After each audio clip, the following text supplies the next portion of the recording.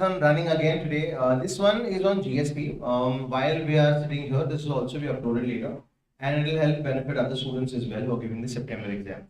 So welcome back, and let's see what we are going to be up to today. The last time I saw you guys, of course that was for TT. Now this is for GST. So first, I want to just list down all the chapters there are in GST, and then I'll tell you how we are going to approach it. Of course, we're not going to approach it in the traditional manner. Then starting from the first chapter and all, no. We'll target the chapters which matter the most first, and then we'll go over to the chapters which don't matter so much. Yes. So let's list down all the chapters that you come to your mind when you think of GST, guys. What are the first chapter that we had discussed in class? Introduction was the first one, so we'll write that. Yes. Which is the next chapter after that, guys? We had done a chapter called Value of Supply. Very small chapter, simple chapter. After that was a chapter called Supply, whether there is supply or not is what the question was. Then was a chapter which is called Charge of GST, RCM, FCM, composition scheme is what we learned here. Next is a chapter which is called Registration. So who should register, who shouldn't register? A good question can be asked in the exam. After that registration chapter were two chapters. One was ITC, and connected to that there was another chapter which is called what, guys? Payment. So 1, 2, 3, 4, 5, 6, 7 chapters here. Alright, let's move ahead. While all this is happening, there was a parallel chapter which was going on, which is called what? Exemptions. So there are some people who don't have to pay GST like doctors, which were covered in exemptions. What others? There was a chapter which is called Time of Supply. Then there was another chapter which is called Place of Supply. Then there was a chapter which is called Returns. Which returns should be filed, when should they be filed, who should not file returns, in a chapter called Returns. Then there was a very small chapter called TDS and TCS. Then there was a chapter which is called Tax, Invoice, then Debit Notes and Credit Notes. And there was another chapter called Accounts, Records and E-Way Bill. So 1, 2, 3, 4, 5, 6, 7. Totally about 14 chapters are there which we need to cover. This has been our journey of GST, and this will be our journey of GST this time as well. Alright. Now I was thinking of doing this in a slightly different manner, and of course while we're covering these chapters, what all we'll be covering, guys, we'll not go over and revise basics of the chapter, etc. We'll straight away go to the sums of the chapter, and as and when we go to the sums of the chapter, we will then revise the concepts through the sums. So that is what we will do. So first the sums of this chapter, then any recent changes that have happened in the chapters, we will talk about that. Then any concepts that you find it difficult, we'll talk about that as well. And then we will look at some papers. Of course, the sums are from papers only, but we'll see how the paper flow is, etc. And we'll also talk about the top 30 sections that you need to know in GST so that you can prepare yourself better. And we'll also, of course, have a look at the MCQs. So this, I'm saving, this is the sheet that we'll be looking at very often. Yes.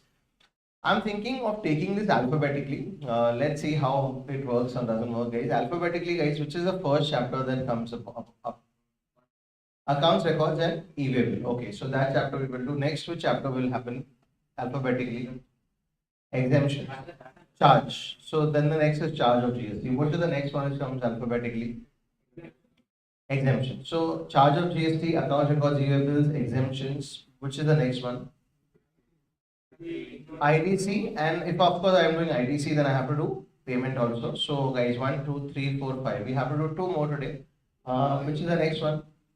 Invoice, debit notes and credit notes, and one more. After I, guys, introduction. No, introduction we'll avoid. Yes. Okay, we'll just mark it, and one more chapter we can do today, which is the one alphabetically, guys, if you go. Registration. Okay, registration or returns, we can do registration. So these are the chapters that we look at today, and we look at in a very different manner. First, we will revise them, but not too long, guys. We'll just do a basic revision of the chapters. So we'll just basically revise them, and then we will move ahead. Alright, starting off straight away with the first chapter, guys, which is on the cards. Alphabetically, it came up first. So this is accounts, records, and E-Way Bill. It's a theoretical chapter. Ideally shouldn't be the chapter we start with, but why not, guys? Why not? So every time we start in our studies, we start from introduction. This comes towards the end. So this time today it's coming ahead, guys. Everyone, by the time you can go to your page, handwritten notes and keep it there. But by the time you actually read from the notes, we'll be revised it already. Because we'll just spend 5 minutes on revising before we go to the sums. Let's start this inauguration of account records and e-way bill. Let's spend 5 minutes exactly to see what is in the chapter. Yes. All right. Guys, as a registered person, you all know that our journey starts with a company called Electric Bike Company. Guys, Electric Bike Company is in the state of Karnataka, and are they registered? Yes. So every time they supply something, there is something called SL. What is SL? Supply leads liability. Whenever they supply, example, a bike for 1 lakh rupees, there is GST of 18,000. They'll have to collect how much? 1 lakh 18. How much will they keep to themselves?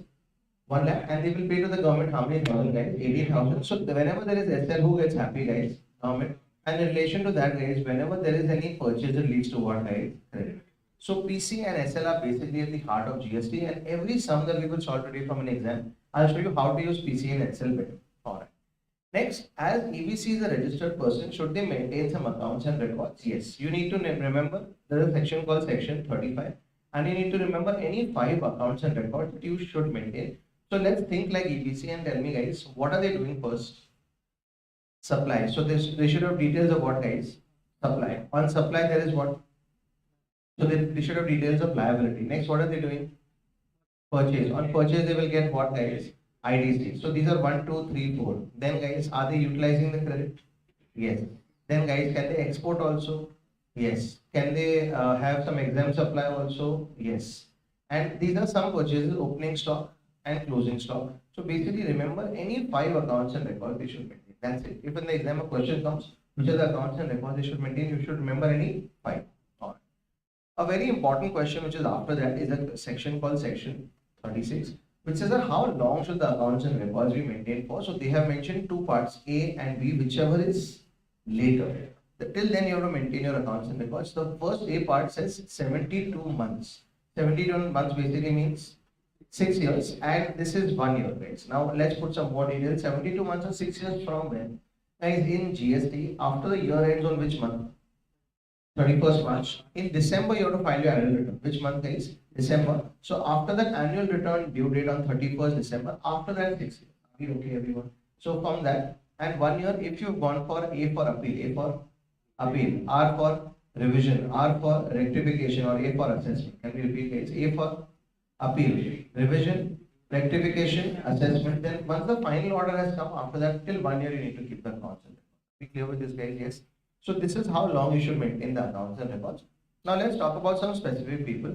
There is a scheme which you will know called composition scheme dealer, guys. Everyone, CSD, composition. That guy, if you remember, guys, he used to pay the government only 1% GST. It was a magical 9 scheme, guys. In that composition scheme dealer, he would not charge GST to its customers, and he could not even take any credit. So there are 2 things he does not have to maintain, or 2 details called TS. What is the shortcut, guys? TS. One, he does not have to maintain details of the tax, and one, he does not have to maintain details of the stock, because on the stock he will not get credit unless he wants to move from composition scheme to regular scheme. That time he has to maintain. On next, guys, I am EBC. I am in which state? Karnataka. I want to sell my bikes even in the state of, let's say, Tamil Nadu, Chennai. So can I appoint him as my agent in Chennai? Yes. That agent, what documents should he maintain, guys?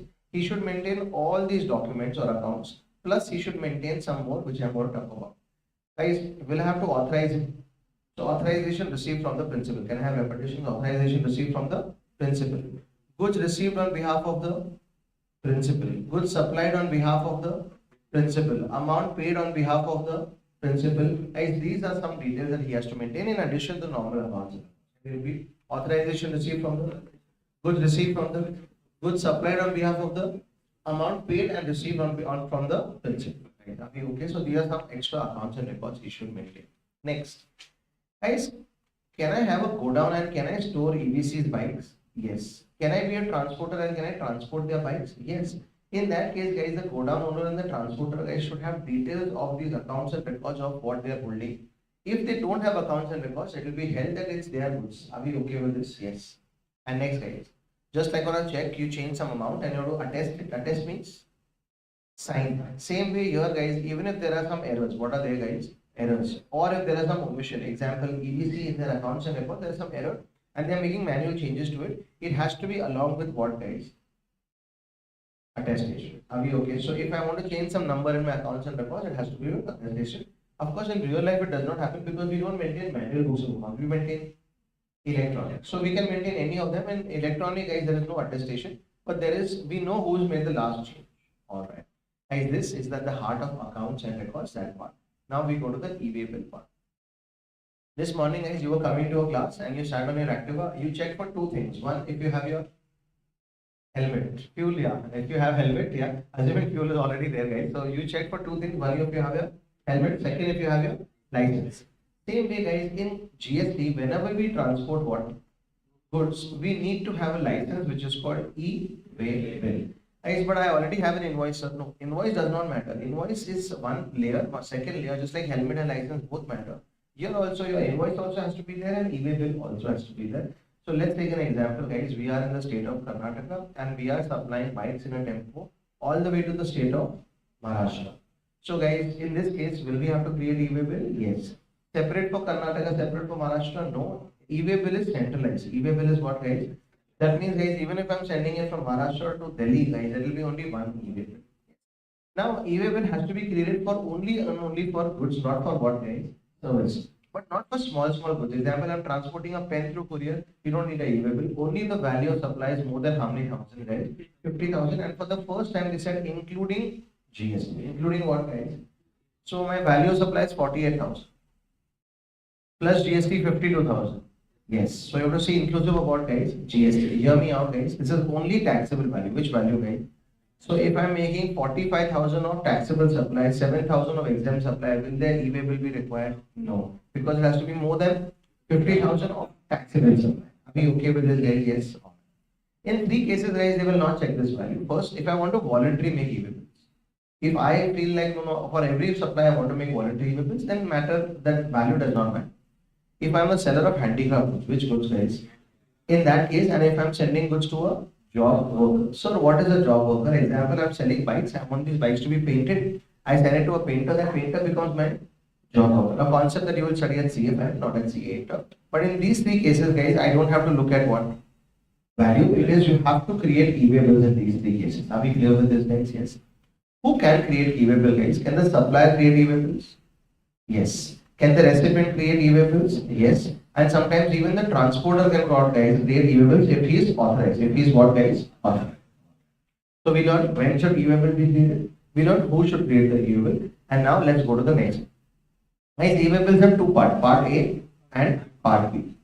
Part A has details of the person who's sending, person who's receiving goods, etc. And part B has details of the transporter. Who's transporting, what is the truck number, Jai Matadi transporter, History Krishna transporter, whichever transporter it is.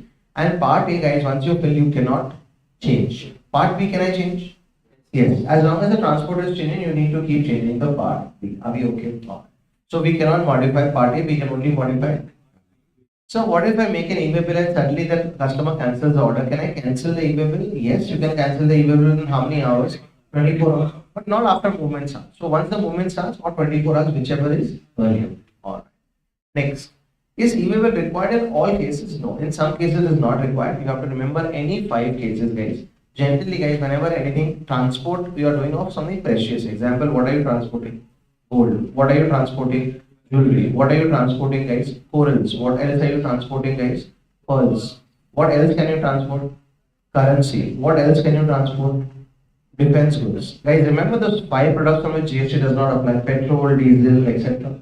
Guys, on alcohol also there is no GST. So remember any of these 5, on these 5 goods, there should be no e-way bill. Tomorrow, guys, Kalyan Jewelers is transporting his jewelry somewhere, guys, to its branch. Will they have to create e-way bill? No. Next, once created e-way bill, guys, is it valid forever? No, it has a validity. What is it called, guys? Validity. It is valid for 200 kilometers per day. That means, guys, if I am to transport my e-way bill or my goods for 205 kilometers away, it is valid for how many days, guys? 2. 1 point something also is 2. 2 point something is 3. 3 point something is 4. And if it's big cargo or over-dimensional cargo, or if one of the transport is through water, then it is 20 kilometers per day. So this is the validity. Next. Guys, can the GST officer stop you and check your e-way bill? Yes, he can. He does not require any authorization to just check your e-way bill, but he wants to physically verify your truck, your tempo, etc. Then he wants authorization, and he has to file 2 reports. 1 report within 24 hours of what he found in your vehicle, and 1 report within 3 days. Not very important, guys, but next one is very, very, very important. Guys, if I take away your license, you cannot ride your bike. Same way, the government says, listen, yeah, if you do these three things called 222 suspend, guys. What is the word? 222 suspend. Then we will stop your ability to create part A of which bill, guys, e-way bill. That means we'll stop you from creating e-way bills if you do these things. If as a composition scheme dealer, you do not pay your GST for 2 quarters, for how many quarters? 2 quarters. Next, if as a normal regular dealer, you do not file your returns, inward returns for, outward returns for 2. So 222. Composition scheme does not pay for 2 quarters. If you are in the regular scheme, you have not filed your 1 return of inward supply or outward supply for 2 months, or if your GST registration is suspended, in these 4 cases, guys, you cannot create what? Outward. So you cannot make with supply, guys, outwards. But can I make inward supplies? Yes. Inward supplies is okay, but you cannot make. Are we okay with this, guys? Yes. Guys, generally a transporter, let's talk about that truck guy. That truck guy, can he create an e-way bill also? Yes. For that, guys, he will have a separate ID called transit ID, guys. Which ID, guys? Transit. So that he can log into a website and he can create e-way. By the way, for e-way bill, there is a separate GST portal only for e-way bill. Alright.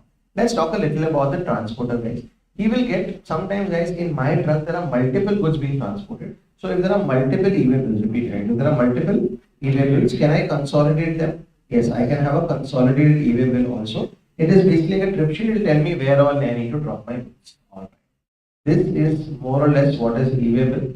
The section, if you want to quote, is section 68, guys. What is the section, guys? 68. And there's a rule called rule 138. If you ever want to quote sections of e-way bill, in the top 30 sections of GST, guys, you will see the section coming out. So this is where we are.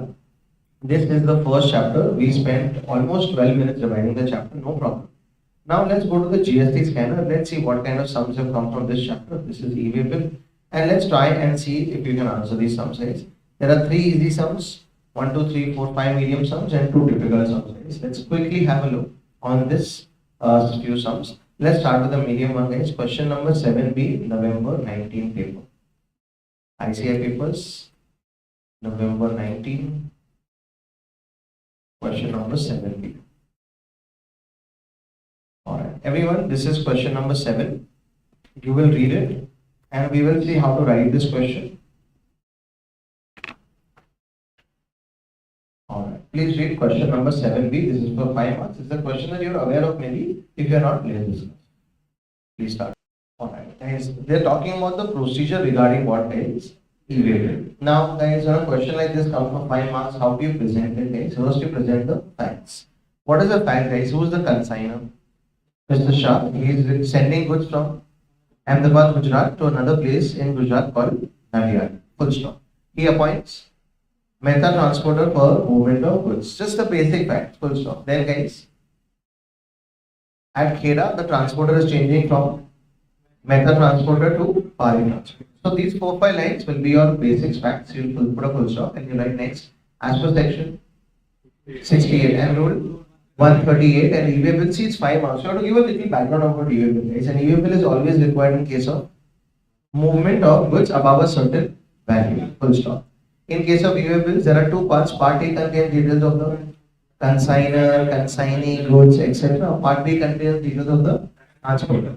Full stop. Next line. Part A of the bill cannot be modified. However, Part B can be modified to represent the current transport. In the above case, guys, who was the original transporter? Mehta transporter was the original transporter. However, at Kheda, Mehta transporter now handed over the goods to whom? Pare transporter. This fact has to be reflected in Part B of the e-way bill. Thus, Part B of the e-way bill has to be modified. Who can modify it? Consignor. Who else can modify it? Consignee. And who else can modify it, guys? The transporter if authorized. Okay. So you can just write a conclusion. Thus, as per section 68 and rule 138B, Part B of the e-way bill has to be modified since there has been change in the.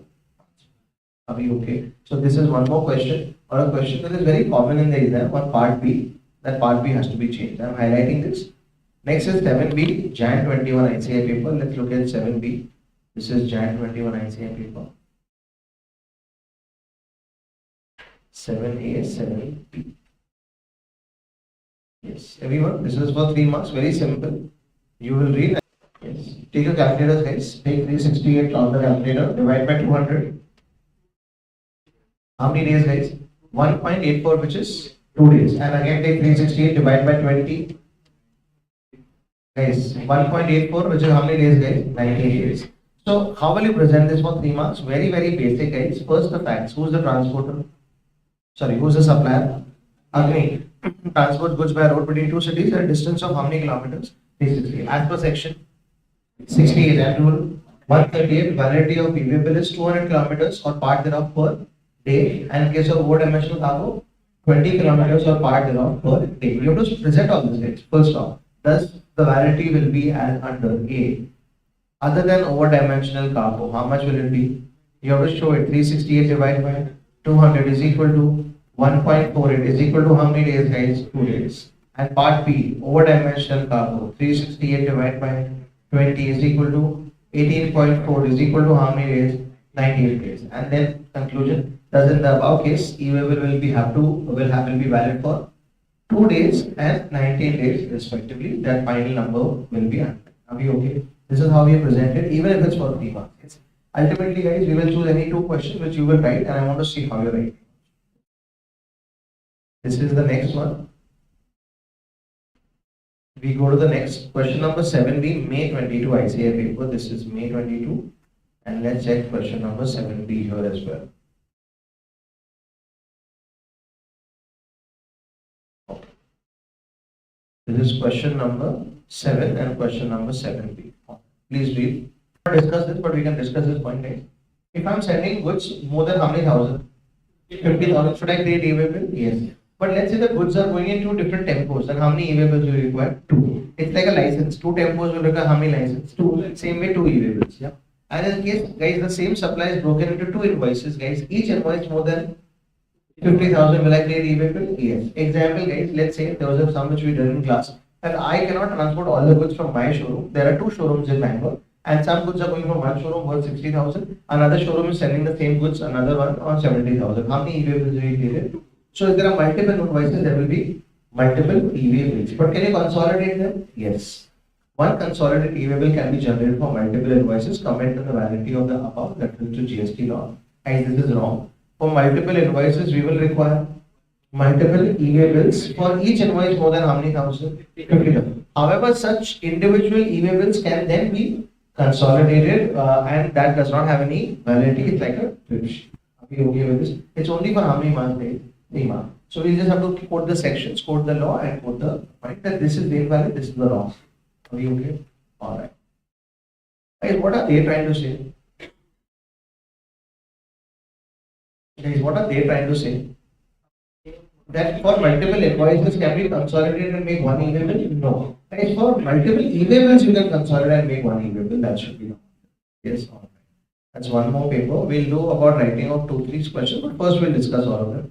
Guys, if you can see which question number is it coming repeatedly at. Here also 7B. Mostly this chapter will come at what point? 7B. So today let's also make a small question paper, guys, where we will put the most probable questions, guys. So at question number 7B, we will have a question on which chapter, guys? Yes. As and when we see a lot of common questions, then we can put it there. Let's continue. This is 7B, November 22 ICA paper, 7B second part. November 22, 7B second. Alright, here we go. Question number 7B, the second part. 7B, point number 2. Yes. Over to you all, guys. Please read and then let's discuss. You need a calculator for this. Yes. Guys, what is the supply value? 47,500. Will I take 2,000? No. Excellent, because we only take taxable. 47,500. And IGST is how much percent, guys? 6%, only 6%. So into 106%, how much is that? 50,350. So will you create e-way bill? Yes.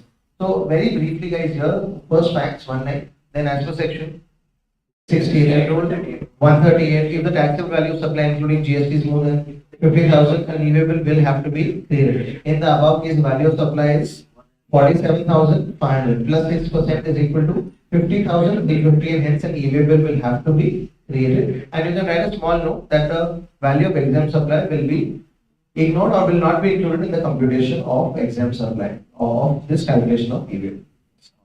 This is one sum we could write also, but we'll spend some time discussing and then we'll write it. Question number 8B, Jan 25 paper. Let's see the Jan 25 paper. And this is in question number 8 now. Question number 8B, second part. Question number 8B, guys, the second part. Sorry, the first part. Please read. Who are the people who are prohibited from creating e-way bills? To suspend. A composition scheme dealer who has not paid GST for 2 quarters. A regular scheme dealer who has not filed GSTR 1, which is for inward supply for 2 periods, or not filed GSTR 3B for 2 periods. 1 and 3B, guys, you know it, but we'll talk about it when we return chapter, or if then the GST registration has been suspended. That's all, guys, and you will get your 2 marks very, very easily. Are you okay with this? Yes. Good. This is question number 8B, Jan 25. Now I'm looking at the easy one, then we'll look at the difficult one as well, guys. Question number, first we'll finish ICA papers. Question number 7B, November 20. Question number 7B, November 20.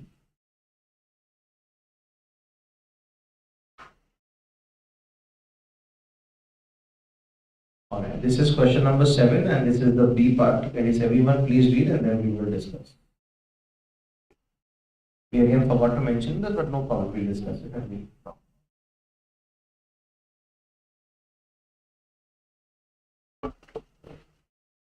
Guys, how many parts to the e-way bill? 2 parts. Part A is always mandatory. Part B, guys, has one exception. If you are sending the goods within the same state up to how many kilometers? 50 kilometers. Then you don't need to create part B. Guys, this is it, but this is for how many marks? 3. So we can't write one line, guys. We'll have to explain a little bit. How will you present this, guys? It's first a little bit background on e-way bill. Section 68 and rule 138 lists down the details of an e-way bill. An e-way bill will always be created if the value, taxable value of supply including GST is more than 50,000. It has 2 parts of the e-way bill. Part A contains detail of the consignee or consignee goods. Part B contains detail of the transporter.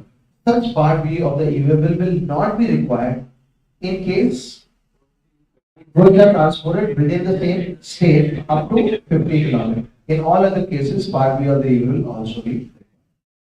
It's for 3 marks, but there's nothing, no exception, guys. That's the only exception there is, so that's what we have to write. That's why I mentioned this as easy. We look at one more easy question. Question number 7B, May 23.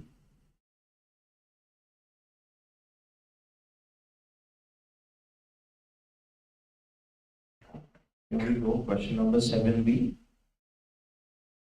Yes. The second part, guys, but 2 marks only. Please comment on the second question.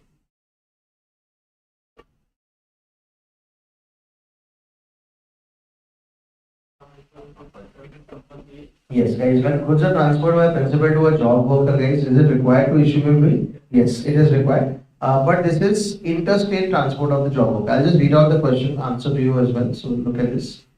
The state statement is not final. When goods are transferred by principal to job worker, e-way bill is required to be manually issued in case if the value is more than how many thousand. And this is interstate. Yes. So there are 3 cases, guys. Remember, when voluntary I want to create, when the goods are transported by the handicraft and job worker. In these 3 cases, we don't look at value. We don't look at value. But for job worker, only if it's interstate, we don't look at value. So let's recap. To a job worker, if I'm sending guys more than 50,000. Then of course e-way bill. Forget job worker. Anyone I've said more than 50,000, will there be e-way bill? Yes. And second, guys, to a job worker interstate, then we'll not look at what value. I just telling you, if I'm supplying goods, will I require e-way bill? Yes. But what if I'm sending goods to an exhibition?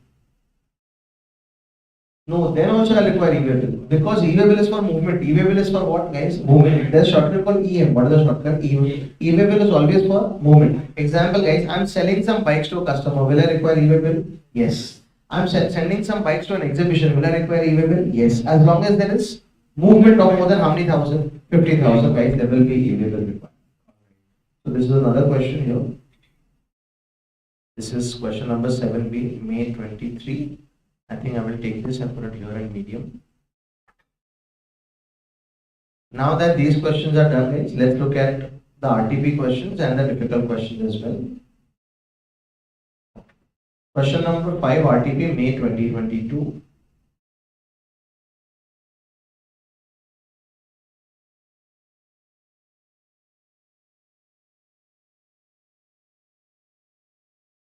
Question number 5.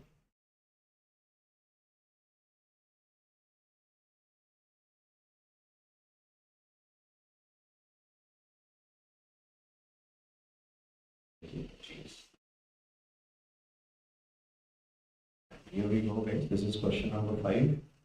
Please read and please comment on which is the correct option.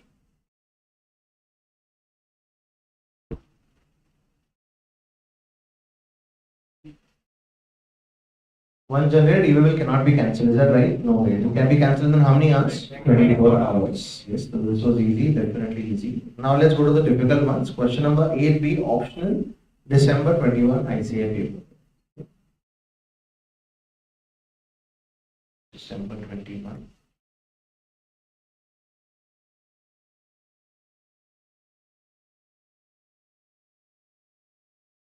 Eight B.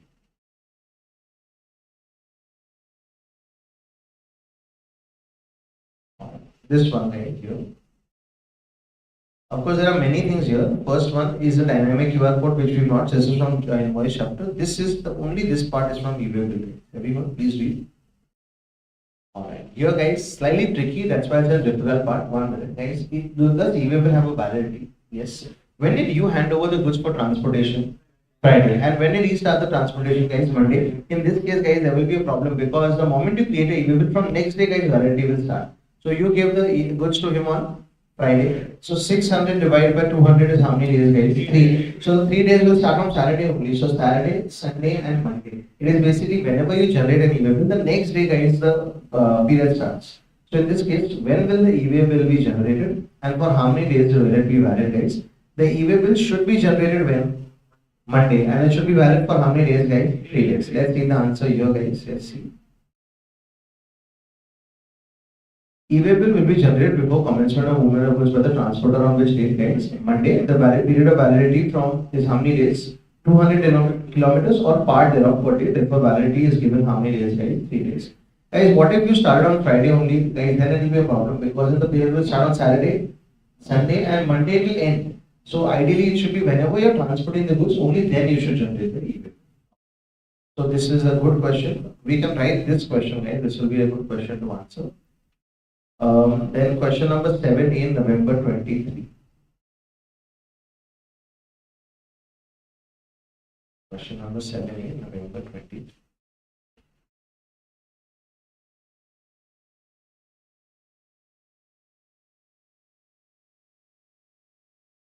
Alright, 7A.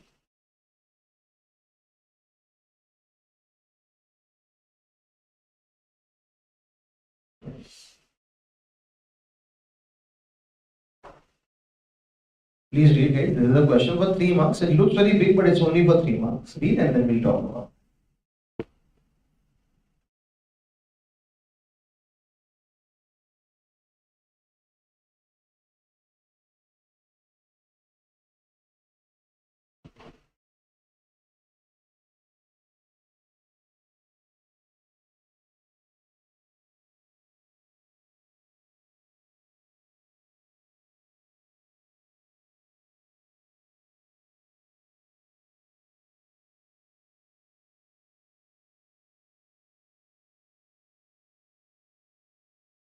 Yes, guys, very interesting question. It's actually a very simple question and we discussed it also. It's a 3-mark question. So first, very quick brief, guys, who's getting the goods? Veneram, who is a proprietor of Lalit Kirana Stores. Guys, since he has not filed or he has not paid GST for how many quarters? 2. And his ability to generate e-bill has been restricted. What is the word, guys? Restricted. Yes. However, guys, in case of inward supplies, will the e-bill can be created? Yes. Bob and Son is sending goods to whom? Vandaram, and in that case, guys, this is an inward supply for Vandaram, so for which a e-bill can be created. Yes. So answer with proper reasoning. This is another question that we will write and we will continue. Yes. Alright. So this is where we are. Guys, I'm very happy we're starting off with this chapter because typically, guys, here are the chapters that get ignored. Yes. In the whole stream, we look at IDC, registration, etc. And this is a chapter that we feel it's very distinct. But look at the times it has come in the exam, guys. It's quite a good number of times, especially the recent papers. Quite a few number of recent papers it has come. And again, guys, people at GST feel that theory is a problem, and this will help you get a little better at the theory if this comes in your exam. Yes. So let's attempt. We'll write this last one. This is question number 7A of November 23. Let's try and present this for 3 marks. How will we present this is what we're looking at. This will not present, so I'm closing it. Whichever will not present, I'm just closing.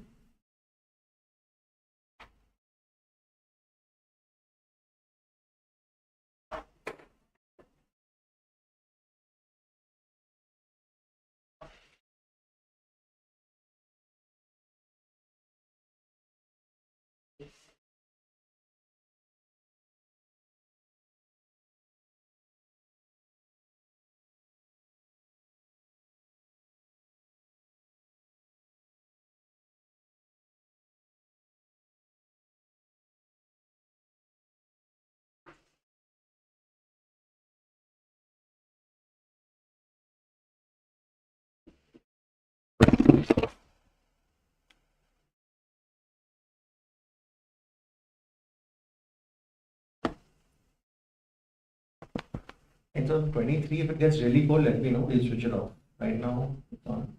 That one is on. Can you just check? No, this one above you only. It's on.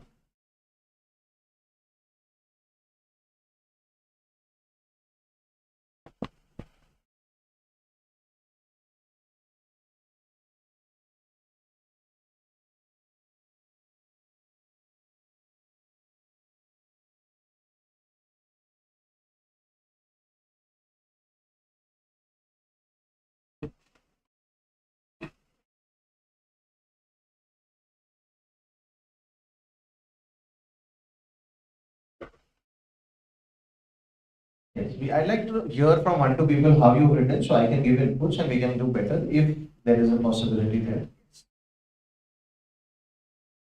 For the section 68, rule 138, yes. The e-way bill is mandatory to generate if the supply of taxable goods is more than 50,000.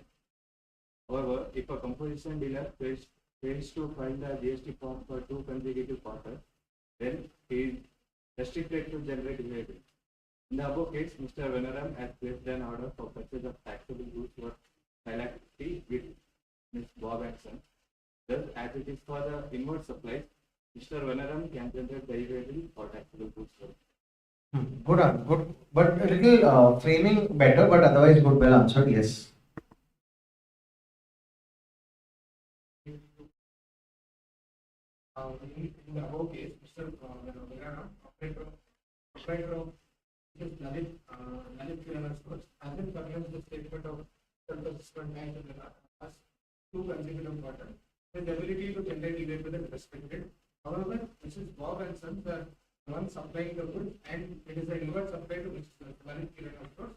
So Mrs. Bob and Sons should generate e-way bill. Yes, so both of you all have missed out only one point. So his ability to generate e-way bill has been restricted, and hence he cannot make any outward supply. That line has to be there. He cannot make any outward supply. However, there is no restriction on inward supply. Now, how would I write this, guys? I would always, before the section also, I would present the facts. Veneram is a proprietor of Lalit Kirana stores and has not paid his tax for how many quarters? 2 quarters. He is deciding to purchase goods worth 5,50,000 from Bob and Sons as an inward supply. Next time. Since Veneram, as per section 68 and 138, since he has not filed his tax for how many quarters, his generation of e-way bill has been restricted and hence he cannot make any outward supplies. However, there will be no restriction on the inward supply. In this case, the goods sent by Mr. Bob and Sons are inward supply, and hence Bob and Sons can create e-way bill and can supply goods to Veneram. Thus, as a conclusion of the right, thus e-way bill in the above case can be generated and Veneram can receive inward. Yes. But otherwise, I'm very happy with both the presentation. Just that I'm a big fan of the facts first and then the law. Why facts first? Is because when you write the law, you can always write in the above case in the above case. Yes, because you explain the case. Yes. All right. So this is one of it. Let's see if there's anything else. Okay. So this one, if you see, guys, it's very similar. Inside, there's not Bob and Sons and Veneram here. It's just the same case. Prohibit certain goods to furnish party. Who are the people who are restricted from furnishing? So I want you all to also attempt writing this. There are no facts, it's straight law. So try and do this one as well. I want to see how you will present that to suspend. Yes, this answer. Everyone, this is question number 8B, the first part.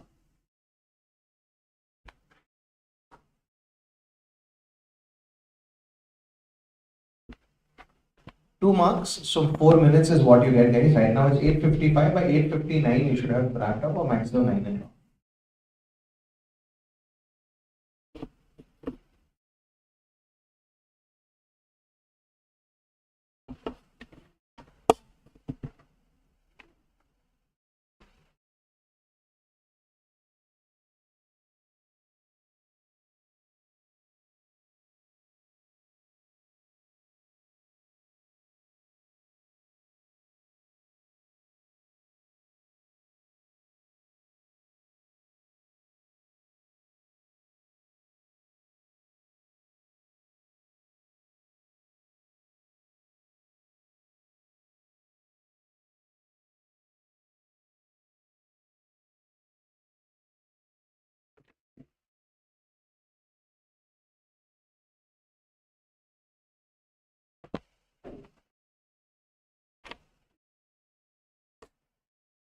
Then I want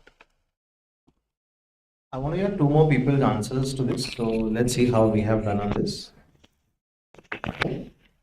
As per section 68 rule 138, EVA bill is mandated to generate if taxable goods is more than 50,000 including GST. It includes two parts, part A and part B. But why are you writing so much for 2 marks? And you finish it on time also, no problem. But yeah, continue. Yes.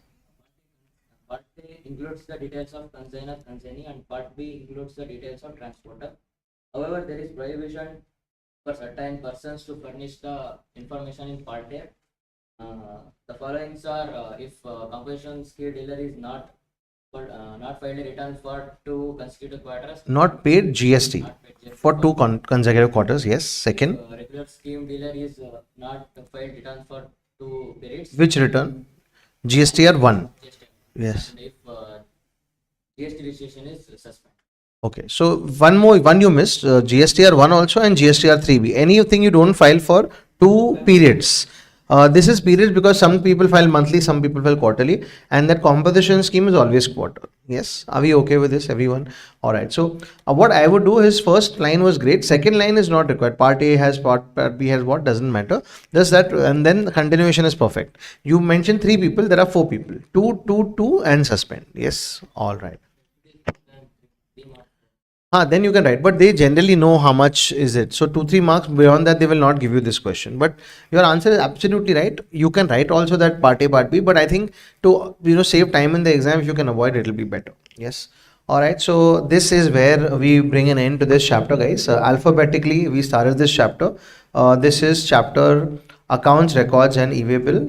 Here we go. I'm just going to tick mark this chapter so we know we've done this chapter. And guys, we'll also try and create a paper, GST paper. And in the GST paper, guys, this could be expected at which question? Question number 7B, guys. We could expect somewhere around that, guys, e-way bill. Yes. Yeah. All right.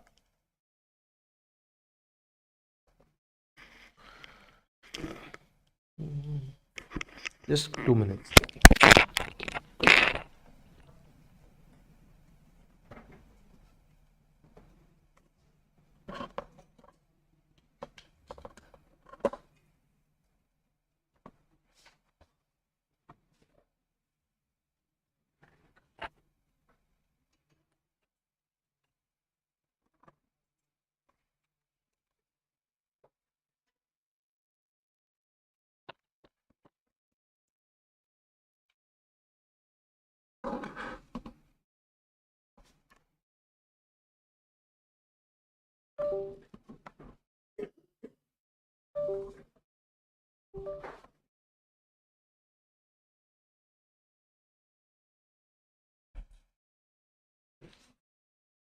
Okay, I think I'll have to call that guy up.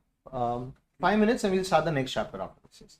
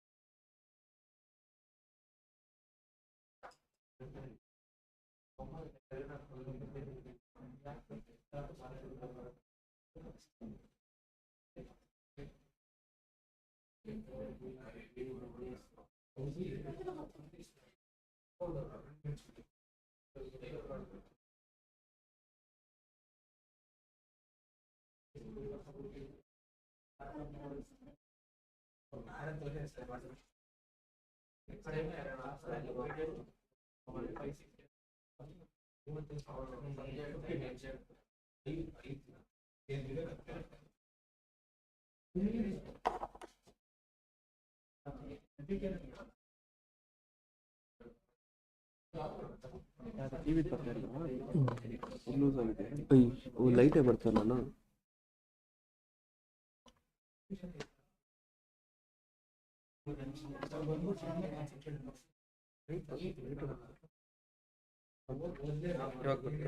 ಇದ್ರ ಗೊತ್ತಾ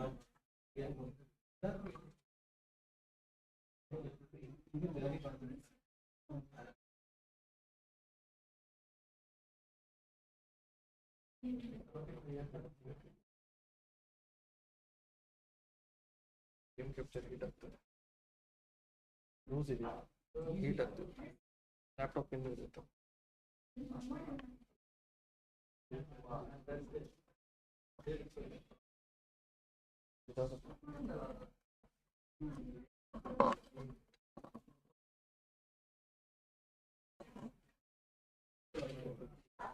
ಇಲ್ಲಿ loose ಇದೆ heat ಆಗ್ತದೆ game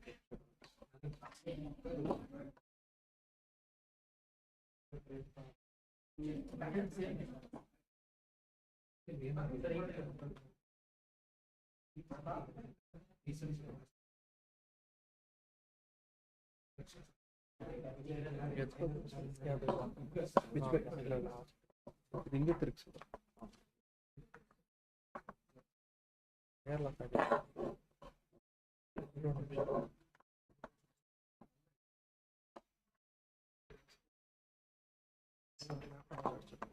ಈ side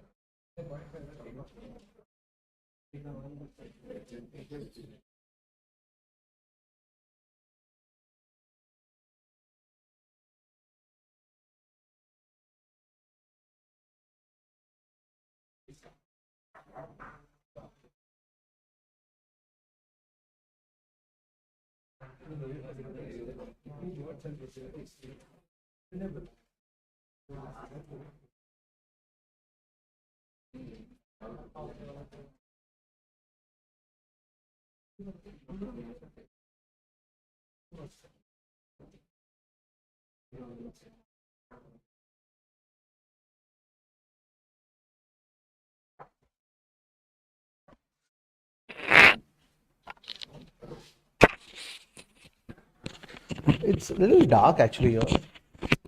I don't know why that brightness is coming a little low, I think.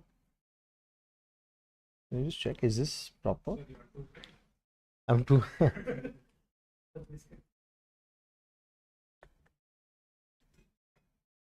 If it's okay, it's okay. I think because of this window, We can increase it. I think this is better. Perfect. All right, so a little more time than what I would thought the first chapter would take, but no problem. I think we are going smooth and we are going good. This is how our GST journey will be. I want to ask you guys, when you prepare for GST, what are the problem areas? Like, what do you find difficult? Because GST overall as compared to DT is much easier. Yes. So, is there any particular problem area that you would want to work on, or when you revise, what is it? RCM. Okay. So, we'll work on RCM. Anything else? IT? Identification, ITC. So ITC and RCM. Okay, two things. Very typical. Most students find this difficult. Anything else? Exemptions? Exemptions okay? All right. Exemptions okay. All right. Good. I'm very happy. Only two things difficult in the whole GST portion, which is really nice. All right. Perfect. So now we move to the next chapter, and while we move ahead, we'll talk about, because even charge of GST is something that we'll do today, so that will cover RCM as well. So this chapter done, which is the next chapter after that, guys? Charge. So straight away the problem point only we're going to address. So let's try and address. I'm saving this. This is a GST paper. We'll try and create a GST paper here. GST paper. Prediction. Perfect. We'll open this again when we feel there's something else to be looked at. Right now, guys, I'm looking at revising a chapter which is called Charge of GST, but from an exam perspective. Yes. All right. Everyone on the screen, in the exam, there will always be some person who's a supplier. Let's keep our example, guys. Who's the supplier in our example? ABC. And whenever they are supplying to someone, example, they're supplying a bike to you, that is you. And this is basically a bike for how many lakh? 1 lakh, GST how many thousand? 18,000. Guys, they will collect this money and pay this government. And this is basically under FCM. What is it called, guys? FCM. FCM basically work is divided into two parts. One guy bears the burden. Guys, here who's bearing the burden? A. Who's bearing the headache of collecting the money, registering, etc., paying? EBC. So I'm putting here B burden, here H headache, and who's smiling here, guys? Comment. This mechanism is called forward charge mechanism. They will never ask in the exam, define forward charge mechanism. Most transactions which you will encounter in real life also and here also are forward charge. Example, when you paid Yeshas Academy the fee, what mechanism was it under? FCM. In the break, guys, if you go to a coffee shop and you buy coffee with GST, guys, what mechanism is it? FCM. So most cases it is FCM, and this is a section called section 9.1 and 9.2 of this chapter called CGST Act of this chapter, charge of GST. All right. 9.3, 9.4 is RCM. We'll talk about that in some time. But let's talk about next is section 9.5. Guys, we very frequently use apps now. In fact, most of the things we do now using apps. So there is an e-commerce operator and they are basically providing me services. Example, if I have to book a hotel, I use Make My Trip. What do I use, guys? Make My Trip. And using Make My Trip, guys, I book a Taj hotel. And this is me. I stay in the Taj hotel, guys. Here, let's say the hotel is for 10,000 rupees plus GST. I am ready to bear the burden because I am the consumer. GST is consumption based. Are we okay with all that, guys? Yes. And now tell me, guys, I will be paying this GST, but who will be paying it ahead to the government? Will Taj pay or will the e-commerce operator pay? There's a section called 9.5 in that they have nominated 4 services, guys, called HTHR. H for housekeeping, T for taxi, H for hotel, and R for restaurant. Only in these 4 cases, example, guys, I download Zomato. And through Zomato, if I order some food, then Zomato will be liable to pay GST. Only in these 4 cases, guys, who has been nominated? E-commerce operator, they are liable to pay GST to whom, guys? Government. So between Taj and Make My Trip, guys, who is supposed to pay GST to the government? Make My Trip. Are we okay with this, guys? Only how many cases? 4. If I open Ajio and I buy a t-shirt, in that case, the government has not said who will pay. So either Ajio will pay or Levi's t-shirt, whichever I buy. Guys, so that, but in 4 cases, guys, who is liable to pay, guys? E-commerce operator. Are we okay? Can we repeat the shortcut? HTHR. Housekeeping, taxi, hotel, and restaurant. Yes, are we okay? In these 4 cases, guys, e-commerce operator is liable to pay GST. Now we come to RCM, guys. In the exam, how will RCM function? First, we'll by heart the RCM list, and then we'll talk about in the exam how does it work. Guys, RCM basically means there is a supplier. This is a supplier, and let's take an example of a lawyer. This guy is a lawyer and he's providing services to a big company, let's say to a company like Zepto. Guys, who is the person supplying? Lawyer. He is providing services to whom? Zepto. What services are these? Legal services, and he wants to charge 10 lakh rupees plus what? GST. He will collect this money and then he will pay whom, guys? Government. So government is happy because this is FCM, because it is FCM. But lawyer says, listen, government, instead of me collecting this money, we'll pay you GST, but in an indirect way, which is called RCM. And R for RCM, the entire burden and headache will be on the recipient. How this works is here. The lawyer will not charge 11 lakh 80, he will only charge now 10 lakh. So Zepto will pay the lawyer only how many lakh, guys? 10 lakh. But what about the GST, guys? Zepto is already big, guys. They are the recipient. They are anyways bearing the burden. Now they are also bearing the headache. Indirectly, guys, is Zepto the recipient? The recipient will do everything and he will pay GST to the government. How many lakhs, guys? 1 lakh 80. This mechanism is called RCM. And whenever you see RCM in the exam, focus only on the recipient. Now tell me, guys, is the government happy? Yes, because they've got their GST. Is the lawyer happy? Because he does not have to do any headache. And is Zepto also okay? Because they're anyways registered to pay. They're anyways, so they have to directly pay to him. Instead of paying to the lawyer, they pay GST to whom, guys? Government. This logic the exam will not ask. But I'm just telling you, in the exam, you have to identify 2 things. First, is that service under RCM? Is that service under? Then if the answer is yes, you have to focus only on the recipient. All right. Let's see what is the section, guys. Section is section 9.3 and section 9.4 of which act, guys? CGS. By the way, all the sections are of which act? Except one chapter. When we come to the chapter, I'll tell you the chapter's name, guys. Yes, all right. And there's a shortcut, guys. I'll first talk about half the shortcut. Some resident lawyers, guys. What is the shortcut, guys? Some resident lawyers, they lending cards. What did they lend? Cards. They met 3 people, guys. RBI, DIG, and good government. Let's talk only till here. Let's talk about the service first, guys. Are you providing security service? This is supplier, guys. Who is this? Supplier. This is the recipient. Everyone. Who is this box? Supplier. Who is this box? And recipient pays under which mechanism, guys? RCM. Let's try and plug in the different services. So the first one is which service? Security service. If you are a security company and you're providing security services to another person A, or let's say to a bank called HDFC Bank, in that case, let's keep the same amount, guys. How much is the amount? 10 lakh plus what?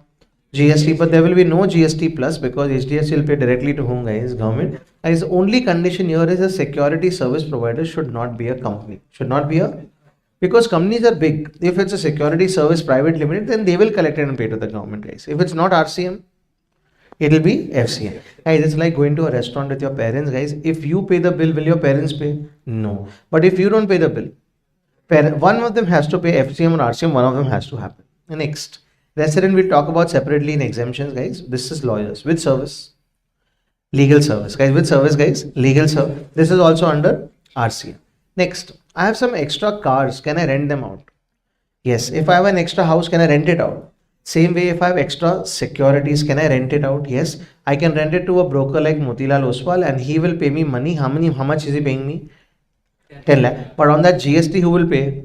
Motilal Oswal. Guys, I'm just telling you a pro tip on why RCM exists.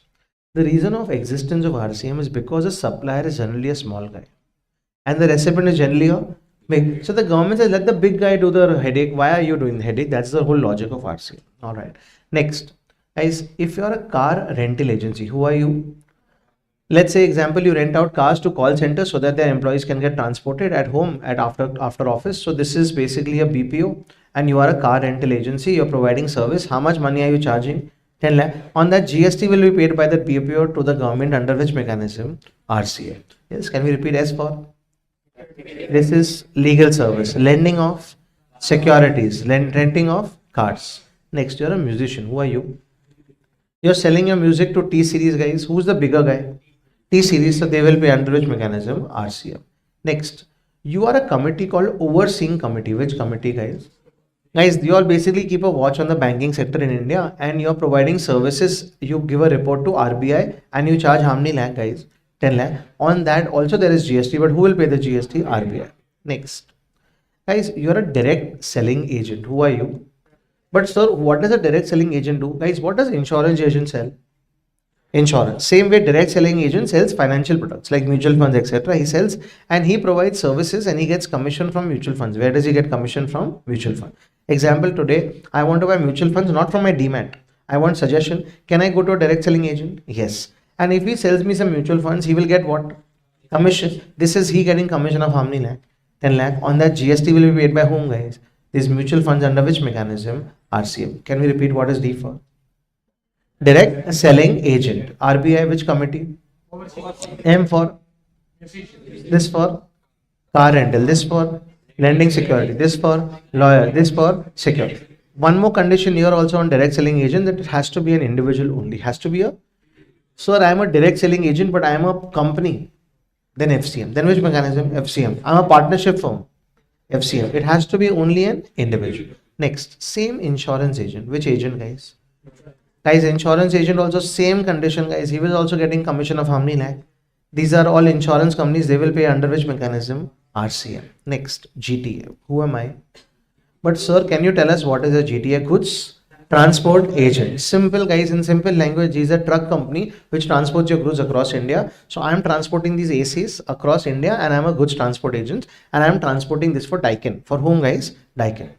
I tell Daikin, listen here, I will charge you 10 lakh rupees, but I will not charge you any GST. You pay the GST under which mechanism? RCM at the rate of 5%. Guys, should I by heart rates? Yes. Some rates you have to by heart like this one. Are we okay? So I will as a GTA get how much lakhs? 10 lakh. But who will pay the GST ahead to the government? Yes. All right. Now GTA has an option, guys, here. If he wants, he can choose FCM also. But sir, why would someone want to collect money, pay, etc., all that headache? Because guys, right now, under 5%, guys, he cannot take any credit because he's not paying GST, guys. Who's paying GST here? Daikin. So can the GTA take any credit? No. If he wants to take credit, guys, then he has an option of taking this money under which mechanism? FCM. So guys, in FCM, will he charge GST? Yes. Will he collect it? And will he pay it? Yes. This mechanism is called what, guys? And then he can take what, guys? Credit. So if you don't want credit, RCM, what rate?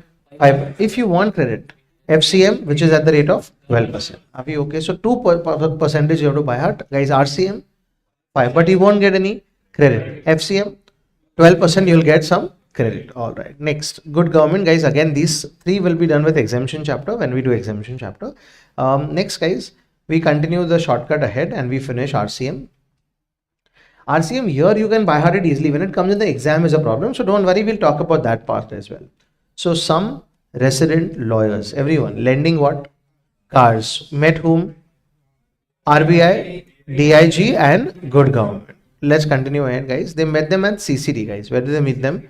At CCD. They sponsored the breakfast and reversed basic charge. Let's continue with the second part of the shortcut, guys, and move ahead. Guys, very, very simple. Just keep looking at the service. Keep looking at the... You have to answer only two questions. Is this service under RCM? Yes. Then the focus will be on the recipient. All right. Again, guys, this box is the supplier. They are supplying services to whom? Recipient, and he is paying under which mechanism? RCM. Let's continue the shortcut. Guys, A for author. You are an author, you have written a nice book and you are charging some publication company 10 lakh rupees. How much? On that, the GST will be paid by the publishing company under which mechanism? RCM. Are we okay with this? But here author cannot take any credit. If you want credit author, you have an option of taking FCM. So guys, he has the option of charging what, guys? GST, collecting and paying. Why will he do that? So that he can take some credit. But this mechanism, he has to do three things, guys. First, guys, if he is not registered, he has to, because without registering, he cannot collect GST, he cannot pay. Second, guys, he has to intimate whom? Publishing company, that he is under which mechanism? FCM. And he has to be under FCM for how long, guys? 1 year. Example, guys, which month are we in right now? August.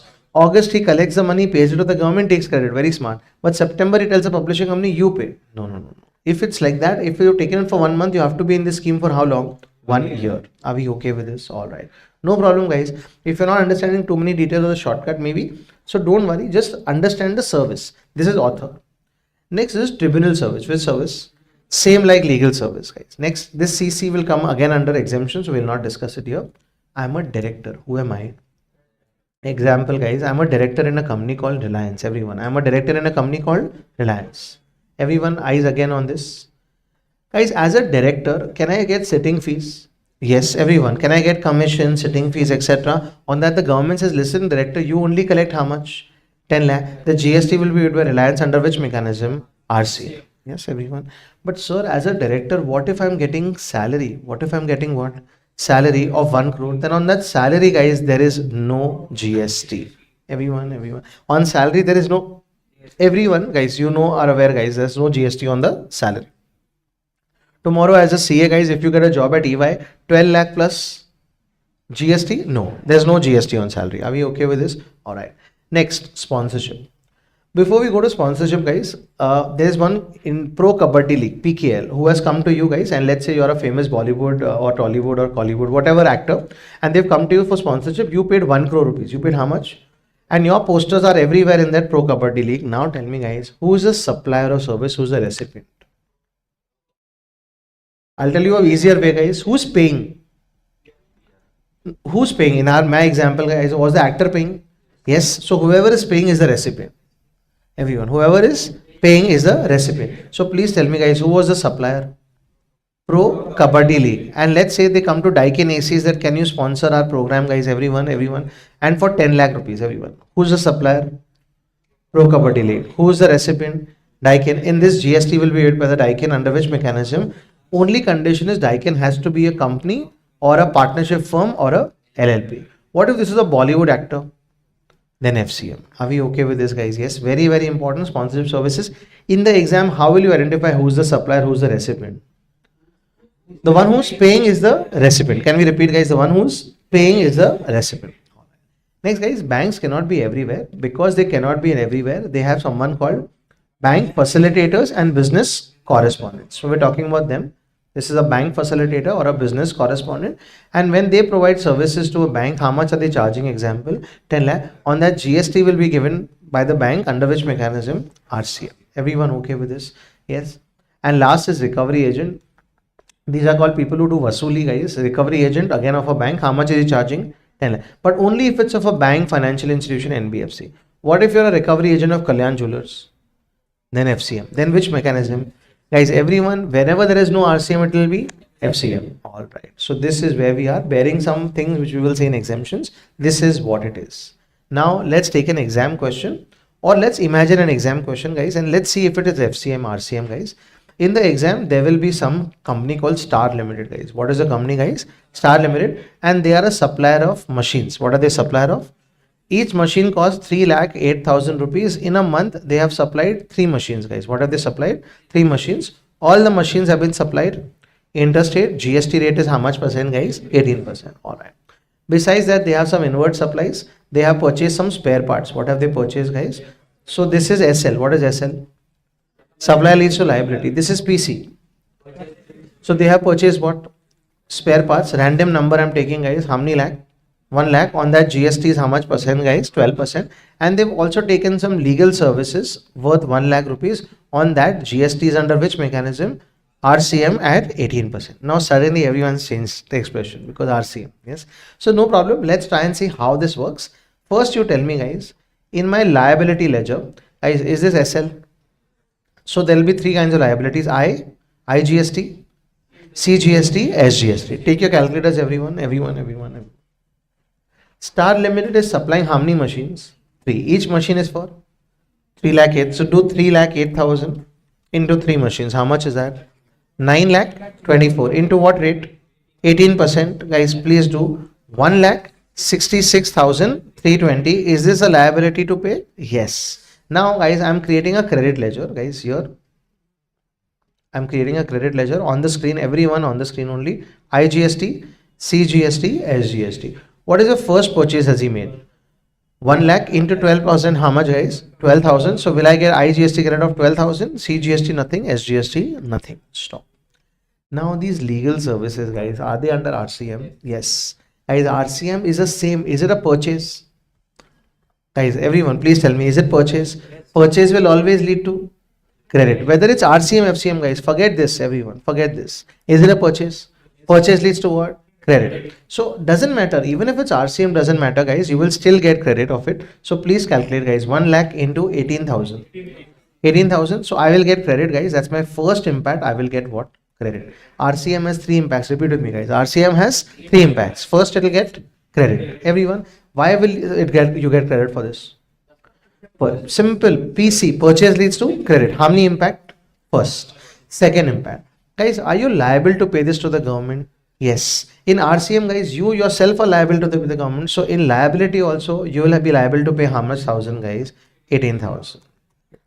This is where the confusion stops. Remind yourself how many impacts? 3 impacts. First, credit, because purchase leads to credit. Second, liable, because you are liable to pay directly to whom? Government. Yeah, you will not pay the lawyer this time. You will pay directly to the government. So liability ledger. And guys, this liability, guys, or RCM has to be paid through the cash ledger. Which ledger, guys? So you have to, sir, but I have so much of credit. No, you cannot use credit. You have to pay through which ledger? In cash ledger also, ICS. I for IGST, CGST, SGST. So you have to pay cash. How much you'll have to pay cash? 18,000. Guys, these are the 3 impacts of every RCM. And the moment you do this once, twice, guys, you'll get well versed with it.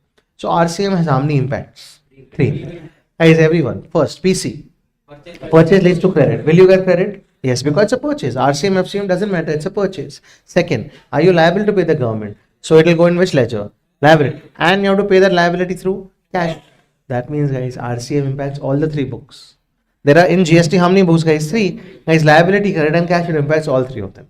Now when you solve RCM, guys, in the exam and our exam questions, you'll be able to solve it better. Just keep in mind how many impacts does it have, guys? 3 impacts. Yes, all right. So this is where we are putting an end to this RCM 9394, and section is 9192 for FCM, 9394 for RCM, and 95 for e-commerce operator. So, perfect, guys. We move ahead. We are just one more thing in charge of GST. Let's recap that also. But before we move ahead, guys, some things that you should know, guys. We are which company? EBC, and we are in which state, guys? Karnataka. Guys, there is an exhibition happening in Delhi, guys. Where is the exhibition happening? Delhi. Everyone, you know it. If you don't know it, participate with me and you'll understand. Yes. So where am I selling my bikes? In Karnataka. First, guys, where am I selling? Karnataka. Can I sell it outside also? Yes. If I sell it within Karnataka? Intrastate. Guys, more answers. If I sell it within Karnataka? If I sell it outside Karnataka? But I'm not selling it to Delhi. I'm going to Delhi, guys. Where am I going? Delhi. Yeah, e-waybill. But I'm setting up my stall at Delhi, guys. So imagine exhibition starting. You walk into the exhibition and whose stall can you see? EBC, electric by company stall. And here guys, they will be called as a casual taxable person. How many, which person guys? Why casual? Because in Delhi they are only for a few days. After that they will come back to Karnataka. Are we okay? So which exhibition? Delhi exhibition. And whom did we meet there guys? Casual taxable person. Next guys, we also saw Tesla there guys. Which company? They were also selling their cars and they will be called non-resident taxable person. Are we okay? CTP, NRT. Next. Guys, EBC has a branch, forget this now. EBC has a branch where? Karnataka. They open another branch in Maharashtra, then they open another branch in Gujarat. How many branches? 3. Guys, they will require how many registrations, guys? 3 registrations, and all these 3 are called DDPs, deemed distinct person. Because they are all actually the same. They are EBC only, but for GST, guys, will they require 3 registrations? Yes. So they are called DDP. Can we repeat? CTP, casual, NRTP, non-resident, and DDP is deemed distinct person. Now let's go to the next one, guys. Karnataka, guys, the turnover is 20 lakhs. How many? Here it is 30 lakh and here it is again 30 lakhs. So what is the aggregate turnover of EBC? So EBC's aggregate turnover will be one state or all states. So guys, in the exam, whenever you look at turnover, repeat, whenever you look at, it is always as a family. Can we repeat the shortcut? Is always as a family. So what is the turnover of EBC if someone asks you? 20 plus 30, 50 plus 30, 80 lakh. It will never 20 lakh or 30 lakh or 30 lakh. It is always 80 lakh. This is called aggregate turnover. What is it called guys? Aggregate turnover. Alright. Next, anything else I will require? Yes.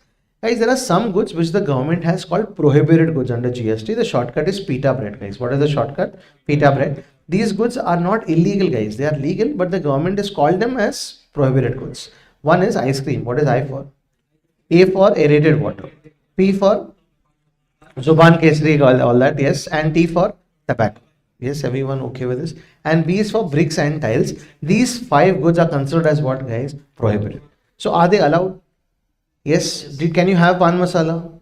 Yes. Can you have tobacco products? Yes. Can you have ice cream? But they are called what, guys? Prohibited goods. Alright. Anything else that I want to teach you here? Perfect. I think this is what I wanted to teach you, aggregate turnover. And I just want to ask you, what do you mean by turnover, guys? Because we'll require this here. Everyone? Yes. Guys, I am EBC. Who am I? I'm telling you some of the things I'm supplying. Then we'll talk about the turnover, guys. I'm selling some goods within Karnataka plus GST. With GST? CGST and SGST. Supply is 10 lakh and GST is, let's say, 2 lakh. Next, I'm sending something outside Karnataka, guys. Outside Karnataka. So other states, guys, again what plus GST? Again 10 lakh and 2 lakh. I'm exporting something. What am I doing, guys? Exporting something worth how many lakh, guys? 10 lakh. I'm also selling diesel, guys. What am I selling? Diesel for how many lakh, guys? 10 lakh. I'm also putting an FD and earning interest of, let's say, 7 lakh rupees. Now, can you calculate my aggregate turnover? Guys, what is the definition of aggregate turnover is what I'm trying to teach you. Aggregate turnover, repeat with me, guys, includes all outward supplies. Repeat, all outward supply except 4 things, I, N, G. These 4 things you will not take. You will not take anything inward. You will not take anything. So if you purchase something, you will not include. Whether it's FCM or RCM, doesn't matter. Purchases you will not take. Any interest you will not take. Which is the interest amount? That you will not take. Any GST amounts you will not take. How much is the GST amount?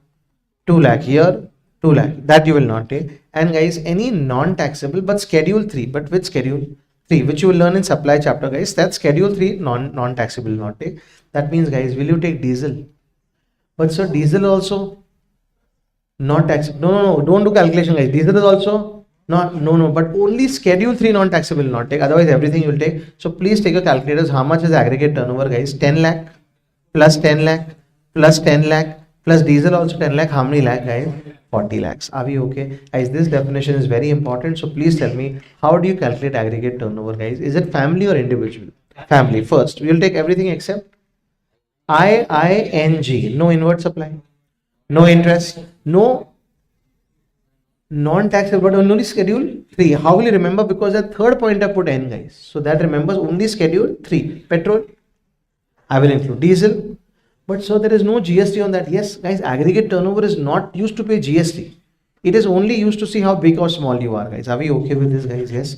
All right, this is where we are. Now we go to the composition scheme. Guys, people are not happy paying 18%, 28%, 12% GST. So they went to the government. The government, can you give us an alternate scheme? Alternate scheme called composition scheme. Which scheme? Guys, government said no problem. You can take a composition scheme. In that you have to pay only how much percent GST? 1%. And this magical scheme, amazing scheme, is first you need to be registered. What do you need to be? And there are some steps you need to follow. Step number 1, you only have to be trim. So this scheme can only be taken by traders or restaurant service providers or manufacturers. But sir, I am a Yeshas Academy, then this scheme is not for you. This scheme is a scheme under section 10.1 and 10.2. It can only be taken by people who are trim. Second step. This scheme, guys, who's losing out on GST? Government. So they say this scheme is not for everyone. It is only when you're a small businessman. How business? Small means your turnover not this year but last year has to be up to 1.5 crore. Which turnover? Aggregate turnover. But sir, my one branch has turnover of 1 crore, other branch has turnover of 1 crore. Then your turnover is 2 crore. Sorry. Yes, guys, are we getting it? So sorry, you cannot take this scheme. This scheme is only if your turnover is up to which year? Last year. And in some states it is what lakh, guys? 75. 75 lakh is in the smaller states of Northeast, guys. All Nagaland, Tripura, etc. Except Assam is a big state. So Assam has 1.5 and Uttarakhand has been replaced there, guys. So Uttarakhand will have how many lakh, guys? 70. That means, guys, should you be big or small for this one? Small. All right. Guys, which scheme? Section. And you should be registered to take up this scheme. You will pay only how much percent? 1. Actually, it's not 1. Traders will pay 1. Manufacturers will pay 1. Restaurant service guys will pay 5%. Guys, great. I'm in this scheme. The only drawback of this scheme, guys, is that you cannot take any credit. So if you purchase something, you will not get what, guys? That's the only drawback of this scheme. Are we okay? What are the new things I have to do when I'm in this scheme? I need to put outside my shop that I'm in a composition scheme dealer. I cannot charge GST to my customers. Then who will pay this 1%? You from your own pocket. And if you don't pay it for 2 quarters, then your e-way bill is restricted. We're already connecting it to the other chapters. Good. And this 1% you have to pay every quarter. Example, guys, which is the first quarter of the year? April, May, June. You will pay in July. July, August, September. You will pay in October. How much percent, guys? 1%. But guys, this 1% is 0.5% CGST, 0.5% SGST. All right. Let's move ahead. But sir, I want to get out of this scheme. Why would someone want to voluntarily get out of this scheme? Because that person wants to take credit. Or the government will throw you out of the scheme once you touch a turnover of how many crore? 1. Or if you've taken the scheme wrongly, guys, can the GST officer also throw you out of the scheme? Yes. All right. Guys, here you cannot issue a tax invoice to your customers. You'll issue something called bill of supply.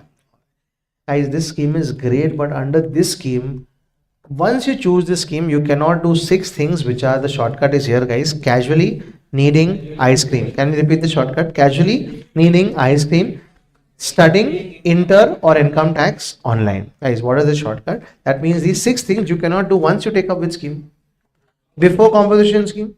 Yes, you cannot supply online. But sir, I want to sell my bikes on Flipkart, shoes on Flipkart. Then you have to go to which scheme?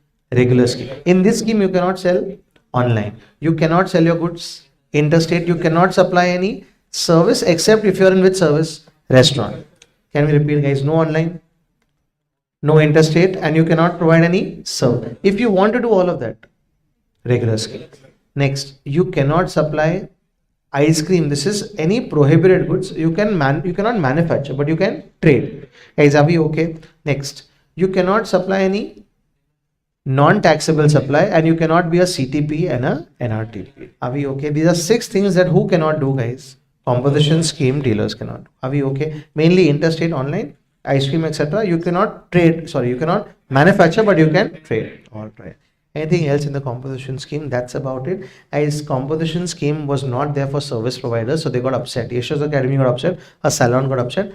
So the government introduced 10(2)(a). A for again. This scheme is for composition scheme for which providers? Service providers. Again, same, guys. Step number 1, they should be a service provider. Step number 2, they should be small. How small? Up to 50 lakhs. No Northeast, etc. Whole of India, 50 lakhs. And guys, they also cannot do how many things, guys? 6 things, except now they can provide services because they are for service providers only. And here the rate of GST is not 151, it is 6%. CGST, SGST 3. All right. And now one important thing, guys. Not in 10.2a, but in 10.1 and 10.2, guys, you could not provide what?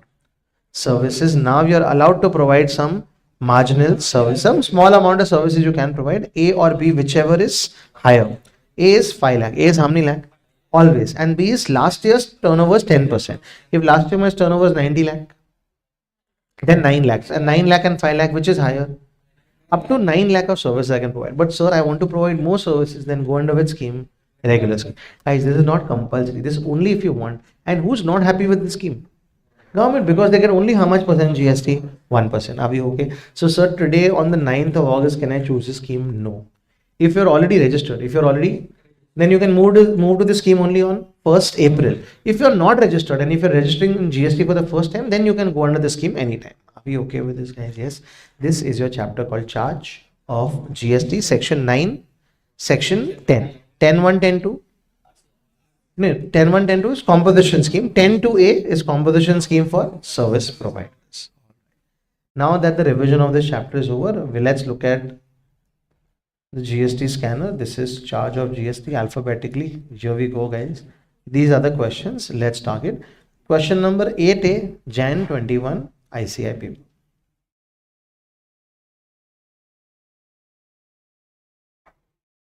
And after that, after we do the sums of this chapter, guys, we can take a break.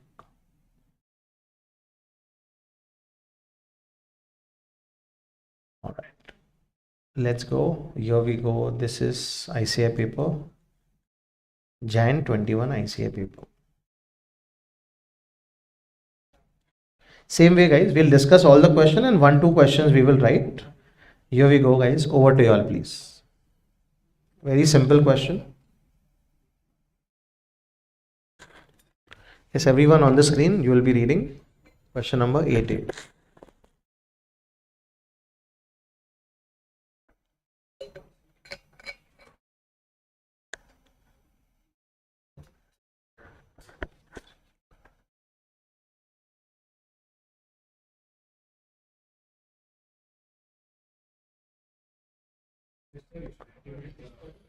Yes, guys, first author, facts of the case, author is under which mechanism? RCM, section 9.3 and 9.4, the publishing company has to pay. However, do they have an option? Yes, they have an option if FCM, but 3 conditions you know already, guys. Yes.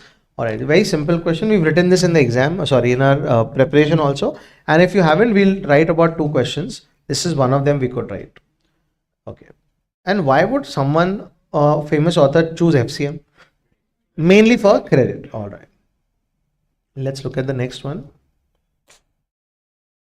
Question number 8A, May 23.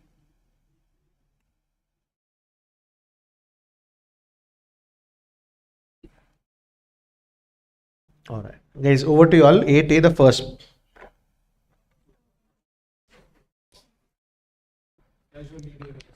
Yes, there are many people who cannot opt for composition scheme. You have to write any 5 of them, guys. So casually needing ice cream, studying, inter, online. Guys, the following persons are not eligible to opt for composition scheme. A person who wants to sell goods online on e-commerce operators. A person who wants to supply goods interstate. A person who wants to supply services other than marginal service and restaurant service. A person who wants to manufacture prohibited goods, that is pan masala, you will write all that. A person who wants to supply non-taxable supply, and a person who wants to be a casual taxable person or a non-resident. We can add a few more also. As a person who's other than a trader, restaurant service provider, manufacturer. A person whose turnover is more than 1.5 crore or 70. These people are not eligible to opt for which scheme? Composition. Guys, any 5 you write, you get your marks. Are we okay with this? All right. This is another question now. Question number 8. RTP we'll do later, guys. 8A, May 19.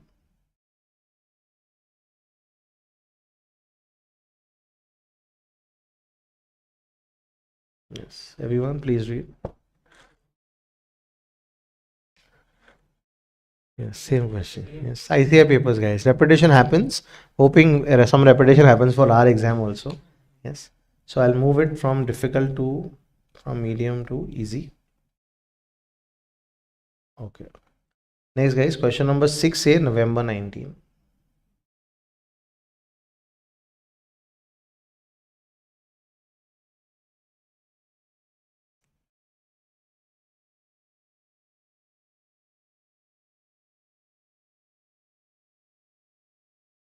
Yes.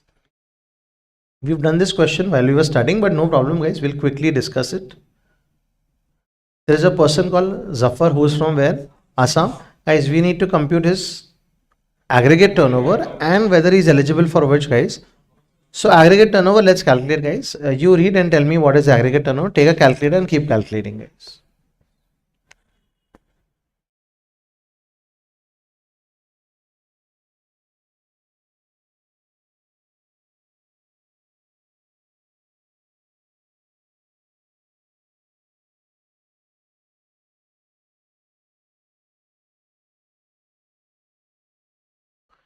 Yes, guys, will you take 50 lakhs here? Yes, 10 lakhs was in the course of interstate, doesn't matter, guys. Yes, so 50 lakhs here. Here I will not take what? 30. I will only take 40. Here I will take, why God? Inward. So I will not take this. And will I take export? Yes. So how much is that? 95. That's my aggregate turnover. Guys, determine whether he is eligible for composition levy, guys. He is in which state? Assam. Assam has a turnover limit of 1.5. He is right now at 95. Can he opt for composition scheme? Yes. The turnover is of last year, guys. The turnover is of which year, guys? Last year. All right. Perfect. So this is question number 6A. Next question number 6B also from the same paper. Let's see, guys. 6B also. Oh no, this is time of supply actually. So this is wrong. I'll have to remove it from here. Question number 8A, November 19 ICI paper. Same paper, guys. One question already down. Let's see question number 8A. Yes. Everyone please read the first part. Explain in brief.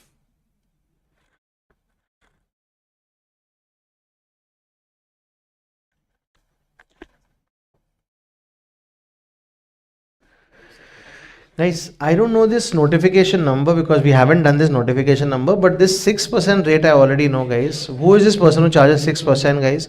Composition scheme. So section is section 10(2)(a). And what are they saying, guys? The conditions to be fulfilled by a registered person for availing the option to pay this, guys. He should be a service provider. Turnover should be up to 50 lakhs. In which year?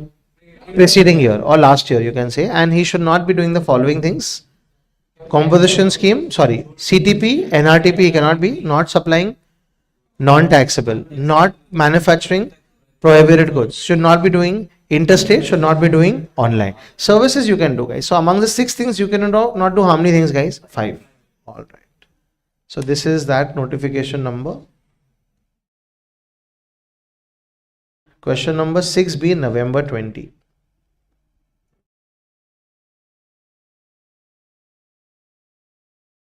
November 20 paper. Alright, question number 6B. Here it is. This is 6 and this is the B part. Alright, guys. Everyone, over to you all. Who is liable to pay GST? A very common question in the exam. Please read the first one.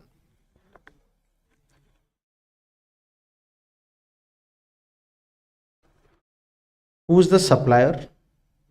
V Transport. So is it a GTA? Providing services to whom, guys? Dilip and company. What is the rate? Guys, this rate is a giver, guys. If the rate was 5% is under RCM. If it's 12% is under FCM. In FCM, who's liable to pay GST, guys? V Transport. How do you present this for 2 marks, guys? Everyone, let's exactly how you will write this, guys. Guys, V Transport is a GTA paying IGST at the rate of 12%. Full stop. It has transported goods by road for whom? Dilip and company, a sole proprietorship firm. Full stop. That's our 2 facts. Next, as per section 9.3 and 9.4, a GTA can opt for RCM at the rate of 5%. However, a GTA also has an option to pay tax under FCM at the rate of 12%. Since V Transport is charging IGST at the rate of 12%, it is under FCM and hence it will be liable to pay GST to the government. Full stop. And last conclusion, thus, in the above case, V Transport GTA is liable to pay GST. Are we okay? So small facts, small law and small conclusion. Please read the next one.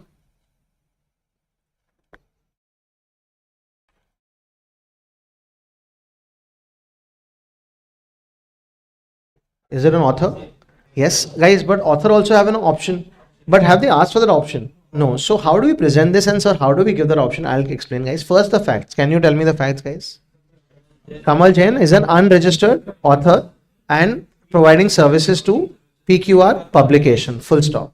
It is selling its copyright for how many lakhs? 20 lakhs, full stop. That's the facts of the case. As per section 9.3 and 9.4, author selling its copyright to publishing company is taxable under RCM. Thus, in this case, PQR publications will be liable to pay GST to the government. And just below that, guys, in a bracket, you can write additional point. However, Kamal Jain also has an option of FCM if it registers, if it intimates, and has to be in this option for 1 year because it's for 2 marks. If this same question was for 5 marks, guys, the other option has to be elaborated. Yes, are we okay? So you have to tailor your answer depending on the marks that you get in the exam.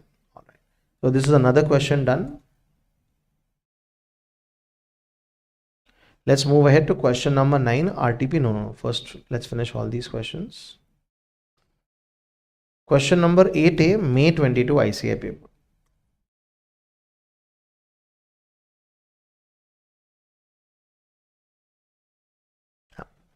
Guys, read the question. We haven't done this, but I'll talk about it, guys. Under which law? GST law, taxes on taxable services supplied by the government to a business entity are payable by the recipient of services. State the exceptions to the above, guys. This is that GG part. Yes. All right. I just want to explain a small thing before we move ahead. Of course, we'll be answering this question with exemptions. Guys, who is this? Government. Does the government provide us services? Just basically asking you guys. When you made the passport, who made it for you? Government. Your driving license? Government. Your Aadhaar card? So when the government provides services on the screen, guys, everyone, most of the services that they provide, there is exemption. There is what, guys? That means you will pay money, but you will not pay what? GST. If there is no GST, guys, who will pay? There is no question only. Yes. Next, guys, other services when the government provides, guys, they are very lazy. That's why I call them lazy government, guys. So this is taxable. What is it, guys? So, but the government is what? Lazy. So they say the recipient, you will pay the GST under which mechanism? RCM. So I'm dividing some services of the government are exempt. Some are taxable. Under which mechanism? RCM. And just 1 second.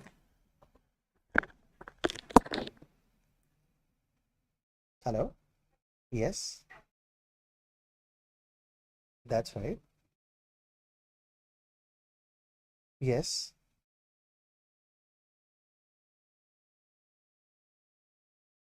Okay, but we'll have to consult him only. When can that happen then? On Monday, what time? Yeah, so you can move the appointment to Monday 11:30. Yeah? Sure. Thank you. Yeah.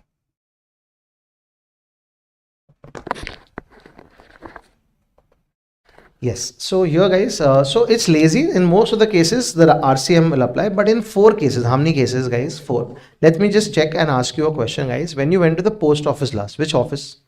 And you did a speed post. What did you do? Speed post. On that, the post office guy told you 100 rupees plus GST. You paid it to whom?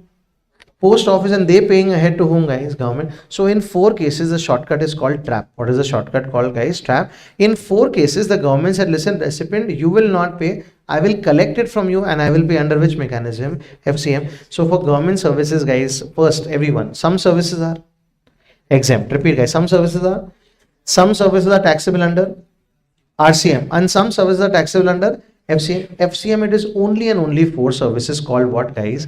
Trap. We are going to revise this trap and write this as an answer here, guys. Everyone, they are talking about this only. Let's read the question again.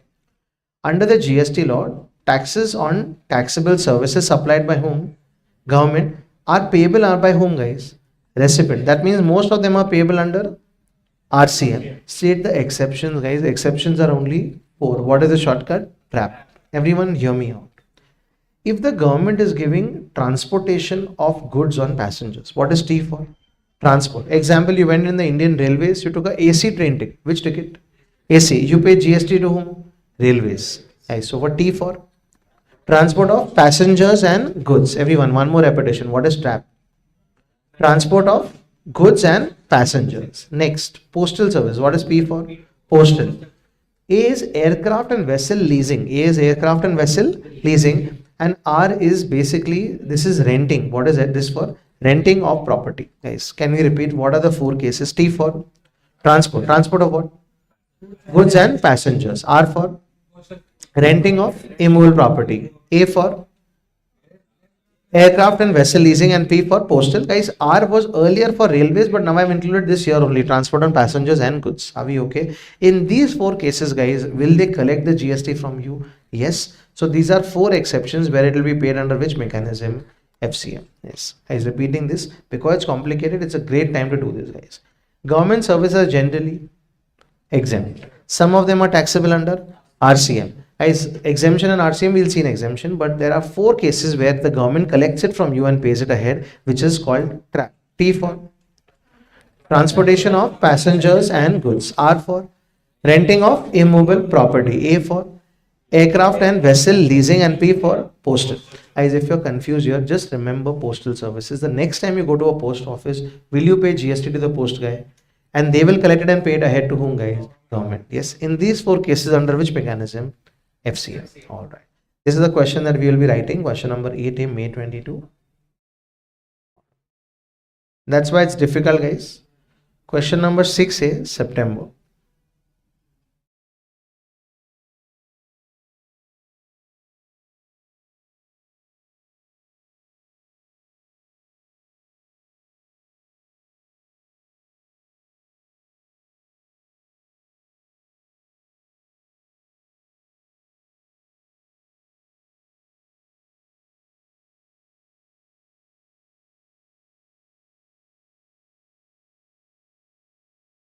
Just 1 second, guys.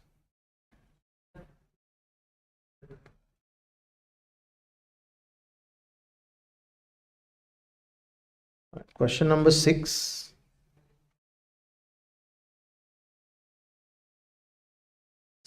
A. All right, everyone. Question number 6A. This is the question. Can you opt for composition scheme? You will read and you will answer, guys. Everyone. This is Messrs T.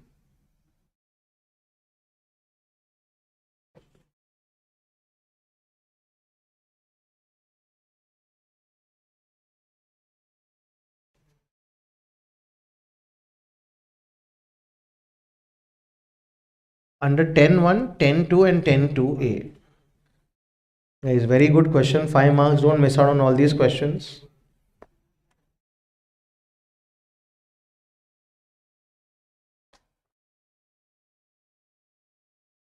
Guys, first, what are they providing? They are selling machine and they're also giving services. So which section cannot they follow, guys? 10.1 and 10.2 they cannot follow because there, guys, you can only provide marginal services. Guys, everyone, he's not providing marginal services. So which section he cannot offer? 10.1 and 10.2. Can he offer 10.2A? Yes. All right. Let's talk about it. Let's read in detail, guys. Messrs T is a registered dealer of Andhra Pradesh, trading in various types of machinery and related different types of services. Their aggregate turnover for the last year is how many crore? 1.32 crore. It was the first year, so they are not provided any so they have not provided any services.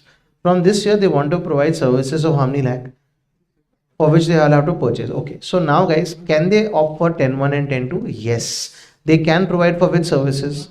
Marginal. Can you tell me what is marginal service A or B? A is B is last year's turnover. Everyone take the turnover 1 crore 32 lakh into 5%. Sorry, into 10%. So how much is that? 13 lakh 20,000, which is higher, guys.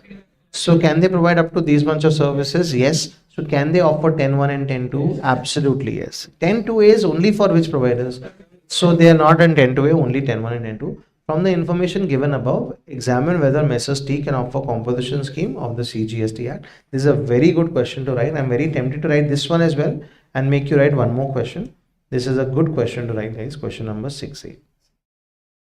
All right. Question number 6A, again, Jan 25 paper.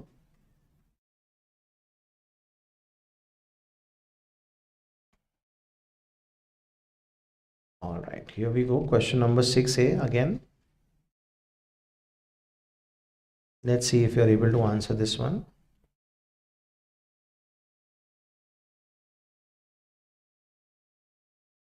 Yes. Guys, very good question. All right. Please start reading from the top and then I will ask some people to answer as well. I'm just zooming in. 5 marks, guys. Read the first paragraph.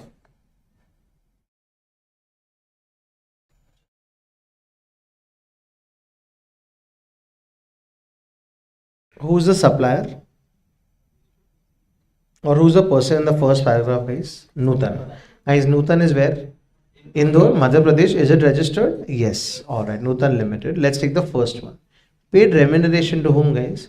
Mr. Madan for services rendered by him in the capacity of a director. Company paid TDS under 194 salary and 194J of the Income Tax Act. Gross payment is how much? 8 lakh 50 and 11 lakh 50 respectively for salary and professional services. Guys, stop. Guys, who's the provider of service? Madan. And he's providing to whom, guys? Nutan. Guys, everyone, if you draw a diagram, suddenly things will become easier, guys. Yes. He's providing salary for how much? Guys, how much is salary? 8 lakh 50. On 8 lakh 50, will there be any GST? No. But on the balance 11 lakh 50, will there be GST? Who is liable to pay the GST, guys? Nutan, under which mechanism? RCA. So not on 20 lakh, only on 11 lakh 50,000, there will be RCA. Guys, let's read the last line. What have they asked us to comment on? You're required to compute the GST payable and Nutan Limited under which mechanism? Reverse charge. So guys, Nutan will pay first under on how much? 11 lakh 80. Is it under RCM? Yes. We'll keep adding that to the list. Please read the second one.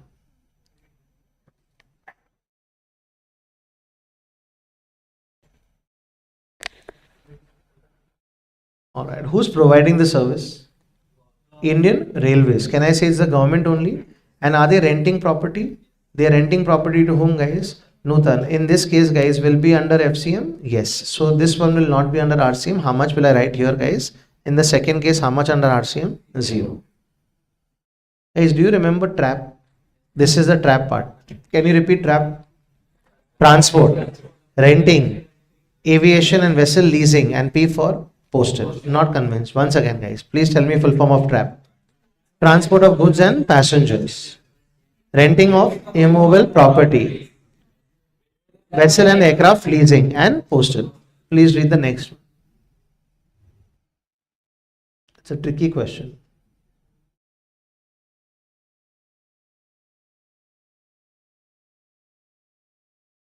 Guys, first draw the diagram. Who is the supplier? Guys, who's the supplier? XYZ? No, I want the diagram, guys. Who's the supplier?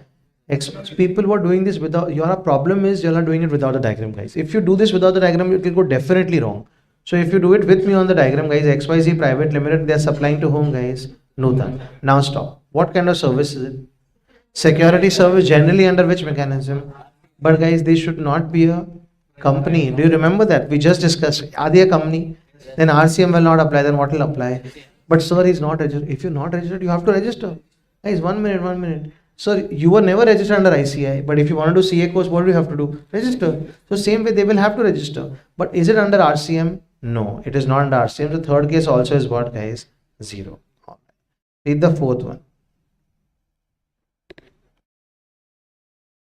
This I haven't discussed, but I'm telling you guys, who's providing the services?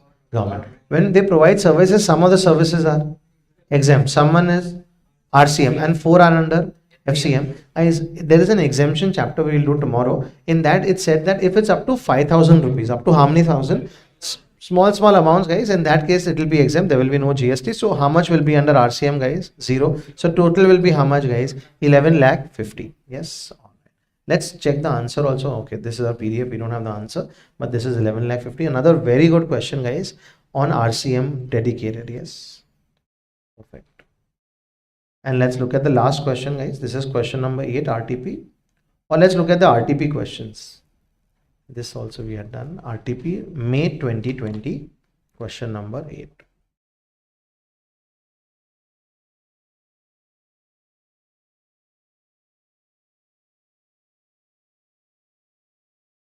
Yes, these are the things that we avoid, guys. We tend to do a chapter without doing these kind of sums. So it's good that we are looking at sums.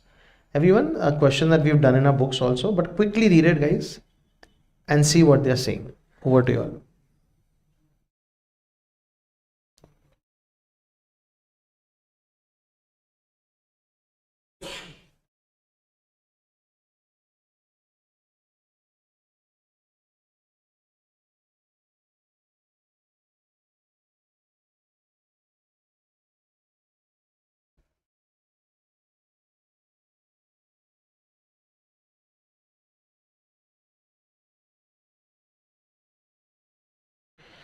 Guys, we've done this. Is he an author? Yes, it is generally under which mechanism? RCM. But the other guy is refusing. So, guys, can it be under FCM? Yes. We've done this in our books also. We've written it in our handwritten notes also. You can refer it. This is for how many marks, guys, here? I think about 5 marks here. Yes. All right. We now move ahead to the next question. This is the next question. This one was RTP May 2020. The next is question number 4, RTP November 2020. This is RTP November 2020, question number 4. Here we go. Question number 4. Excellent question, guys. So many numbers, but I think you should be able to answer it. Let's do this together. Everyone take a pencil and take a rough paper and let's diagrammatically do this if we can. Yes, all right. CA Company is a registered supplier in Delhi, opted for which composition levy? So just write CA Company, guys. Put a box and above that write composition scheme dealer. Yes. It sold goods in the 4th quarter of the financial year for how many lakhs, guys? 15 lakhs. So make an arrow here and just write 15 lakhs. Everyone do this. Exclusive of what, guys? GST. The applicable GST rate on these goods is how much percent? 12. But will we charge 12%? No. CA Company purchased goods from Ramesh and Company registered in Delhi for how many? 9,55,000, on which Ramesh and Company had charged CGST and SGST. So make an arrow here. Everyone. Purchase goods for how many lakh? 9,55,000. GST is 57,300 and 57,300. But guys, will CA Company get any credit? Why not? Composition. So write this and cancel it out. Do it just the way I'm saying. Write this and cancel it out. Next. CA Company had also purchased goods from which company? Make another arrow, guys. Registered in Haryana for 2,46,000. On which GST was 29,250, guys. Again, will I get credit? No. So cancel it out. Write it and cancel it out. Now see the easy way, guys. Because you've done this diagram, it's so easy. GST liability for CA Company for the 4th quarter is how much, guys? Will I get any credit? No. On 15 lakh, guys. Guys, 1% everyone. 0.5 into 0.5. 15 lakh into 0.5%. How much is that, guys? 7,500 CGST, 7,500 SGST. It's as simple as that. Just the sum is so confusing, guys, because so many numbers everywhere. Yes. So diagram has helped me and will help you also if you do this in the exam. All right. That's question number 4. We move to more RTP question. Question number 9, RTP of May 2020. It's here only open. Question number 9. Yes. All right. There is a small concept, which of course now I can teach you directly only while we are doing this.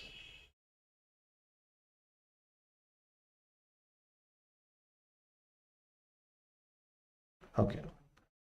Everyone, please read. There is a question here on Chanchal. This is also part of a book, but let's discuss it, guys. Let's discuss it together.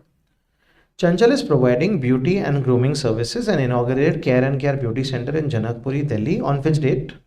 1st April of some year. She opted to pay tax under notification number 2 of 2019 in the said financial year. Basically, it's at 6%, guys. The aggregate turnover of Care and Care Beauty Center for the quarter ended June was how much? 20 lakh. Further, for the half year ended, it reached a turnover of how many lakh? 50 lakh. Care and Care Beauty Center provided a rapid growth and the turnover reached 70 lakh by the end of October. Determine the total tax liability of Care and Care Beauty Center by the end of October. We'll do the sum, but let's read the second part. Care and Care Beauty Center wishes to offer composition scheme from the next financial year. We are required to advise it whether it can do so. Yes, he's already under which notification? This guy's notification is at 6% GST, guys. Are they under 6% GST? Yes. Can they offer section 10(1) and 10(2)? No. Excellent. Why not? Because that is only for traders, restaurant service providers and manufacturers. They are who? Service. So they cannot offer this scheme. Are we okay? But let's talk about this, and there's a small new thing that you will learn right now. If you have not learned it before, you will learn it right now, guys. Everyone, first please tell me just basically, guys, who is the person? Care and Care. I want more answers, guys. Who is this person?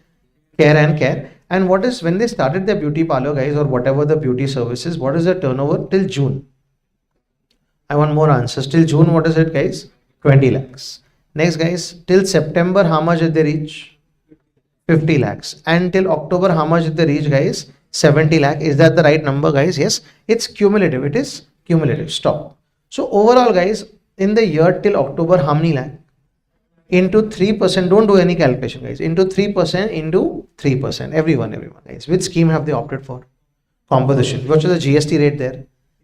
6. No, I'm not getting confident answers. Why not guys? 6%, 3% CGST, 3% SGST. So up to 70 lakhs guys, yes, but they cannot go up to 70 lakhs. If you remember guys, up to how many lakh? 50. The moment they cross 50 lakhs guys, they'll be out. Yes. So hear me out very carefully.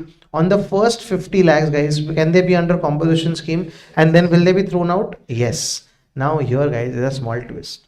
The government has said, listen, all service providers in India, anyways you all don't have to register up to 20 lakhs. Anyways you all don't have to register up to. Sir, where did this come from? If you've been my student guys in registration chapter guys, you know that up to 20 lakh rupees guys you don't have to register. So this guy up to June, what is his turnover? Was he registered under a composition scheme? Yes, but still he will not have to pay any GST. From 20 lakh to 50 lakh, what is that gap? 30 lakh. On 30 lakh, he will have to pay what percent? 3% and 3%.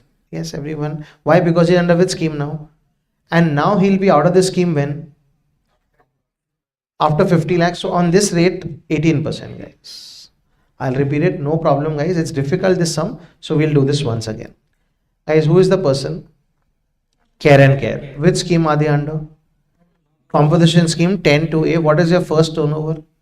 20 lakh. This should be ideally under which percent? 6. But the government has made sure this is an exception. Learn it like an exception. That if you're under 10-2A, if you're under, on the first 20 lakh of that starting of the business guys, we will not charge you any GST. So how much is that? 0. Guys, on the next how many lakh? Into what percent? 6%. 3%? 3%. And now you reach the turnover of. So you have to opt out of its scheme. So on the next 20 lakhs guys, you will have to pay GST at what rate guys? 18%. Are we okay? This is only in the first year. In the first year. Guys, I'm changing the numbers. If Chanchal, this beauty parlor guys, in this year, totally guys, their turnover was 42 lakh. Then how will you work?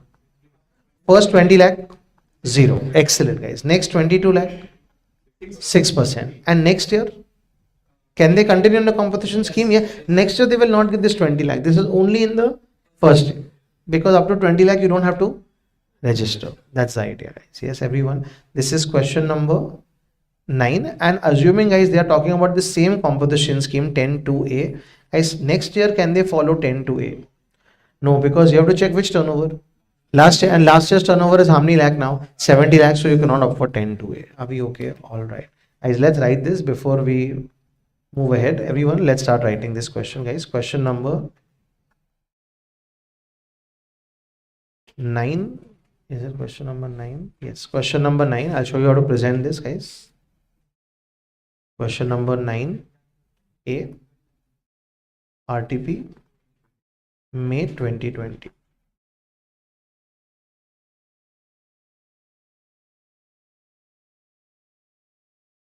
Please write. Care and Care is a service provider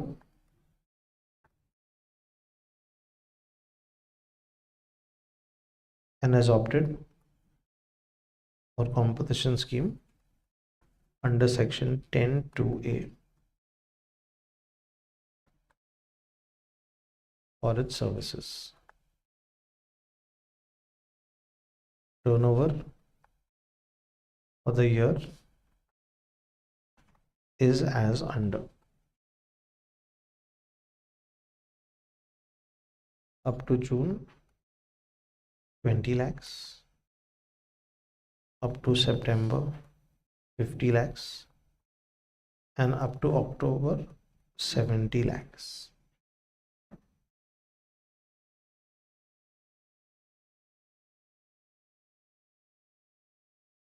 Next, as per section 10-2A,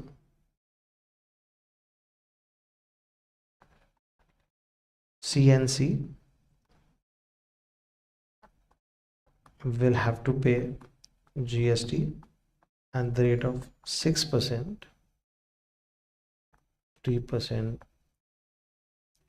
CGST and 3% SGST.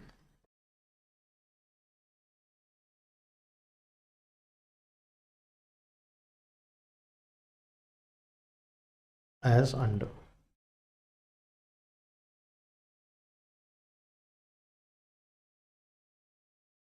Up to June, 20 lakh into 0%. Since under section 10(2)(a), no GST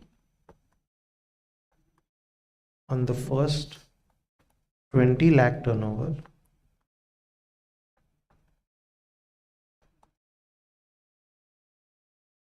and the start of business. And if someone wants to understand the logic, why? Because as up to 20 lakh, you don't have to register only. So that means this person should not have registered up to 20 lakh only for 10(2)(a, guys. This is an exception. Next, guys, up to September, 30 lakh into 3% each. That is 90,000 CGST and 90,000 SGST.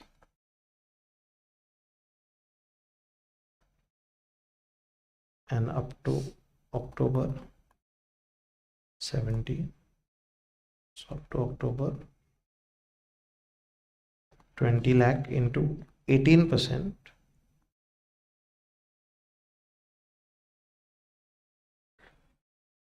3,60,000 in bracket, since care and care will have to opt out of composition scheme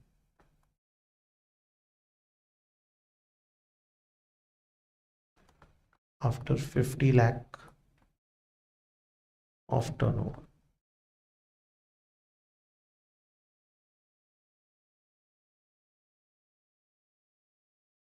It's complicated, guys. This kind of question should be done towards the end after you've done a lot of questions, this kind of question. And there's a small B part. Care and care will not be able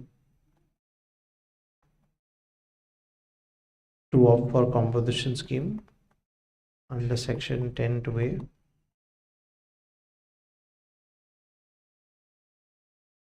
in the subsequent year, since its turnover is more than 50 lakhs in this year.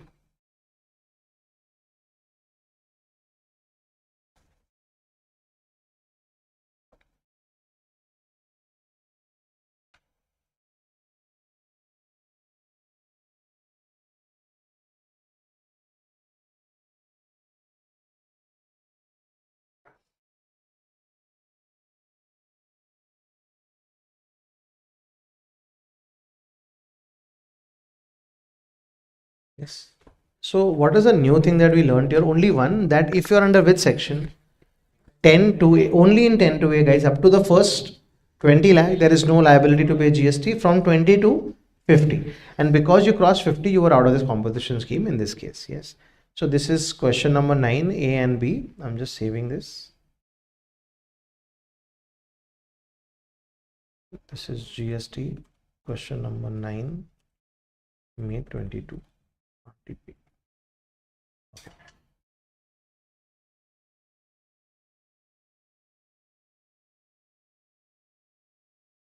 We'll take one more question number 9, RTP November 20. Here we go, November 20, question number 9. Yes. Guys, read this question and then let's discuss A, B, C, D, which is the correct option.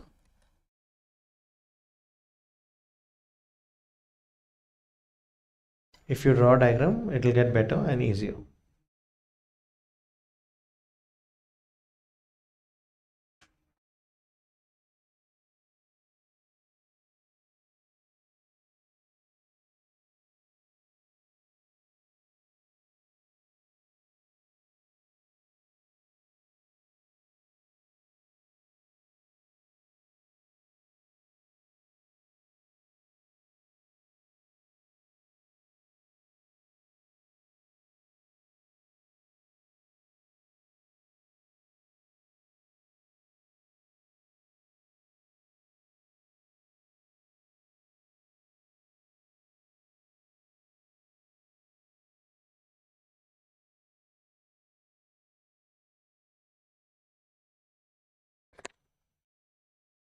Yeah, slightly complicated, especially the options. If you read, guys, they're complicated. So I'm going to ask you some questions, guys. You will answer.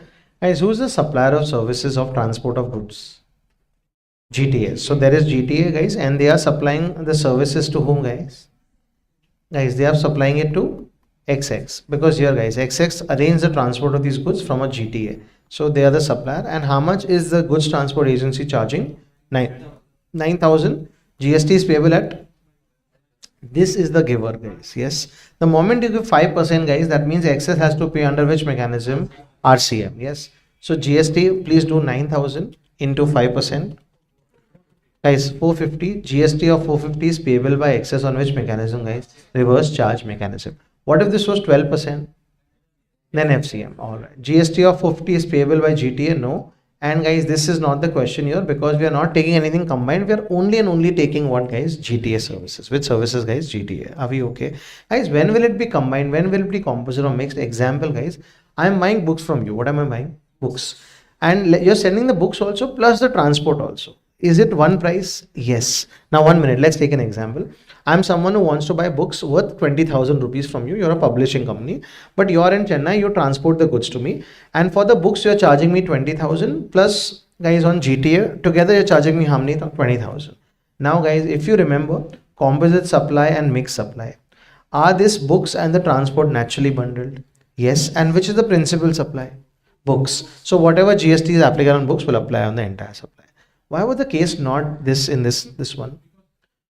Because, guys, you're buying books from some other person and you're taking GTA from other person, guys. Are we okay, guys? I'll recap this concept one last time, everyone.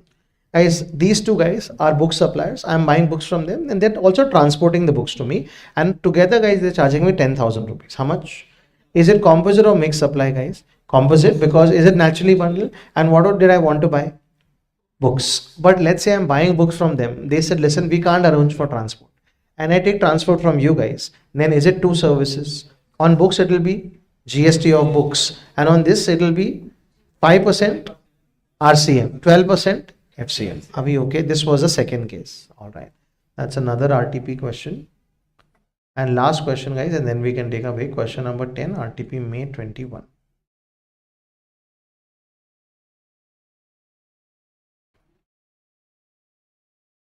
All right, here we go. Question number 10. Yes, very good question. Now that we've discussed care and care, guys, you should be able to answer this slightly better. Over to you all, please.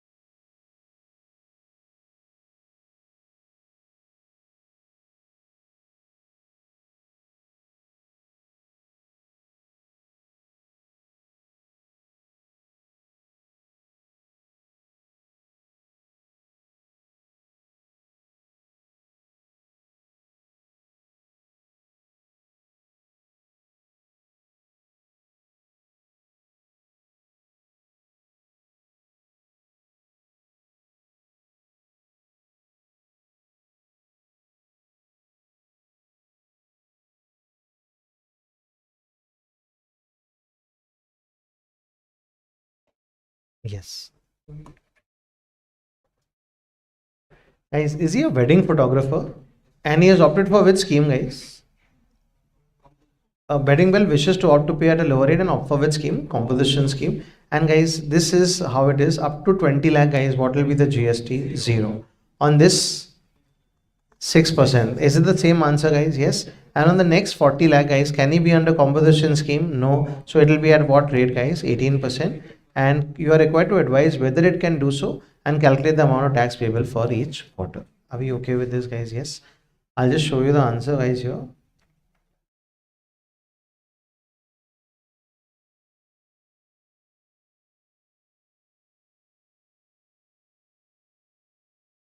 Guys, for the first 20 lakh, how much is it?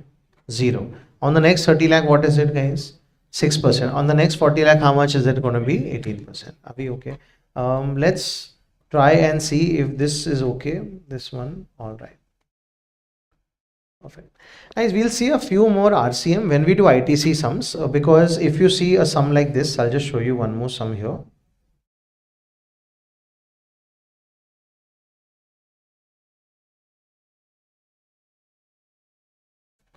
Guys, when you see sums like this, Galaxy Cube registered, then some of their purchases are also under RCM, guys. So that time again we will look at RCM a little more. But right now this is where we are. I wanted to just present this answer, this one, so that we are well aware of this question. So let's write that question number 6A, and that's why we take a break from RCM and from this chapter. Yes, question number 6A. This is Jan 25 ICI paper.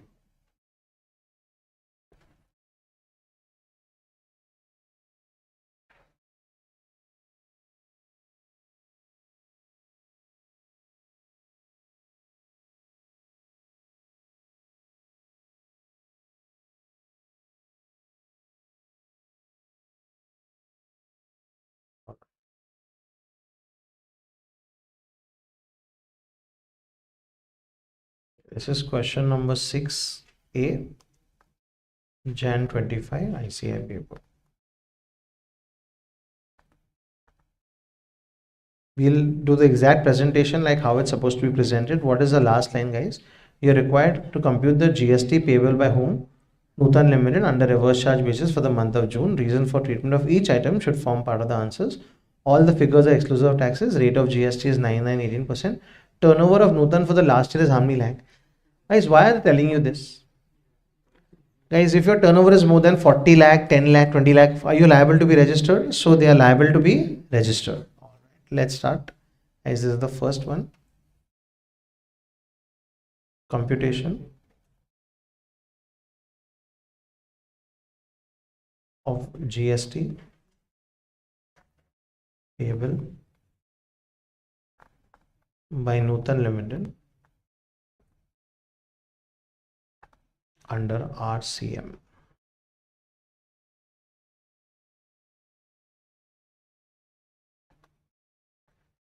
Particulars GST.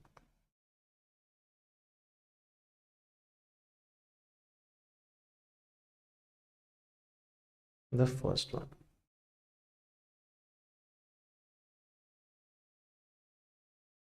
Paid remuneration to Madan, who is a director. If you remember, guys, 8 lakh 50 was salary, 11 lakh 50 was professional services. So first one, salary paid to director Mr. Madan of rupees 8 lakh 50,000 will not be subject to GST as per Schedule 3 of CGST Act dash. However, professional services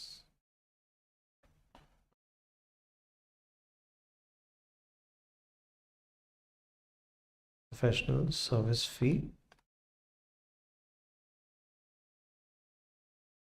paid to director rupees 11 lakh 50,000 will be subject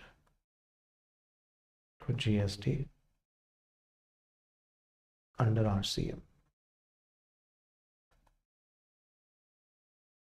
as per section 9.3 and 9.4.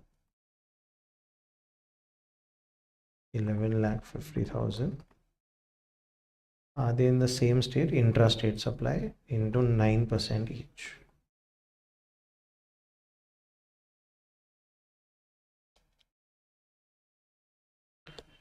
So 1 lakh 3,500 CGST and 1,03,500 SGST. Yes, you will write this and then you will tell me the three implications, guys, for Nutan. When it's under RCM, what are the three implications which will happen for Nutan? All three ledgers, guys. First, guys, is there a purchase? Yes, so they will get credit. So first credit ledger. All three ledgers have to be impacted. Doesn't matter the order, guys. Yes. So credit ledger you'll have to put there because PC. Second, do they have to pay to the government? So it will go into which ledger? But it will have to be paid through cash. Getting it, guys? Yes. So this is the first point. Let's go to the second.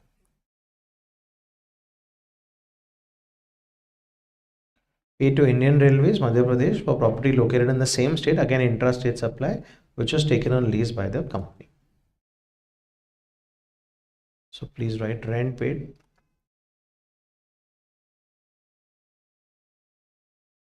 to Indian Railways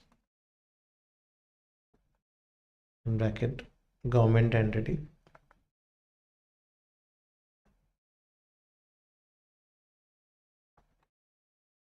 will be subject to GST under FCM.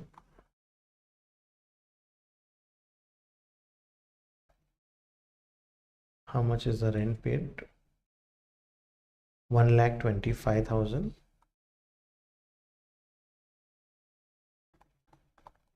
into 9% each.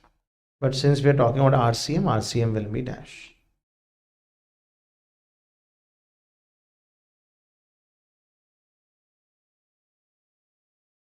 Third, paid to security services. Security services received from XYZ Private Limited will be subject to GST under FCM, RCM only if supplier is other than company.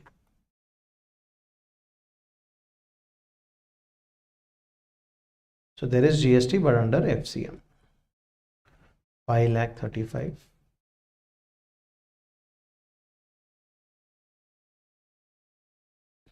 Again, guys, 9% each. But here it will be dash because this we are only calculating RCM. They've only asked us to calculate RCM. And fourth point.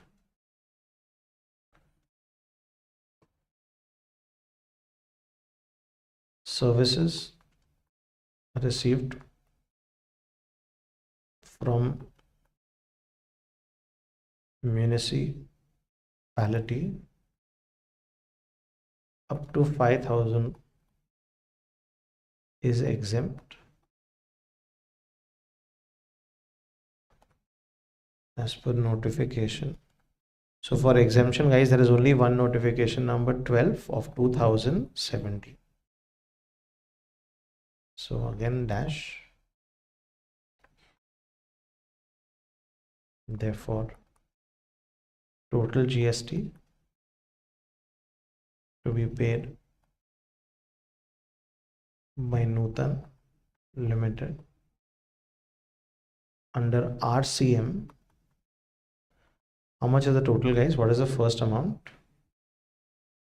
1,03,500, 1,03,500, 1,03,500 CGST and 1,03,500 SGST.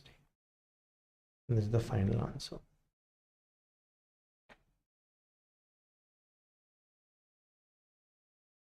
Yes, approximately 1 hour per chapter is what I was thinking. Yes, we spent about 2 hours and 12 minutes in which we've done one small chapter and one big chapter. So it's a good mix. Let's continue that once we come back from the break. Yes. All right. So this one, only thing, two new things that you remember or today, guys, we did is RCM has how many impacts, guys? 3 impacts. Liability also, credit also because it's a credit, and the liability has to be paid in cash. And guys, under 10 to A up to how many lakhs, guys? 20 lakhs, you don't have to pay any GST. All right. Perfect. So ending this here, We will now come back and we will move to another chapter. Guys, let's decide which chapter we will move to. 1 minute. So we're done with charge also, available accounts records also. Let's come back and let's look at registration, which is not a very difficult chapter. And then we'll do ITC payment, guys. If these are done, introduction also, exemption, even if they pose over to tomorrow, no problem. ITC and payment will be slightly big. So let's try and do that. Or we could do registration and some other chapters on ITC payment for tomorrow. We'll see how it goes. When we come back from the break, we'll decide. But at least registration, we will immediately come and start. Yes. All right. It's right now 10:38. We'll come back at 11:15 and we'll continue from there. Yes.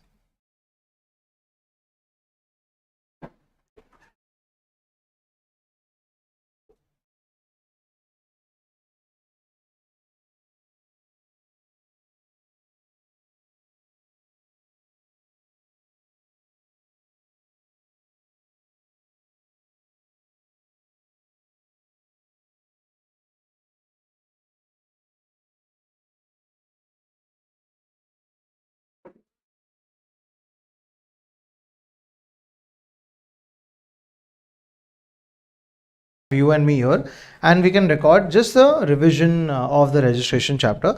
From an exam perspective, guys, they will give you one person who's not registered and they'll give you some turnover of his, etc. and they'll ask you whether he should register. Guys, again, turnover is individual or family. Family. Aggregate turnover you should have to calculate even for this chapter. And then, guys, there are some people who have to be compulsory registered. There's a section called section 24 and the shortcut is I creation. Why IL creation is a big one. The main thing is I for interstate, C for CTP, NRTP, E for e-commerce operators or seller of goods on e-commerce operator, A for agent if your principal is registered, T for TDS, TCS, I and O are CA final, and N is any notified persons. All right. And guys, if this does not apply to you, if this Lakshman Rekha you don't cross, then you might have to check even section 22. Any Lakshman Rekha you cross, you should register. 22 talks about turnover. Some people get a higher turnover limit of 40. This is called threshold. What is the word, guys? You have to use this word in the exam. The threshold is 40 lakh, threshold is 10 lakh. So 40 lakh is the threshold which is only available if you fulfill 4 conditions. There's a notification number 10 of 2019. What is PIGS call about? PIGS is a shortcut. You should not be dealing in prohibited goods. No dealing, no manufacturing, no trading. You should not be doing interstate. You should only be dealing in goods and you should not be in some states called NT Mami and put some. That's a shortcut acronym for the states. Guys, in a nutshell, mainly it is goods sellers only which get how many lakh limit? 40 lakh. If your 40 lakh is not applicable and you are in NT Mami, Nagaland, Tripura, Manipur, Mizoram, then automatically 10. 1 unit in Karnataka, 1 minute in Tripura. Which limit will apply, guys? Lower, 10 lakh. And guys, if otherwise default limit is how many lakh, guys? 20 lakh. Aggregate turnover definition you should know. Aggregate turnover calculation you should know. There are 5 people who do not have to register up to a certain amount, or sometimes forever, which is called HEREs. Handicraft goods, only exempt suppliers, farmers, agriculturists. R for RCM. Recipient, no, he has to register because he has to pay RCM, supplier, and S is service providers. For handicraft and service providers up to 20 lakh, otherwise fully. Next, registration is state-wise, you should know, guys. SE that requires separate registration. Can I have 1 unit registered, 1 not registered? No. If you register, you have to register all entities, and you require a PAN number because your GST number has PAN number. You also, there's a hotline number called 777 if you remember, guys. Yes. If you have to reply back 7 days, they also have to reply back within how many days? 7 days. And mainly, guys, you have to apply for registration within how many days? 30 days. If you apply within 30 days, yes, there's a shortcut called liable proactive early, LPE, shortcut LPE. Today is the 9th of August, I'm liable to register, and if I register within the next 30 days, then I will get, guys, today's date as the date of registration. Are we okay with this? A very important called effective date of registration concept. But what if I apply after 30 days? Then the date I get my registration is the date of registration. Next, guys, 26 is not important. 27 very important, guys. Can I be a CTP or an NRTP? Yes. If I am a CTP or an NRTP, guys, I have to register how many days in advance? 5. I also need to pay my GST in advance. Don't worry if you paid something extra. Will you get a refund here? Yes. You have a doubt? Yeah. Yes. No. Service, the moment you're in service, you won't get 40 lakh turnover. All right. Next, for CTP, NRTP, guys, you have to pay GST in advance. How many days in advance? 5. And guys, as a casual taxable person or NRTP, guys, were you in Delhi exhibition forever?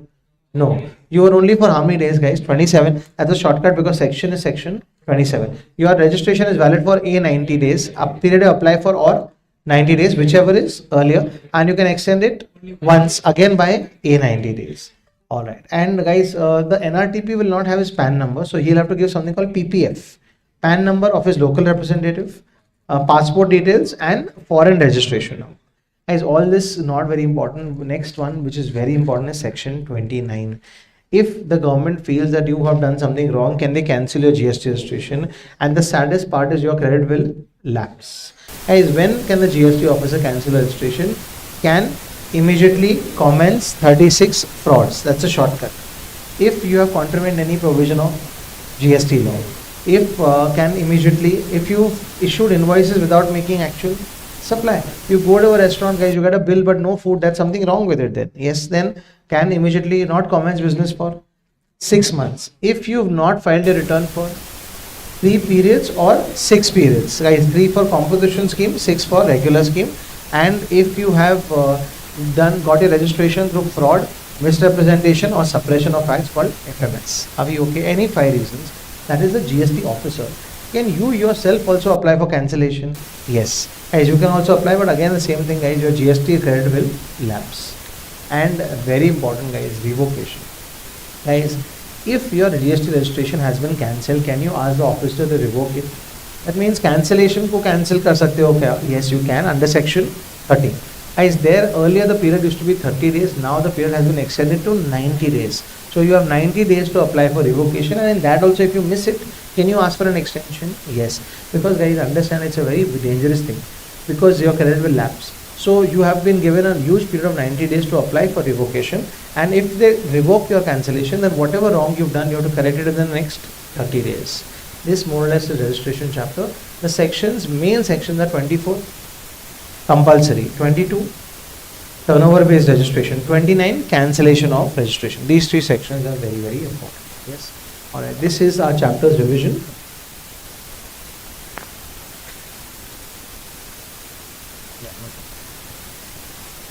We change the name capital, right?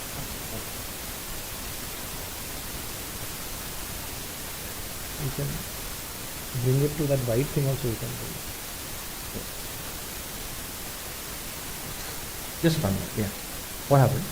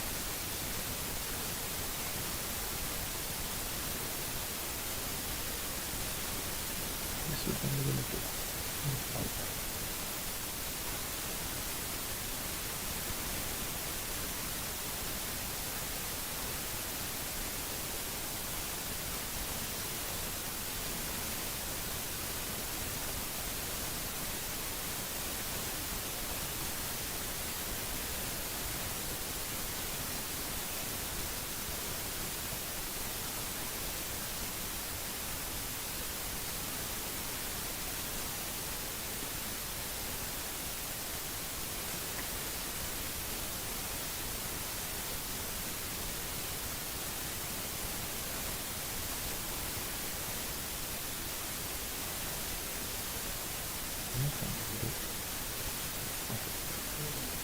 have another lecture after this. I have to finish something in narration practice.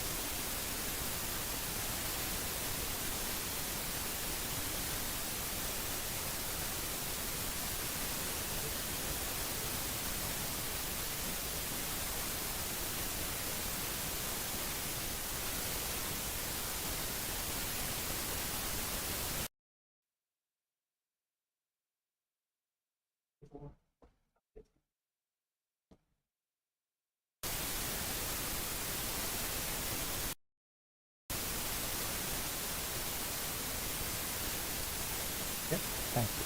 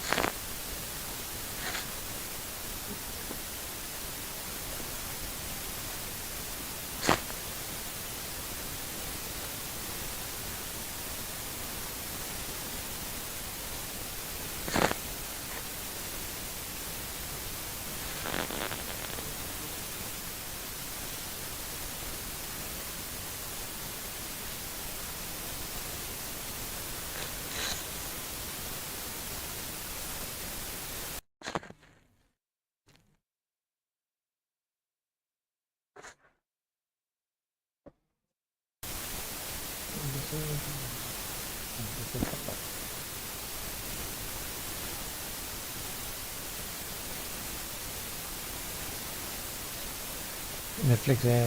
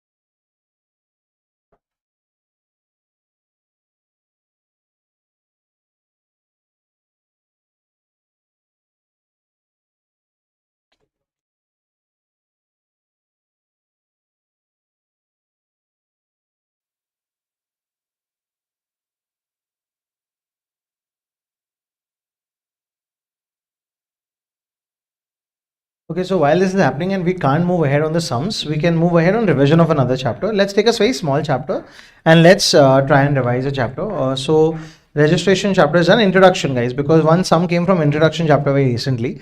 So let's talk about very simple introduction chapter. Guys, GST in India came about in which year? 1st July 2017. Before that, did we have other taxes? Yes. And can you tell us about some taxes that were replaced by GST, guys? State taxes, there are 5 of them called VLE. V for VAT, E for entertainment tax, L for lottery, L for luxury, E for entry tax. Earlier they were there, now there is GST. And guys, there was central taxes also replaced by GST, which was such an exercise at CST station. S for service tax, E for excise duty, at CST, central sales tax, and surcharges. So you should remember any 5-6 taxes that have been replaced now by what, guys? GST. Alright. We move ahead on the revision front. GST is one act or multiple acts? Multiple. There is one IGST, one CGST, multiple SGSTs. There's something called UT GST, and there's very important called GST compensation cess. Let's talk about the last one, guys. Yes, so compensation cess is applicable basically for the first how many years? 5. It was extended by another 5 years, and it was collected as a piggy bank to compensate the states in case there is any shortfall. Guys, what is the word, guys? Shortfall. But on which goods will there be GST compensation cess? Not on all goods, generally on luxury goods and demerit. Demerit basically are sin goods like tobacco, etc. On that there will be GST compensation cess as well. Guys, GST, as you know, is consumption based tax, so it is paid only from people who consume. So if you go to a restaurant, will you pay GST? Yes. If you watch a movie and you pay GST, so it's consumption based. India has dual GST model because there's one which is center, one which is state. So we have a dual GST economy and dual GST model of GST as well. Next, guys, some on goods there is no GST, like those 5 goods, which is petrol, diesel, natural gas, crude oil, and aviation turbine fuel. There is no GST. On alcohol, no GST. The joke is that GST is gen. On real estate also there is no GST. But on some products like tobacco, cigarettes, guys, there is GST also and older taxes as well. Guys, the tax is not applied randomly. We need to take the permission of the constitution. There are 3 new articles that were introduced because of GST. That is a very important question. Article 246A, Article 269A and Article 279A. Let's talk a little bit about the first article, guys. How many lists do we have in the constitution? 3. Union list, state list and concurrent. Where did GST have to be put? Concurrent. But was it there in the concurrent list? No. So we had to introduce an article called Article 246A. Then guys, when there is interstate supply, what GST applies? IGST, how is it to be apportioned, is given in the Article 269A. And very important, guys, Article 279A is a GST Council. Who heads the GST Council? The Finance Minister. And there are members of the state as well as in the center. And for a decision to be passed by the GST Council, they need how much percent voting, guys? 75. It's like our papers, guys. To pass CA papers, how much do we need? 40. But aggregate, we need 50. Same way, guys, for the GST Council decide 75%, but center has only 1/3, that is 33rd, and state has 2/3. So they both have to combine to get a GST Council legislation passed. They notify it, they send the resolution to the central government and the central government notifies it. And what are the decisions can be taken by the GST Council? All different chapter names. Who should register? What should be exempt? How much GST rates to apply? All of that is decided by the GST Council. Alright, perfect. This middle part is coming blind and all not computer.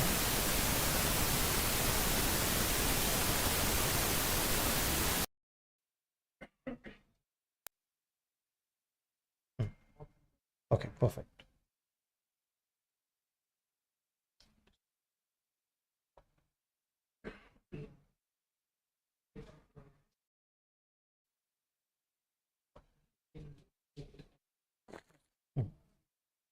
Thankfully. All right, and anything else in the first chapter? GST is consumption based, it is dual GST. That's about it. I think this is where we are in the first chapter. Common question, a question that was asked was, which of the taxes subsumed or replaced by GST, was a recent question as well. All right. So we are done discussing two of these. I'll just open this GST plan. And now we have to go and do the questions, especially from registration chapter. So we have revised 2 chapters now, which is one is registration chapter and one is introduction. And let's try and do the sums from registration chapter. Here we go. This is the GST scanner. Yes. These are the questions, guys, from registration chapter, but I'm very confident we'll get all of them right, guys. This is question number 8C, May 19 ICI paper. Yes, let's go to the ICI papers. Question number 8C, May 19 ICI paper.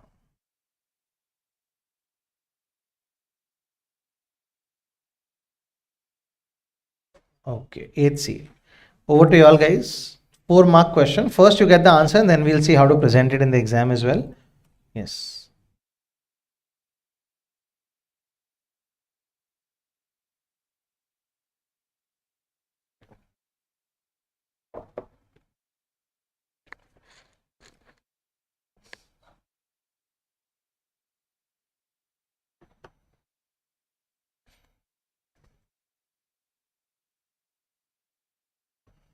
First, guys, should he register, should he not register?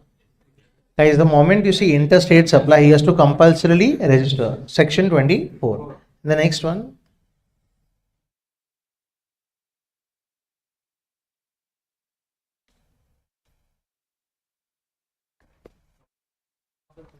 Is he an agent? Agent is SN Gupta. He is the agent of whose? Rishi. Guys, is Rishi registered? They've not given. So if we assume Rishi is registered, then you have to compulsorily register. If we assume Rishi is not registered, then you'll have to register only if you cross a threshold. Guys, what threshold will apply to him? Is he only goods? Yes, in the state of Rajasthan. So what limit will apply? 40 lakh. So he'll have to register. So it depends on what you assume, guys. My assumption will be the simpler assumption. We'll assume the principal is registered. So agent also has to compulsory register. Let's quickly see how we attempt this in the exam, guys. Exactly how will you present the first one? Yes, tell me the facts. Raghav is engaged in trading of medicine in the state of Assam. His aggregate turnover is 9 lakh, which includes 1 lakh of interstate supply. Facts. Next, as per section 24 of which act? CGST Act. Since he is engaged in interstate supply, he needs to be compulsorily registered. Conclusion, thus Mr. Raghav needs to register under GST law. Next one, point number 2. SN Gupta is engaged in trading of goods as an agent of a principal of Mr. Rishi of Delhi. His aggregate turnover in the year is 12, no guys, 21, always as a family. So his turnover is how many lakh, guys? 21 lakh, full stop. Next line, as per section 24, if it is assumed that Mr. Rishi of Delhi is registered under GST, then the agent, that is SN Gupta, has to be compulsorily registered. Thus Mr. SN Gupta has to be registered under GST law.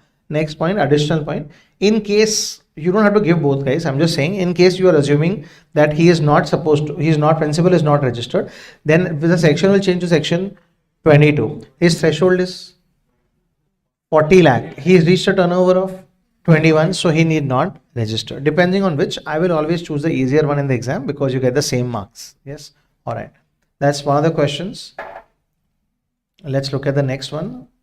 Guys, this is where you get the marks, not for the sections, but for solving sums. Guys, question number 8 is very common. 8 and 7, somewhere, guys, in 8 and 7, there will be registration also. So we are predicting, guys, your GST paper. Guys, somewhere in question number 8, generally, you will see a sum which is on registration. It's not very sure, but generally it is question number 8. All right, question number 8B, Jan 21, and question number 8B, July 21. We'll do both the papers, Jan 21 and then July 21. Here we go, question number 8A. Yes, everyone, please read the second part, guys.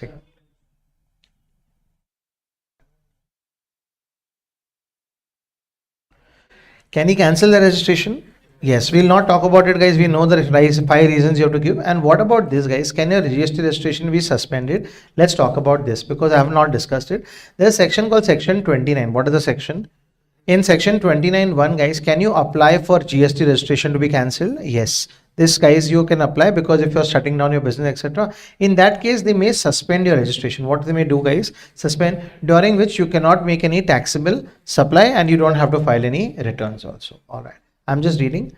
Under the provision of section 29(1) related to suspension or registration, if the registered person has applied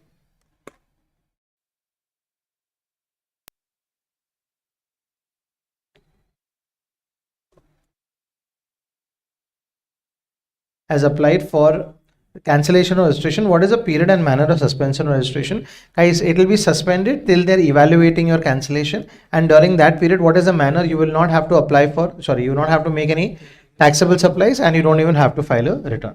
I would avoid this 5-mark question and I would rather write this 5-mark question. Guys, are we okay? Guys, which is a better one to write? The second one, because do we have 5 reasons for cancellation? Yes. All right.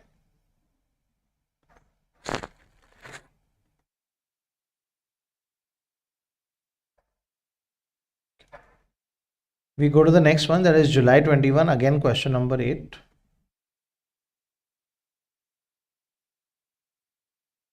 Yes, everyone, please read the first one. Who should apply for registration or not?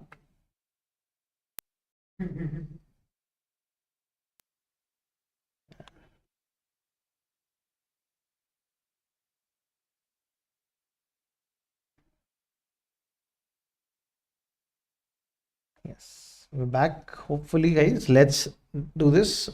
1, 2, 3 people, 5 marks. Definitely a question you should attempt in the exam. Over to you all, guys. The first one.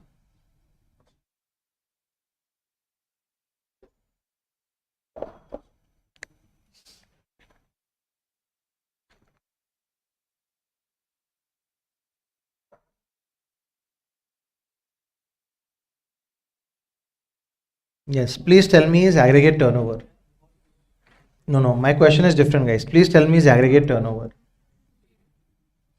Use your calculators, guys. Tell me his aggregate turnover. 58. Always, guys, aggregate turnover as a family. Now, guys, tell me his threshold. What is his threshold?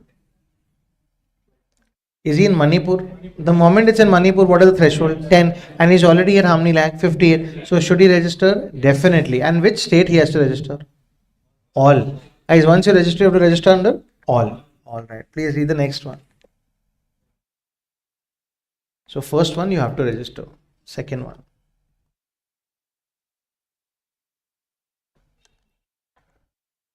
Threshold limit. Why 20 lakh, guys? Telangana. 40 lakh, no, Putsam. Guys, Antimami, we know what is Putsam. Puducherry, Uttarakhand, Telangana, Sikkim, Arunachal Pradesh, and Meghalaya. So he's in Telangana, so 40 lakh limit will not apply. Then which limit will apply, guys? 20 lakh, he's already at. 25, should he register? Yes. Third one.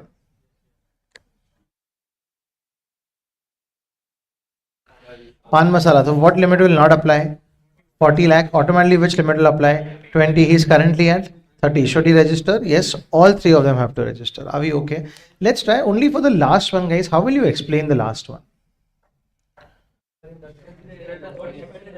Just 1 second. Guys, Akash is in the state of Uttar Pradesh making intrastate supply of pan masala. His aggregate turnover is 30 lakhs. Full stop. Facts. Next, guys, as per section 22, the threshold limit of 40 lakh will not be applicable to him since he is trading in pan masala. In bracket, notification number 10 of 2019. The threshold limit applicable to him will be 20 lakh. He is already at turnover of 30 lakh, thus he should register. Are we okay with this, guys? Guys, the notification number has to be quoted in the exam. All right. Notification number 10 of 2019. And there are three notification number important. This is 10 of 2019. There is one more for exemption, 12 of 2017. In the top 30 sections, guys, it is already mentioned on that page. You can read it from there. All right. Yes, your question, Utkarsh. No, others, sorry. Okay. So this is where we are. This is another question down. Two more questions down, actually. Here we go. Next, question number 6B and question number 7A. December 21, November 22. December 21, question number 6B. Yes.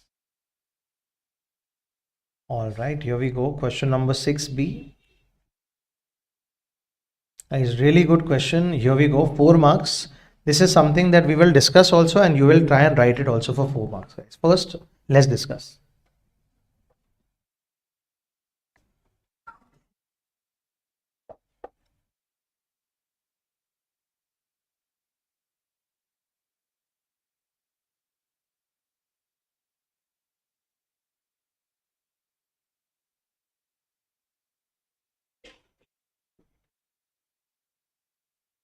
Guys, what is his aggregate turnover?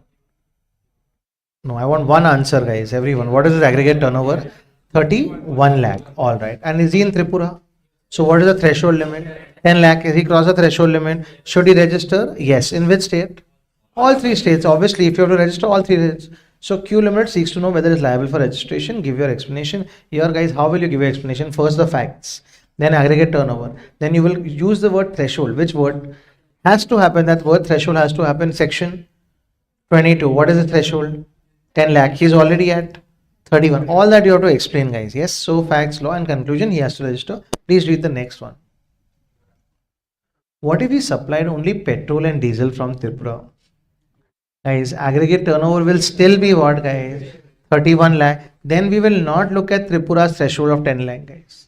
That's why this is difficult or important, guys. 1 minute. In the second case, what is happening from Tripura? Petrol and diesel. So will your aggregate turnover remain the same? Yes. Aggregate turnover is still what? 31. But when you go to section 22, you will only look at Tripura. No, you will not look at Tripura now, because Tripura is supplying. So that you will not look at that. So threshold of 10 lakh will not apply. Then 40 lakh, can it apply? What are they supplying, guys? Goods. Then, guys, what is the limit? 40 lakh. They are at what limit? 31. Should they register? No. Are we okay, everyone? Can we recap again? Yes. All right. Anyway, so this is what it is. Let's try and write, everyone. Please write question number 6B.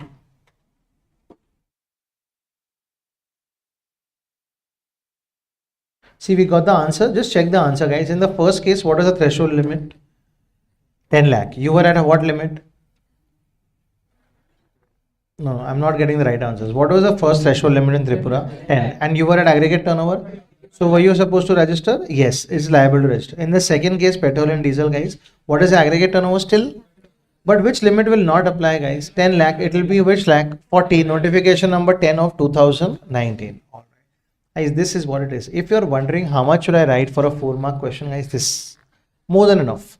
You don't have to fill up pages on pages, guys. Yes. First, a little introduction, facts of the case, then law and conclusion. All right. Let's start. Everyone, you will write in a way that you feel you should write, and then we will discuss it, and 2 people will also read. Over to you all, guys. Imagine if this came in an exam, first the A part and then the B part. Always start with the facts.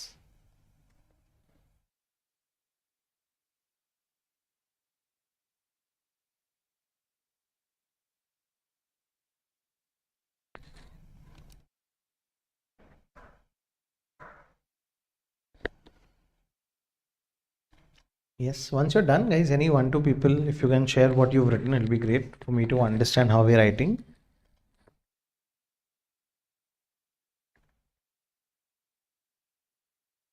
Four marks, so 8 minutes is what you should ideally be getting to decide and write.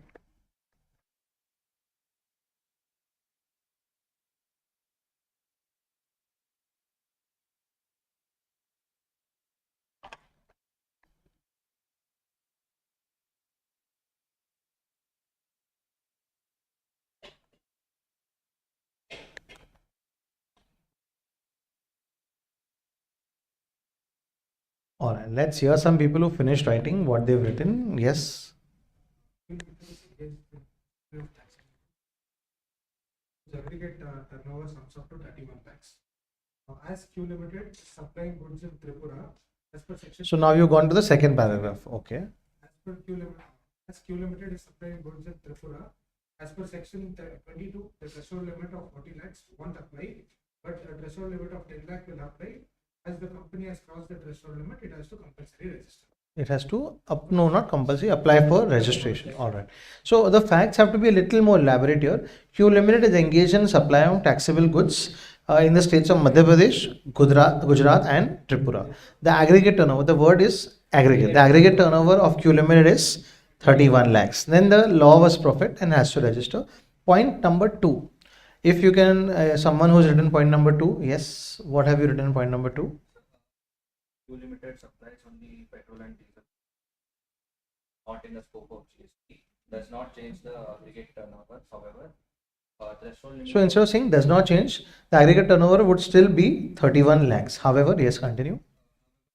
The limit of 10 lakhs would not apply. It would be enhanced to 40 lakhs, and the registration limit of the turnover is 31 lakhs, and they are not. Yeah, so smaller sentences, very well placed. However, the limit of 10 lakh would not apply. The higher limit of 40 lakh will apply. In bracket, notification number 10 of 2019. Full stop. Break your sentences. Full stop. Since it has only reached a turnover of 31 lakhs, it will not have to apply for registration. All right. That's a good answer, and that's a good question to write, guys. This is something that the more you try, the better it gets. This is December 21 paper. Let's look at November 22's question number 7A. Question number 7A, November 22.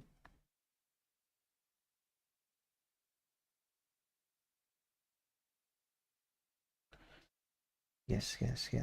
Here we go. Question number 7A. Very good question again. This one is on a person. I'm just reading the first 2 lines, guys. Nesamani started his business activities in the month of February 22 in the state of Orissa. He has provided the following details, guys. From the following information, compute what? Aggregate turnover and decide whether he's applied for registration. So let's calculate aggregate turnover. Over to you all, guys. Take a minute, calculate the aggregate turnover.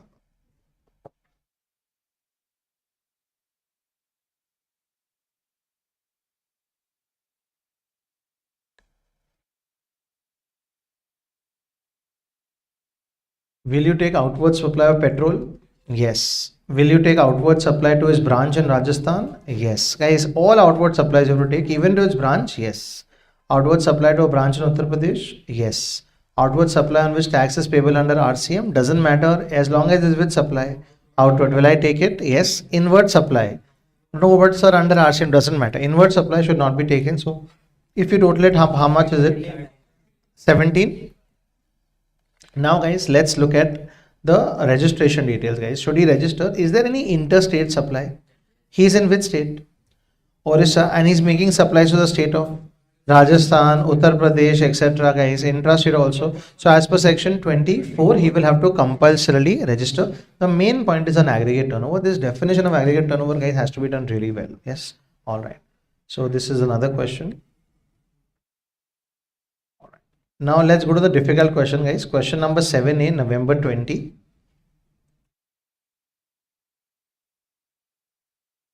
Question number 7A. Yes, everyone. Whether this person should be registered or not is the question. Over to you all, please. Let's read together actually. BBD Private Limited, where is it, guys? Gujarat, exclusively manufactures and sells product Z, which is what? Exempt. If you're only making exempt supply, guys, should you register? No. There's a section called 23, which says that if you're only making exempt supply, don't register. The company sells Z only within where? Gujarat. So only intrastate, and it's not registered under GST law. Any problem till here, guys? No. It should not be registered. I did not register. Example, guys, should a doctor register under GST? No. The turnover of the company for the previous year, 18-19, was how many lakh? 50 lakh. The company expects the sales to grow by 10%. This is a very useless line, guys. What do you expect, guys, doesn't happen, guys. So what is expectation and all doesn't matter, right? However, guys, from the 1st of January 2020, the exemption available to Z was withdrawn. Now, is it taxable? So now should they register or not is the question, guys. And the government has applied a GST of how much percent? The turnover of the company, guys, this year 1920 is how many lakh? 42 lakh. So they've reached 42 lakh. They are of the opinion that they are not required to get registered. Let's check, guys. Now please tell me, do they have to compulsorily register? No, they are only selling within the state of Gujarat. But what are the three limits? 40, 10 and 20. Have they already reached that limit, guys? Yes. Yes, so 42 lakhs. So they definitely should register. But anyways, let's check, guys, which limit applies to them, which threshold. Are they into prohibited goods? No. Are they doing interstate? No. Are they only dealing in goods? Yes. And are they in the states of Antimony and Putsam? No. So what is the threshold? 40. And where are they? 42. So should they register? Yes. All right. Let's see how we can present this, guys, for 4 marks. Let's mentally understand how to present this. First, facts. BBD Private Limited of Gujarat was only selling exempt goods within the state of Gujarat, and it was not registered. However, on the 1st of Jan 2020, such goods are now taxable. Such goods are now taxable, full stop. The turnover of the company till that date was 42 lakh. These are the facts of the case. Full stop. Next line. As per section 22, yes, the threshold limit applicable to BBD Limited will be 40 lakhs. You can elaborate also, guys, since it fulfills the condition as per notification number 10 of 2019. Its aggregate turnover during the year is 42 lakhs. Since it has crossed the threshold, it should apply for registration. Thus, the opinion of BBD Limited to not get registered is invalid. Are we okay with this, guys? Yes. All right.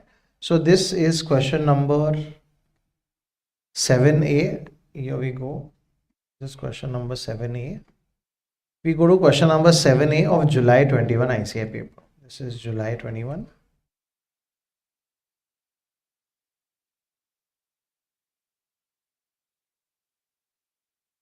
Yes, again a very similar question, guys. Explain the meaning of aggregate turnover, compute the aggregate turnover. Over to you all, guys. Please compute aggregate turnover.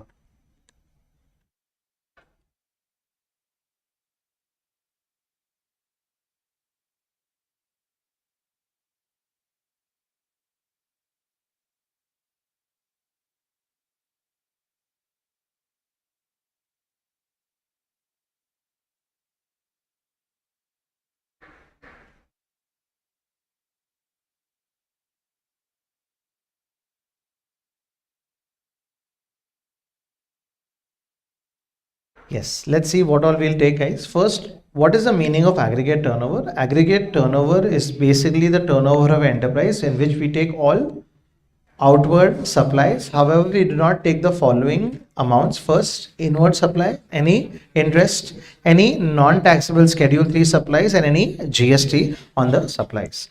So, will I take 8 lakh? Yes. 4 lakh? 20 lakh? Yes. IGST? No. CGST, SGST? Customs duty? Yes. GTS services? No. Payment made for availing. Availing means purchase. You will not take this. So under RCM doesn't matter, guys. Availing means inward. Guys, everyone okay? So except this, you will take everything. So 8 plus 4, 12. 12 plus 20, 32. 32 plus 40 is 32 lakh 40,000 is the aggregate turnover. Let's check, guys. Question number 7A, 32 lakh 40 is the aggregate turnover. That's another question. This one was an aggregate turnover. I don't think it is difficult, but let it be here. Question number 8A. December 21, 8A.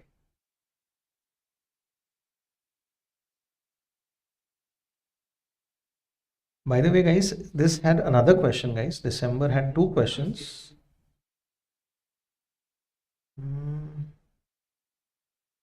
Guys, did we do this? For how many marks was this? 4. And in the same paper, guys, there's another question on registration, which is surprising, guys. Another how many marks, guys? 5 marks. Yes, so it's a good paper. 9 marks on registration out of 35 marks. Yes. All right. Over to you all, guys. Please start reading question number 8A.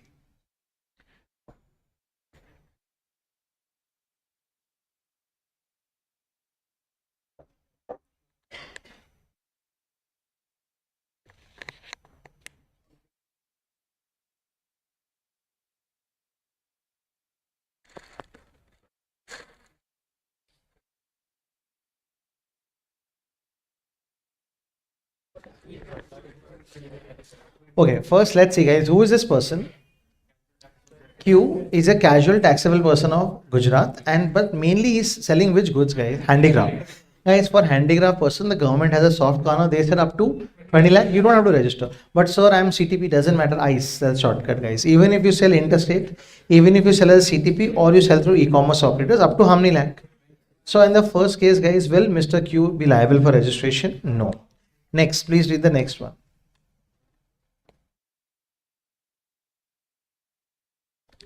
Guys, handicraft goods should be made by hand. Here, guys, it is made by machine. So now, guys, are they notified handicraft goods? No. And is he a CTP? Then he requires compulsory registration. Yes, everyone. This is question number 8A. We will try and see how we'll answer it. If this came in the exam mentally, guys, let's try. Let's start. Guys, how would you start this? Yeah, so tell me, guys. Q is a seller of notified handicraft goods of the state of Gujarat.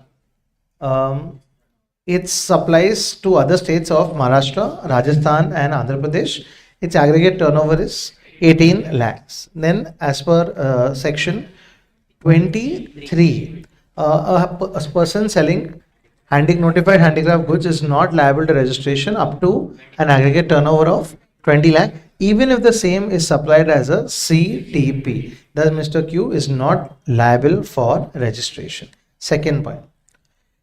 In case the above goods are made by 75% machine and only 25% by hand, the same do not qualify as notified handicraft goods. As per section 24, since he is a casual taxable person, he will need to be compulsorily registered. And you know, guys, CTP has to register 5 days in advance. If you want to write that also, you can write. This is for how many marks, guys? 5 marks. Yes, all right. This is a good question, guys. Question number 8A. And this paper is a good paper for registration chapter. November 22 also, 7A also, and 6B also. Let's see. November 22 is open only, guys. We had done this question. This was question 7A. Now there is a question called 6B. 6A, 6B.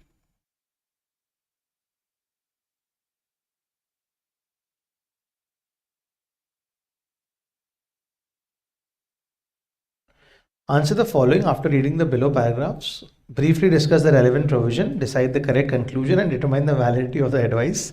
There's too many complicated things, but it's all about registration.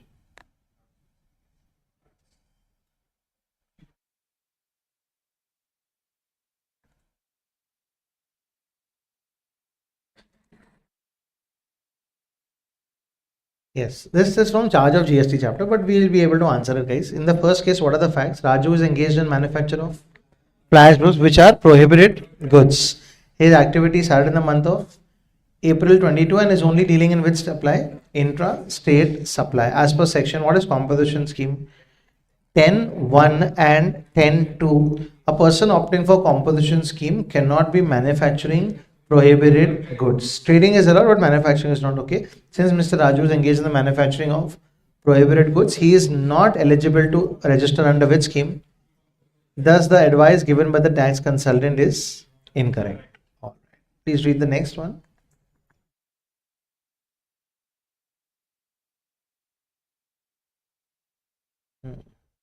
Okay, so this is from exemption, guys. Let me discuss this exemption only. Guys, BF and BC, business facilitator and bank correspondent. Guys, can I provide services to banks? Yes, that's what my job is, and I get commission on the banks. I get what? On that, GST is to be paid by the banks. Under which mechanism? RCM. Everyone, so imagine all of us are business correspondents. We provide services to HDFC Bank. They will pay us what? Commission. And on that, GST will be paid under RCM. The bank will pay. But if the services that we provide in rural areas, which areas? Then this service, we can charge them commission, but there will be no GST. It is exempt. It is exempt. Check now, read this. Who are you? Dharun. Are you a business facilitator to a Zero bank by opening bank accounts? But this is in which area? Rural branches. So can you earn a commission of 22 lakhs? Yes, but on that, will there be any GST? No, this is completely exempt. So far, he's not registered under GST. Dharun's tax consultant advised him that he's liable for registration. Guys, is that right? No. Everyone, let's put the facts first. Let me the facts. Dharun is a business facilitator, provides services to Zero Bank Limited for opening accounts of villagers in rural branches in Punjab. Full stop. He has earned a commission of 22 lakhs. Next law, as per notification number 12 of 2017, services provided in relation to rural branches will be exempt. In this case, thus there will be no GST and hence he will not be required to register. Now guys, what if it was not exempt? What if it was taxable?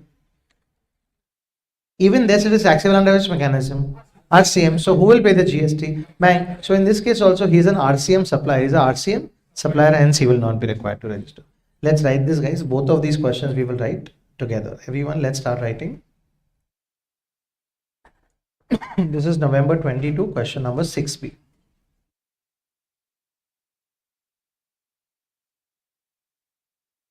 The first one.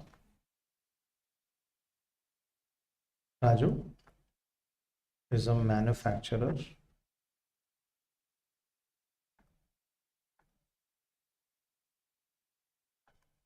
of fly ash bricks in the state of Kerala.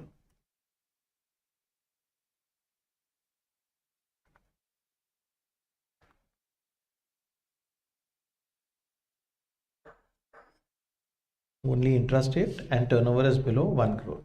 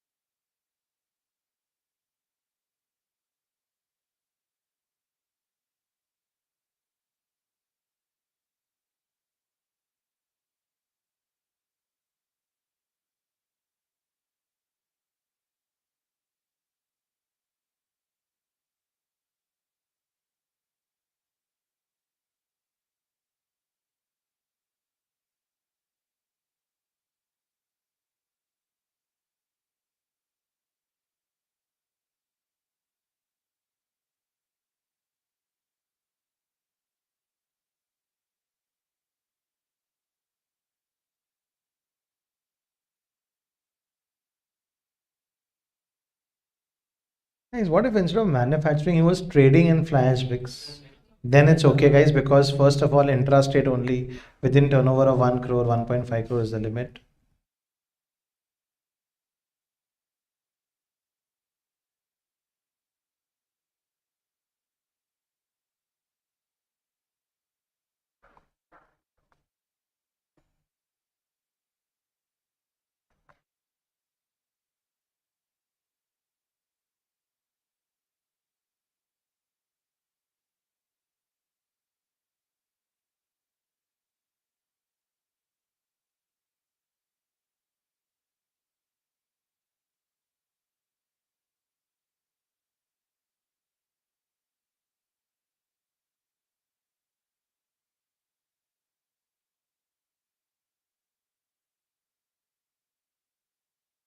Come on.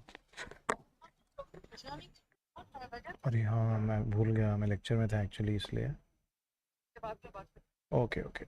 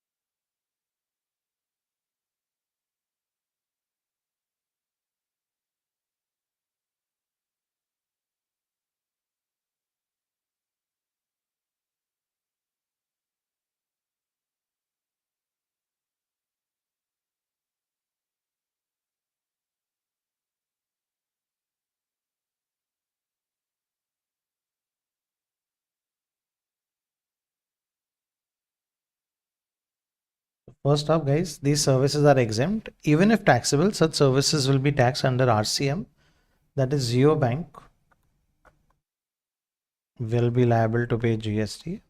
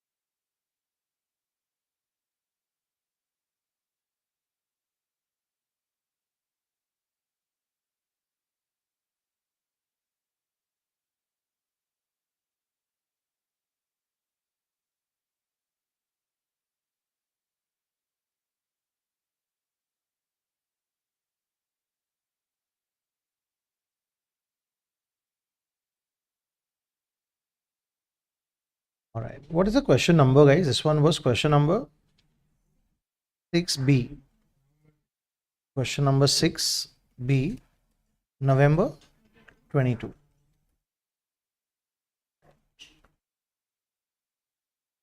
Okay. So this is another question done. We have a lot of questions were done. Now, easy ones I'm not going to be doing, guys. Question number 8A, November 23, optional.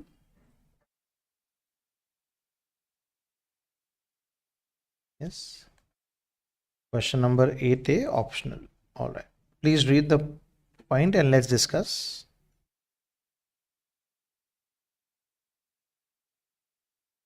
The second part, not the first one.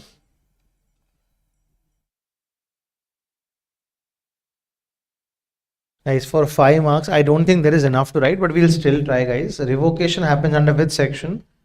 Section 30. Cancellation happens under section 29. Revocation happens under section 30. A person has to apply for revocation within a period of 90 days. Such period can be extended, guys, as per the discretion of the GST officer. Once it has been revoked, that means you get your GST registration back. Guys, anything that you have done previously which is wrong, which is in contravention to GST law, has to be corrected. Example, if returns have not been filed, the same have to be filed within a period of 30 days. Yes, but I don't think we have enough for 5 marks. But when it comes to this, we have definitely worth enough 5 marks. We will do this in a chapter called ITC. Yes, so between the two, if I know both of them, first of all, guys, life should not make us bring to question number 8. Yeah, our thing should get over in question number, which is this question, guys, 7, 6, guys, and 5. So it should be this, because this is last one is anyways very theoretical. So we should not tend to go to 8, and even if it is, then choose the better one, and this is the better one. Yes, all right. And we go to the last one then, question number 7A, Jan 25.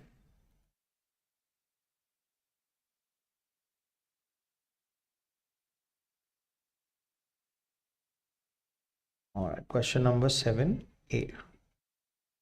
Very good question, guys. Read and then discussed. The second one and third one we cannot, but the effective date of registration we can. The first point we can. Please start reading.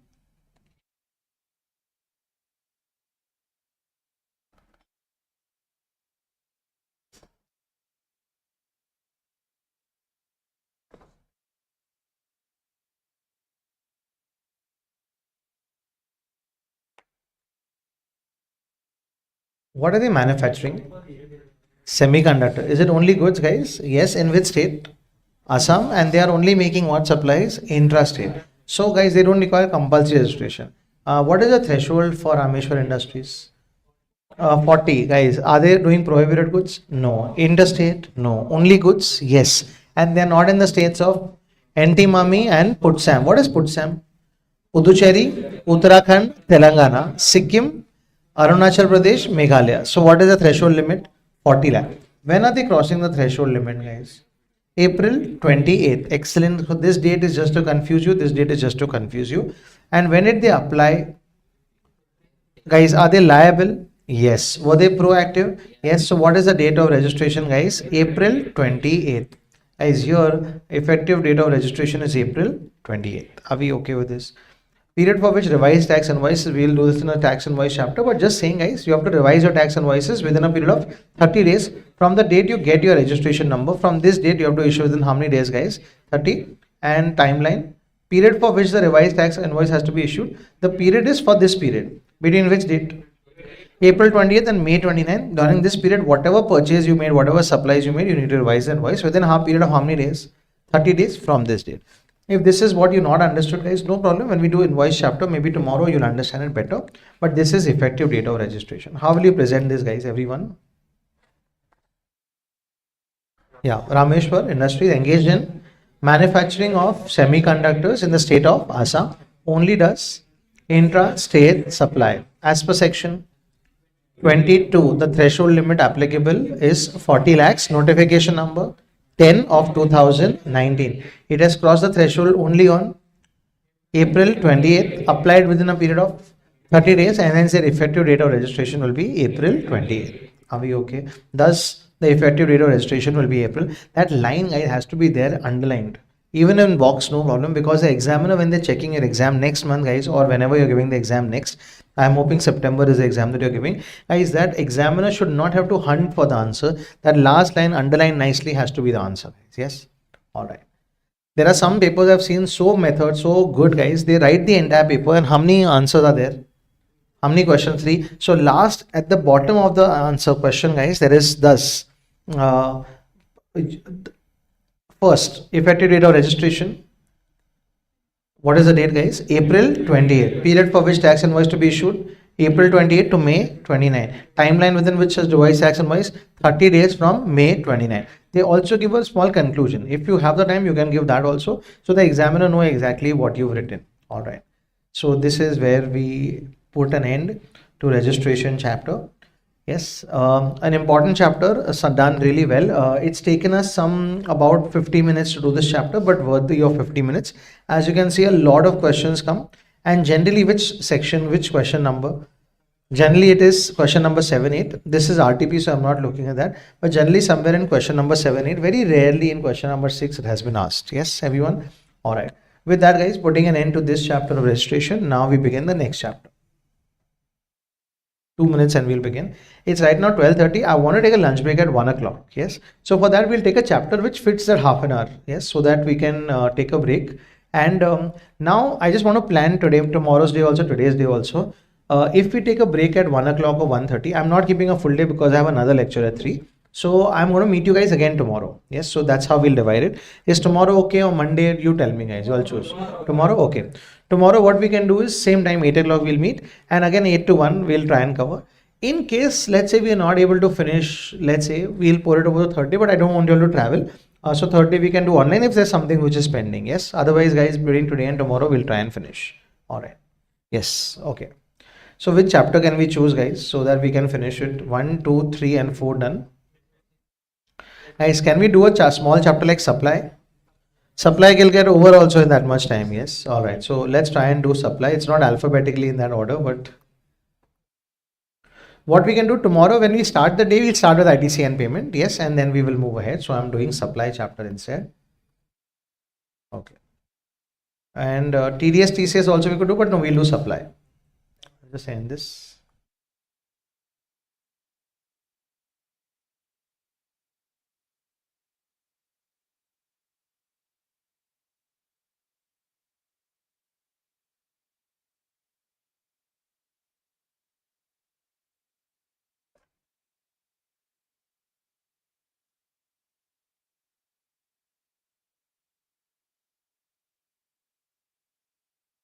Supply, there are not even many sums. There are some, but not too many sums. So it can be managed in that much time.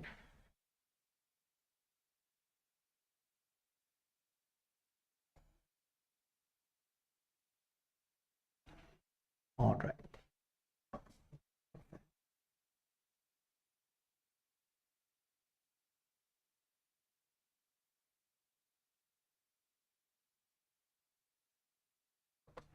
All right, starting another chapter's revision. This one is a very small chapter. Actually, when we did it, it was slightly confusing. But today, guys, I don't think it will be confusing, especially since you have some background. Guys, just like how we for breathing we need oxygen, guys. So the government, guys, for GST, they need supply. If there is no supply, there will be no GST only because the government needs supply for them to apply GST.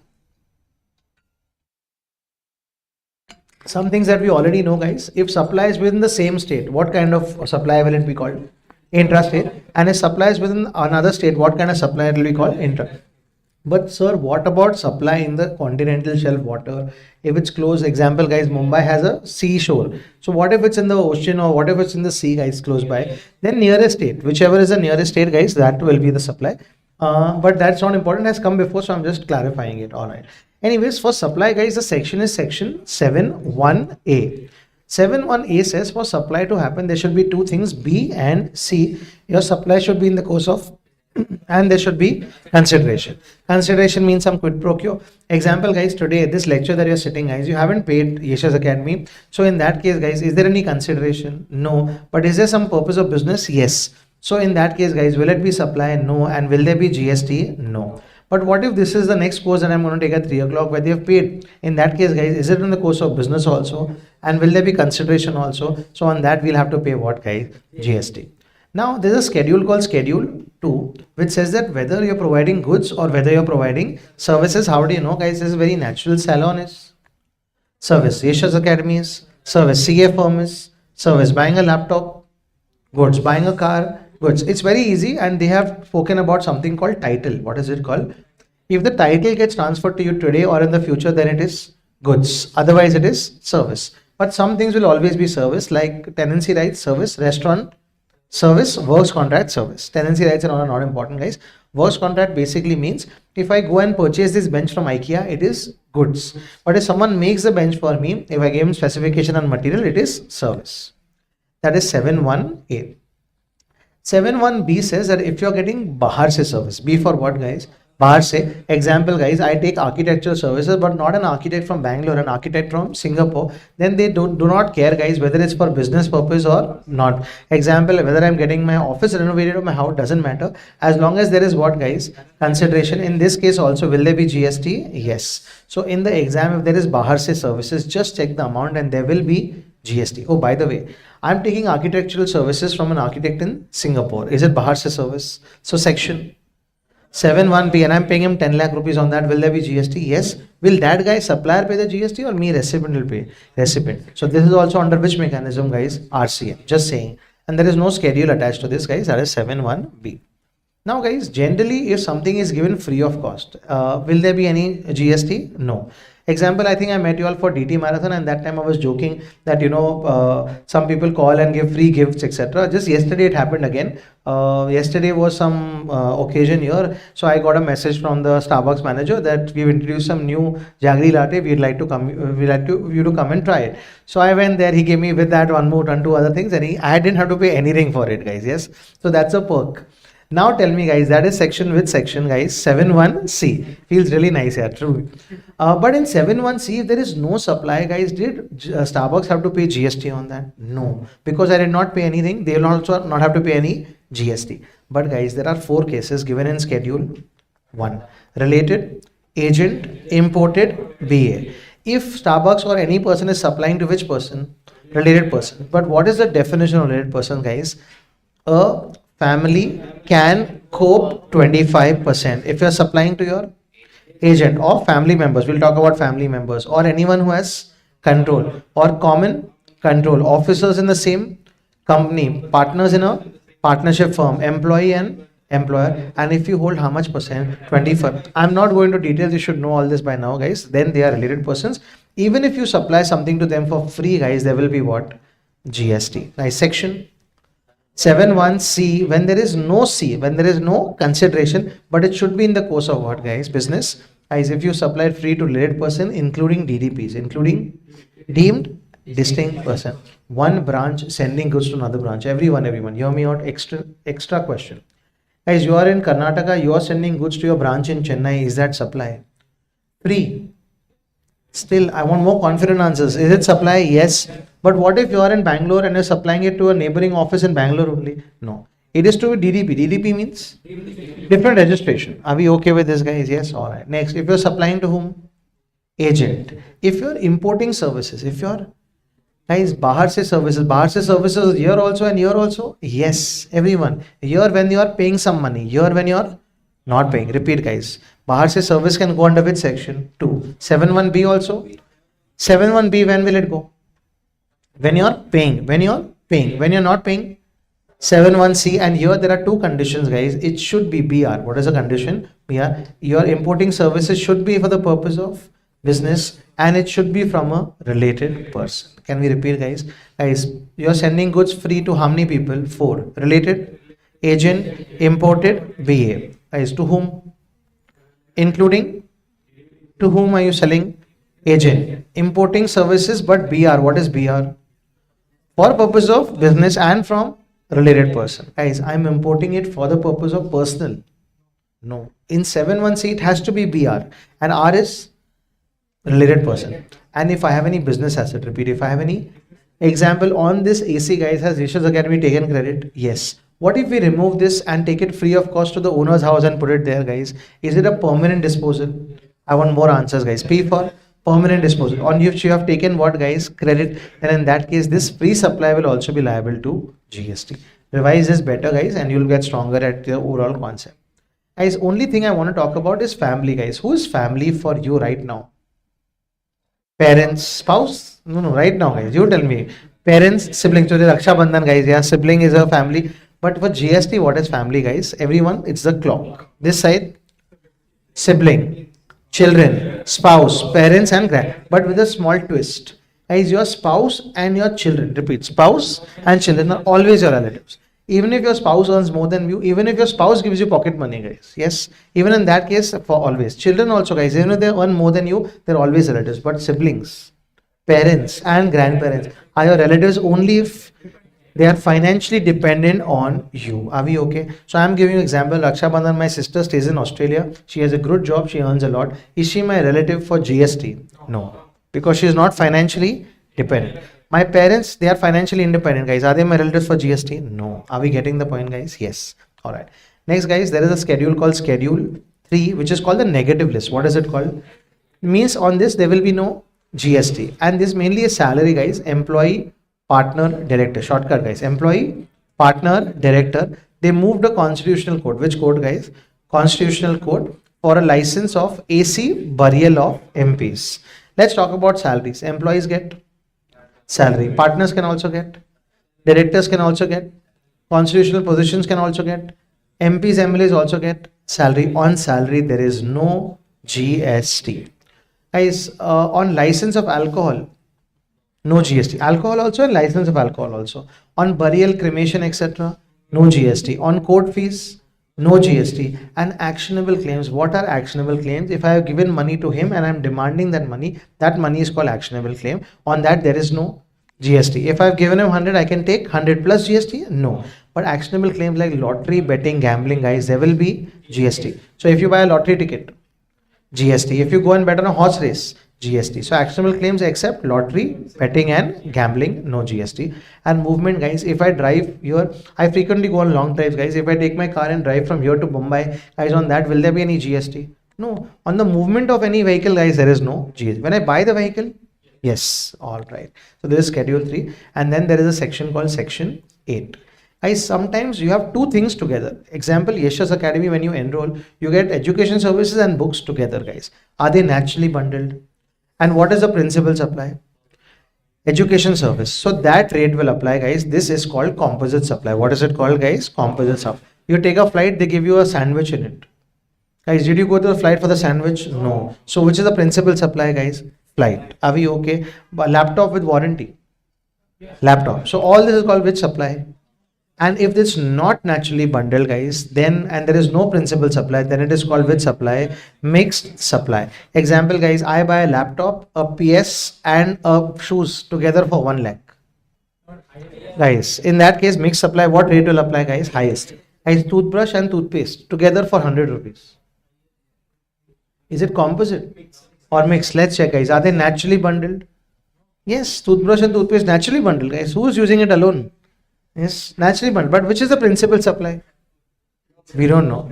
Guys, in that case, it is what, guys? Mixed. Guys, both conditions have to be fulfilled. They should be natural also and it should be principal also. Guys, everyone, toothbrush, toothpaste?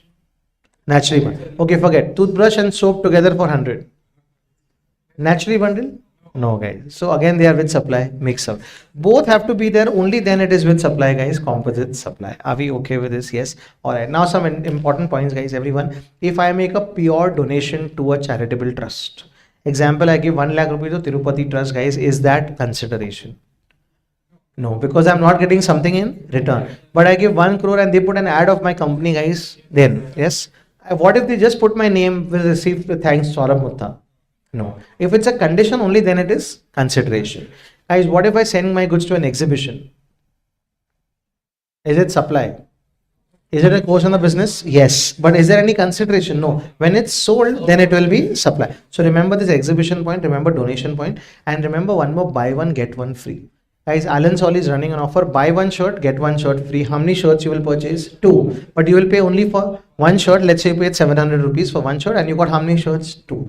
Is it mixed supply or is it composite supply? Just check for NP. Are the 2 shirts naturally bundled? Who's wearing 2 shirts? Tell me, guys, here together. No, not naturally bundled. Then which supply is it, guys? Mix, and which rate will apply? Highest, but both happen to be shirts, so same rate will apply. 1 shirt you buy, 1 belt free. If you're confused, always check for NP, guys. N is naturally bundled. Are they naturally bundled, guys? Shirt and belt has to be together? No. So they are what supply? Mixed supply. And which rate will apply? Highest rate. So buy 1, get 1 free supply, guys, depends. Buy 1, get 1. Buy 1 flight ticket, get snacks free. Then it's composite. So buy 1, get 1 depends on the nature of buy 1, get 1. Are we okay with this, guys? Can we repeat? Buy a laptop, get warranty free. Composite. Guys, buy a shirt, get 1 shirt free. Mixer. So in the exam, they give you buy one, get one free. See the nature of the goods which are paired together and then decide. Are we okay with this, guys? Yes. Let's take more common examples, guys. You ordered a book on Amazon. That book came to you for 500 rupees plus delivery 50 rupees. Total 550. Composite. Are we okay? What did you want? Book. So on the total amount, the book GST rate will apply. Are we okay? All right. So this is, but what if I go to DMart and buy 5 products? No, guys, all 5 products have their individual price. So then it's neither mixed supply nor composite, it is individual supply. Are we okay? This is a chapter called supply under GST. All right. Guys, I'm just one question to ask you. If I get some printing services done, is it goods or service? If I give a book to a printer and he prints it for me, is it goods or service? Service. But guys, if I don't give him, he only prints it, he only puts the content and I buy that, guys, then it is goods. Are we okay? Just keep that also in mind. All right. It's almost the time that we finish this chapter's revision. This chapter is done.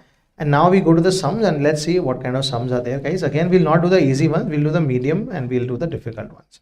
Question number 6B, July 21 ICI paper.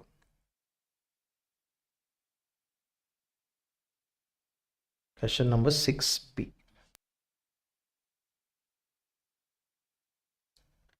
All right, over to you all, guys. Please read and please try and answer. For 4 marks, how will you answer this question?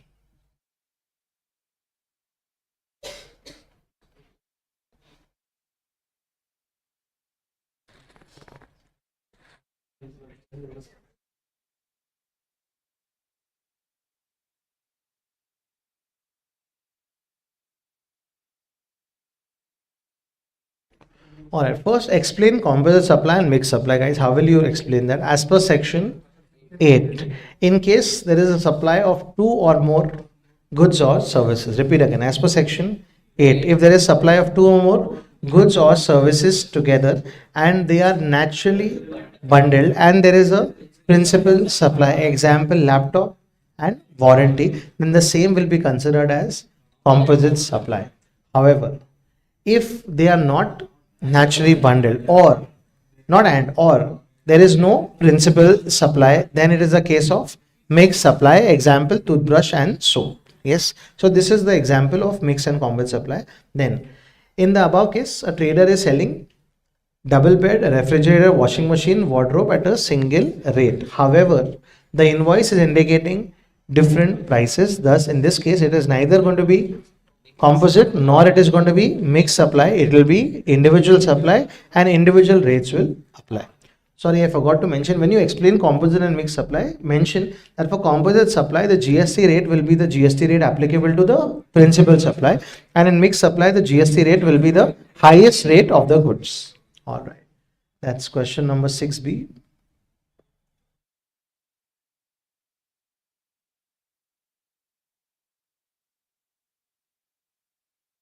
Question number 8A,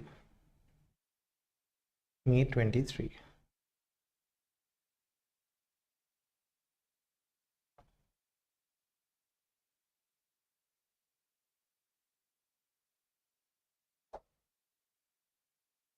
Yes, everyone, this one.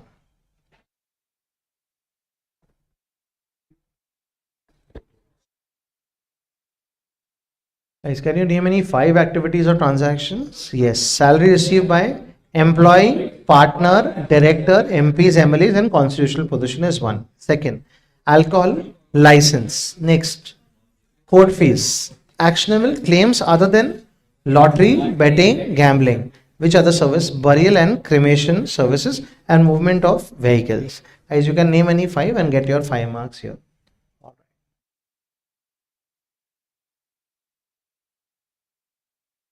Question number 6B, November 23.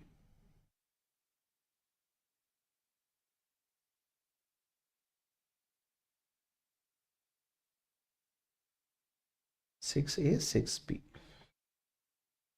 Yes, please read. I'll zoom in.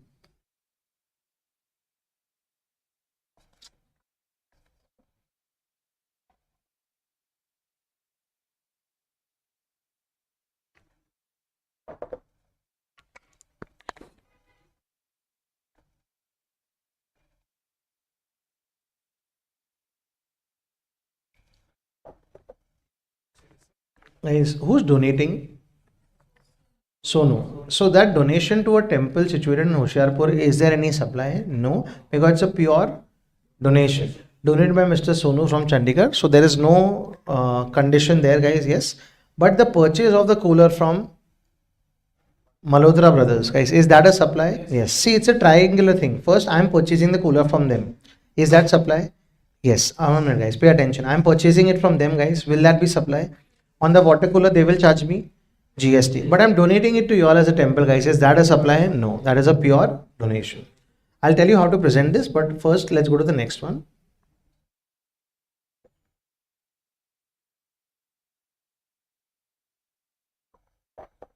The moment I see free of cost, section 7(1)(c), read with schedule 1. Guys, schedule 1. How do you remember, guys? You do not even get 1 rupee. Yes.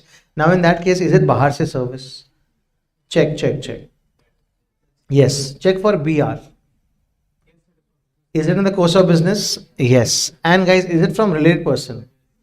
Yes, guys. Someone who's your head office is controlling you. So, is it a related person? Yes.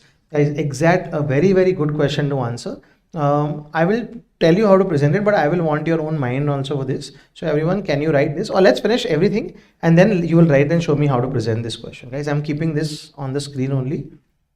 This is something definitely I want to see how you write. I'm highlighting in a different color so we can write it. Okay. 8C, November 20 paper.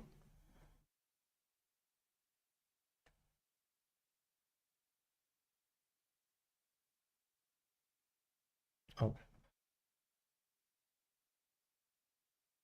It's question number 7. No, question number 8C. Everyone.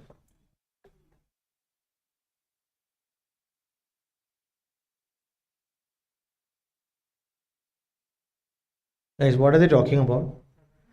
Importation of services will be taxed under GST as per section 7(1)(b), importation of services, whether for business or whether for personal, will be subject to GST as long as there is consideration. That is 7(1)(b). Next, as per section 7(1)(c), importation of services will be subject to GST only if two conditions are fulfilled. First, it should be in the course of business, and second, it should be from which person? Related persons. Are we okay, guys? How many marks? 5. Yes. Every time you have told me, sir, I have not got marks in GST proper, guys. These are the questions that you have to work on. The more better you present, guys, you have to get the marks here. Yes. All right.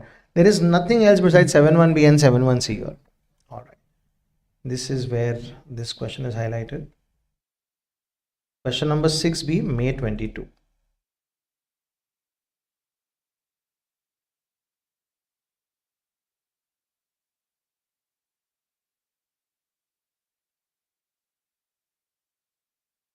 Yes, everyone.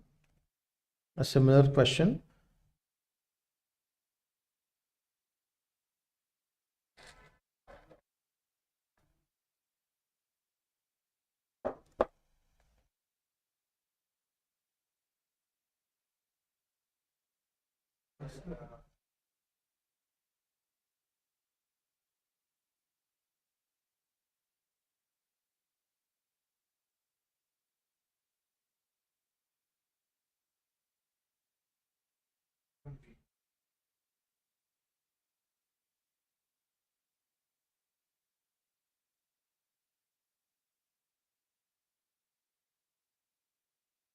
Yes, the first one, guys. Did you make some donation? Yes. And is it a condition? Yes. So is there some quid pro quo? So will it be supply? Yes. And the second one? Is there some amount? Yes. If it's some amount, then I cannot go to 7(1)(c). I have to go to 7(1)(b). And B doesn't matter whether it's for business or personal, guys. Will there be GST? Here. Perfect. I'm just telling you how we'll present the second one in my opinion, guys. Swami of Chennai is taking services from Messrs. Jacobs and Company of London. Full stop. These services are in relation to his residential house in Mumbai, and he has paid a consultancy fee of 200 UK pounds for import of this service. Facts of the case. Next, as per section 7(1)(b), in case of importation of services, whether it is for business or whether it is for personal, as long as there is consideration, it will be considered as supply. Thus, in the above case, Mr. Swami of Chennai will be liable to pay GST on the supply as per section 7(1)(b). All right. This is the question. I don't know why I made it difficult, but you should try and use the scanner again if you want, guys, or maybe watch this marathon video only again to revise. Question number 5B, Jan 25. Which is the question number 5B. Okay.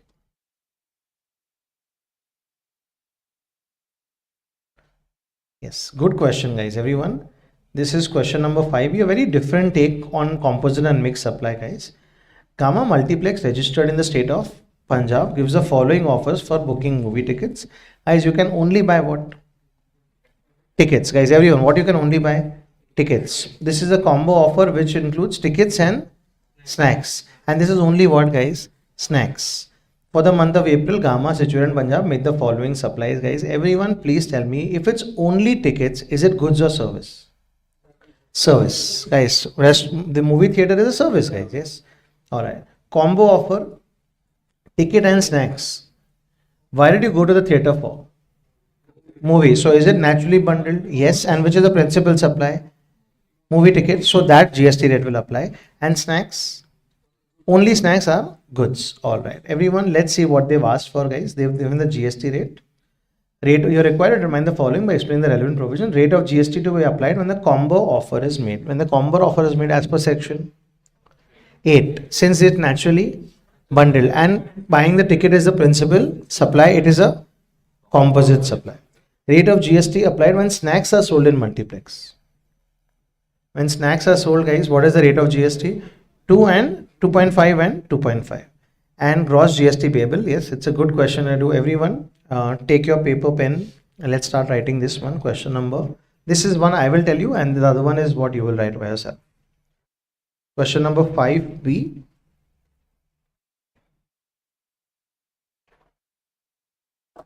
Jan 25.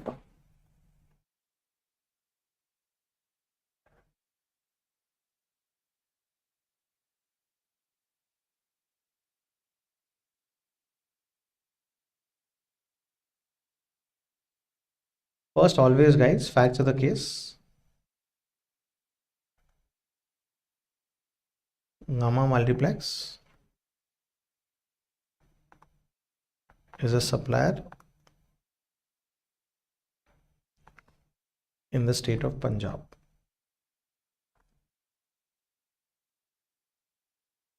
It has made supplies of only tickets, combo of ticket and snacks, and only snacks.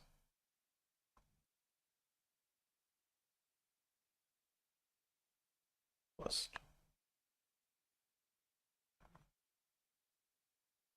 In case of combo offer, this is what they've asked. First, they've asked for combo offer of tickets and snacks.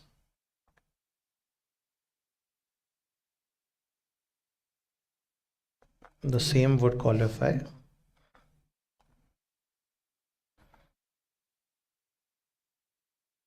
as composite supply.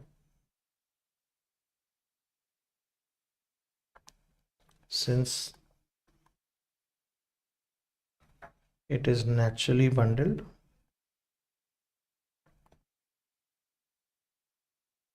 and there is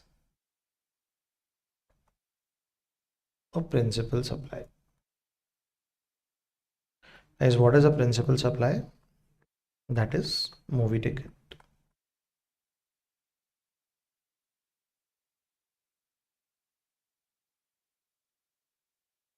This rate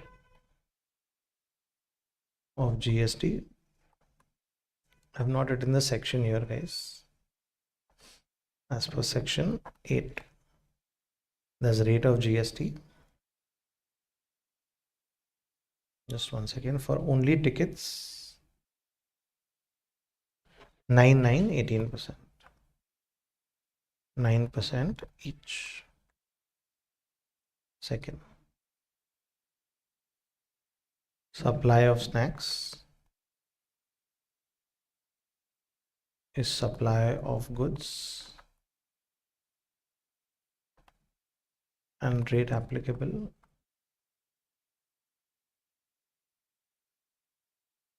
will be 2.5% each.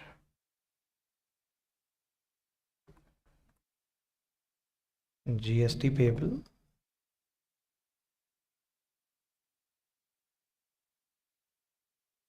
by gamma multiplex will be as under. Guys, what is SL? Supply leads to liability. So they have made following supplies. So first, second, third supply, and that will give you the GST liability also. First supply, they have sold 10,000 tickets under which offer, guys? Combo offer. Yes. So the first supply is 10,000 tickets. Combo offer. Into one combo offer is for how much, guys? Everyone read. And tell me, guys, how much is one combo offer for? 350. So 10,000 into 350. Do the maths, guys. 350 into 10,000. 35 lakhs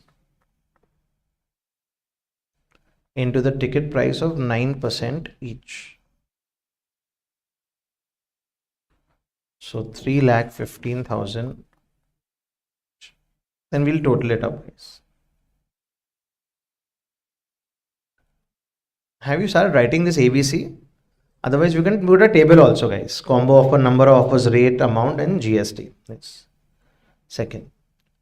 Guys, they've sold 2,500 only tickets, guys. 2,500 tickets only. Into what is the ticket price, guys, here? Please read. 200. 2,500 into 200. Which is 5 lakh, again into 9% each.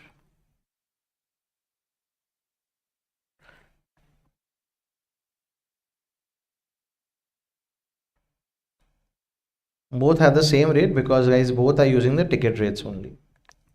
And last, snacks, 1,000 tokens of snacks only.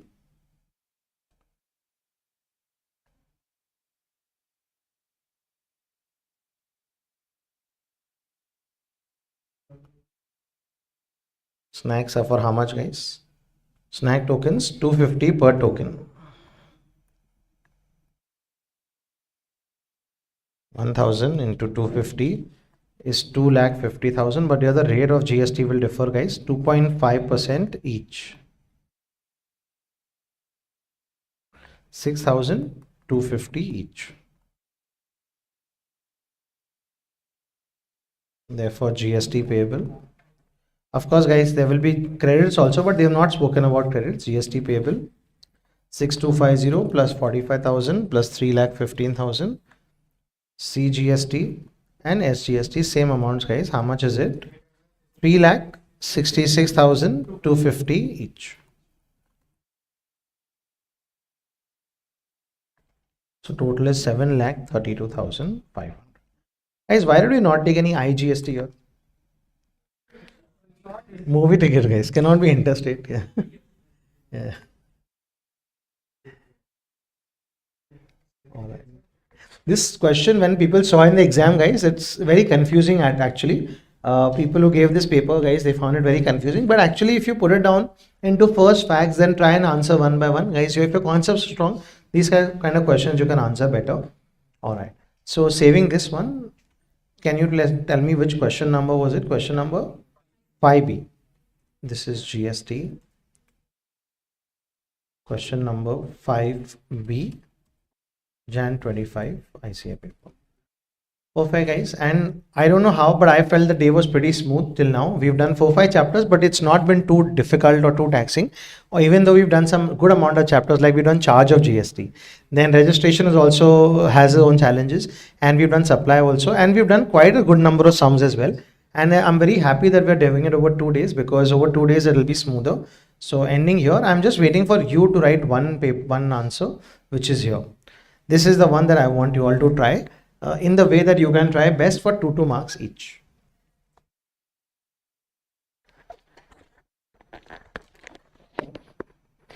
So about 8 minutes. So right now it's 1:02, about 1:10 we should try and wrap up.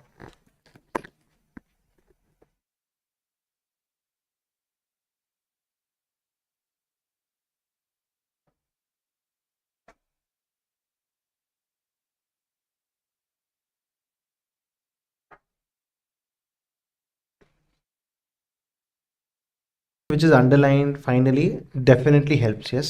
So whatever doing, try and frame it in that particular manner. All right. Let's ask some people who answered. Yes, some new people. Yes.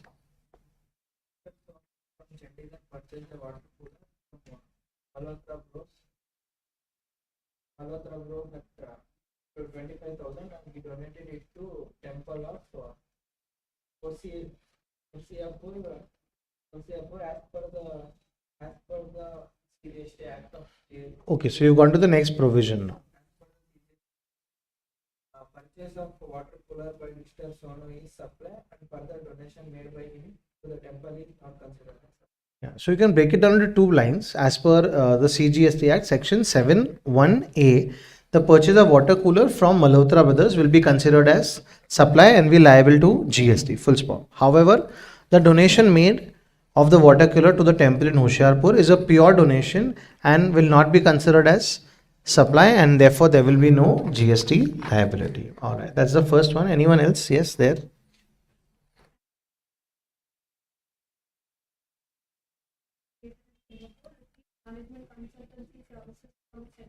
So you've copied basically the entire question and the facts. So what you can do is break it down. Instead of copying it, break it down. So Vesco Limited is in Ahmedabad and has head office located in Singapore. Full stop. It received management consultancy services from such head office free of cost. So that the examiner who's checking knows that you've written it in your own summarized manner. But yeah, that also works. Yes, continue.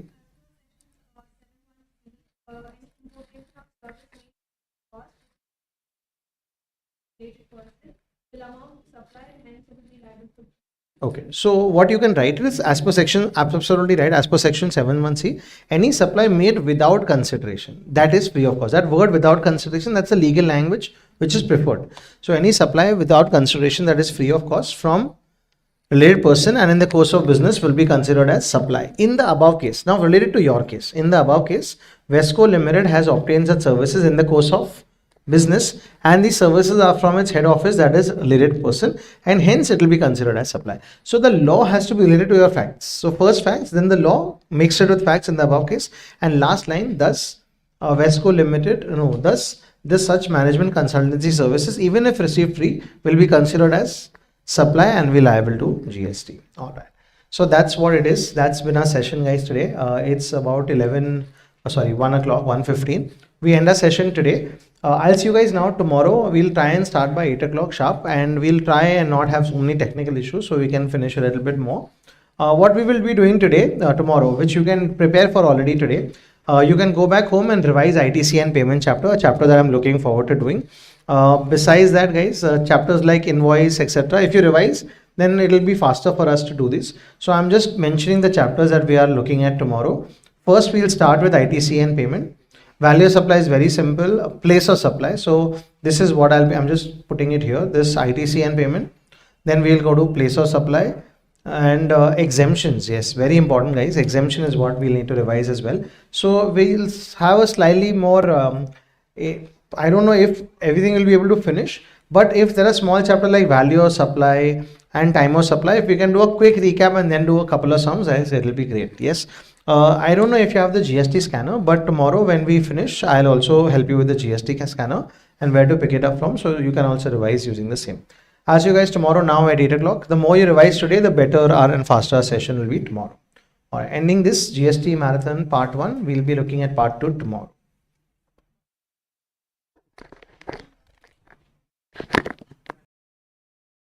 All right, and it's day two of running the GST marathon, and we are back again here. Today, we are looking at completing the balance portion of GST. We did some yesterday, and we'll do some today, and that's the running we will do for marathon this time. This is the GST plan, and we had looked at some of the chapters yesterday. Let's see what we've already done so that we can move ahead. Guys, yesterday we did the chapter called Introduction. We also did a chapter called Supply. We did a chapter called Charge of GST, where we saw RCM, FCM. We saw a chapter called Registration and a very tiny chapter called Accounts, Records, and today, the first thing we will start is a small chapter called TDS TCS. So we'll do that first. Then we'll move ahead and we'll keep selecting the chapters as and when we like. But the target is to do everything today and complete all of the remaining chapters today. Yes, let's spend 5 minutes revising the chapter before we look at the sums from this chapter. It's a new chapter. Sir, how does a new chapter come in CA enter suddenly? The law is the same. GST law is the same since which year? 2017. So how does a new chapter come into? It was only a CA final chapter, which they put it at CA Inter now. It's a very small chapter, so nothing to worry.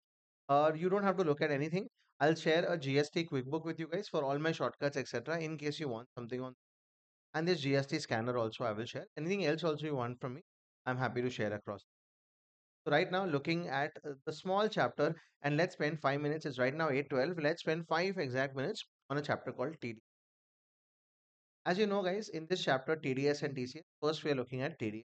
There is our hero of the story, which is TC. They are selling bikes, but this time to a public sector undertaking, and it's not one bike. They are planning to sell 100 bikes for how many crore? 1 crore. Well, this is happening. The PSU will be paying EBC 1 crore plus, and let's say this is the month of August. This is the conversation, but and the PSU says, no problem, you deliver 100 bikes and I'll pay you 100. Sorry, you deliver 100 bikes, I'll pay you 1 crore plus.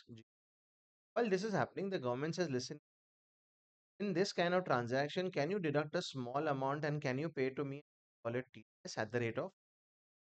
So they are now not going to pay 1 crore, they are only going to pay how many lakh? 98 lakh. And 2% of that is paid to the government. Guys, how much is that? Who's upset with this? PC, because they have got how many lakhs less? 2 lakhs. So, but PSU says, don't worry, this is a rule. We have to follow this the section called section 51. This is called what? TDS, and it applies to 7 people, including a public sector. Now here EBC is upset because they got only 98 lakhs. So yes, you said, listen, check your cash ledger. And as you know, in GST, there are three ledgers, liability, credit, and cash. In the cash ledger, when he checked, guys, there was suddenly how many lakhs?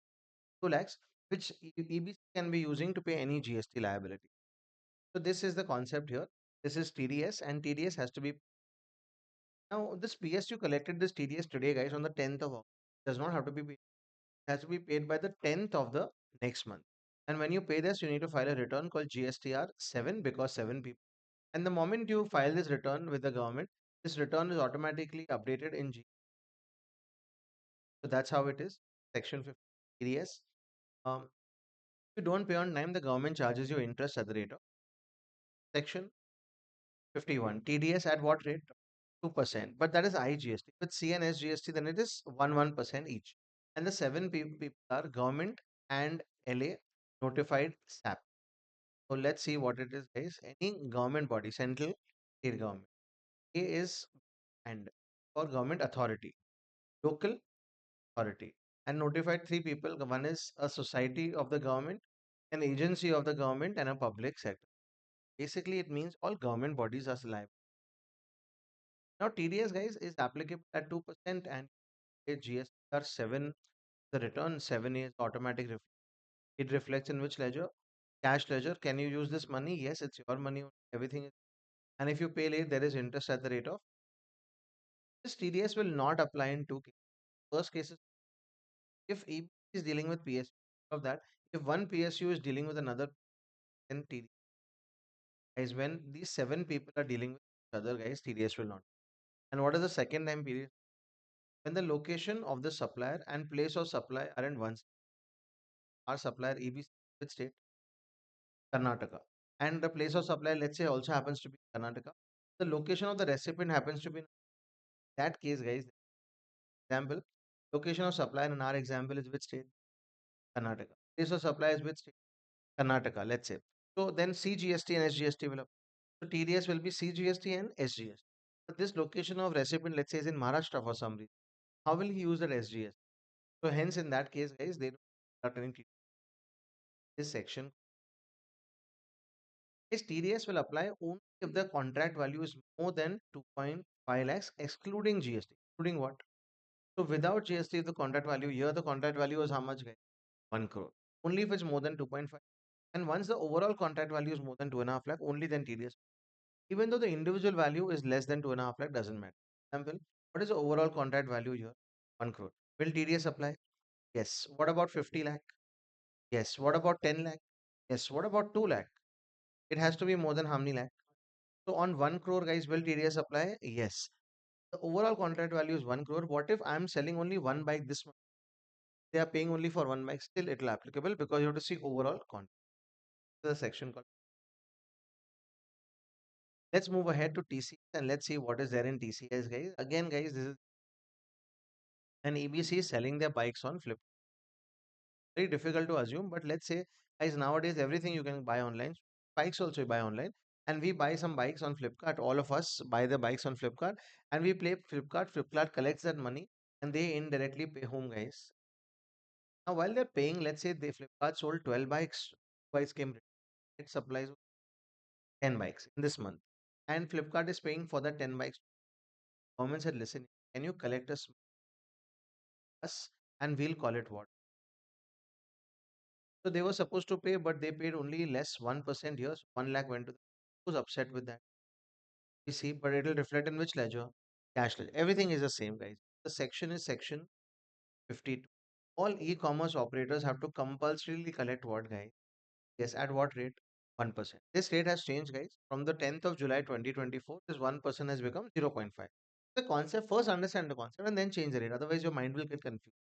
Guys, there are return has to be filed GSTR 8 because there are 8 e-commerce operators in India. That's how and automatically uploaded in 8. Rest of the things remain the same. Reflect in which ledger? You have to pay by which date? 10th. And if you pay late, there is interest of. Only thing is, these e-commerce operators also have to file an annual report. That is not there in TDS case. TDS case, they also have to file. And there are 4 cases, guys. One on the screen only. There are 4 cases when TCS shortcut is Reno. What is this Reno? If the supply is under RCM, R for what? RCM, TCS will not apply. If you supply on your own website, is a supplier here. EBC, if they sell on their own website, TCS will not. If it's exempt supply, TCS will not apply. And if it's any of the notified supplies, HT, then TCS. This section, let's do a small, quick recap on the difference. Section 51, TDS, 52, TDS rate, 2%, TCS rate, 1%. TDS applies to which 7 people, guys?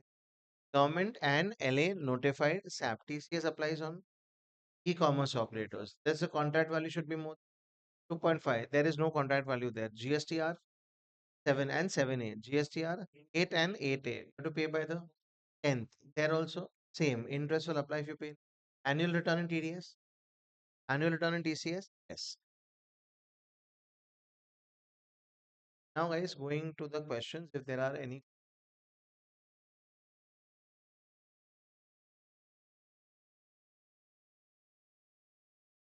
There has been one question. Question number 7B. May 24. Have a look.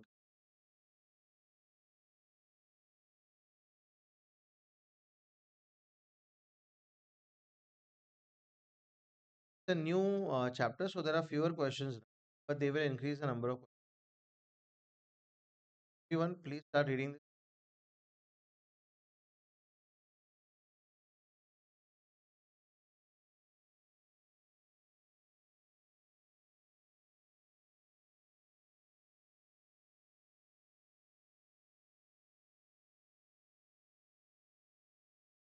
Who's liable to deduct TCS or collection of taxes source? Every e-commerce operator in India. Briefly explain the provision related to registration. Is e-commerce operators, do they have to compulsory register? Yes, a section called section 24 told us that they need to. Do they need to file return? They need to file GSTR 8, GSTR 8A, and they need to file an annual return. And they need to deposit TCS to the government by the 10th of the next month. In case they don't deduct it by the 10th, guys, there will be interest at the rate of 18%. This is basically section 50 of the C. This for 5 marks. So how do you do this for 5 marks, guys? Before you get to these 3 points, You have to give a small introduction of section 50.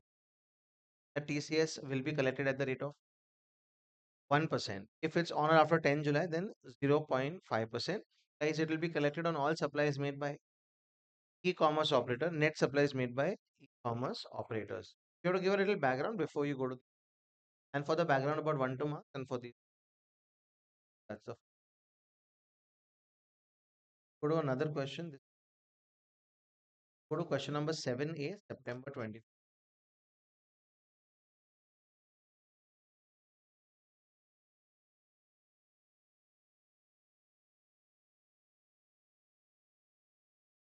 We go. Everyone, please. What is the TDS?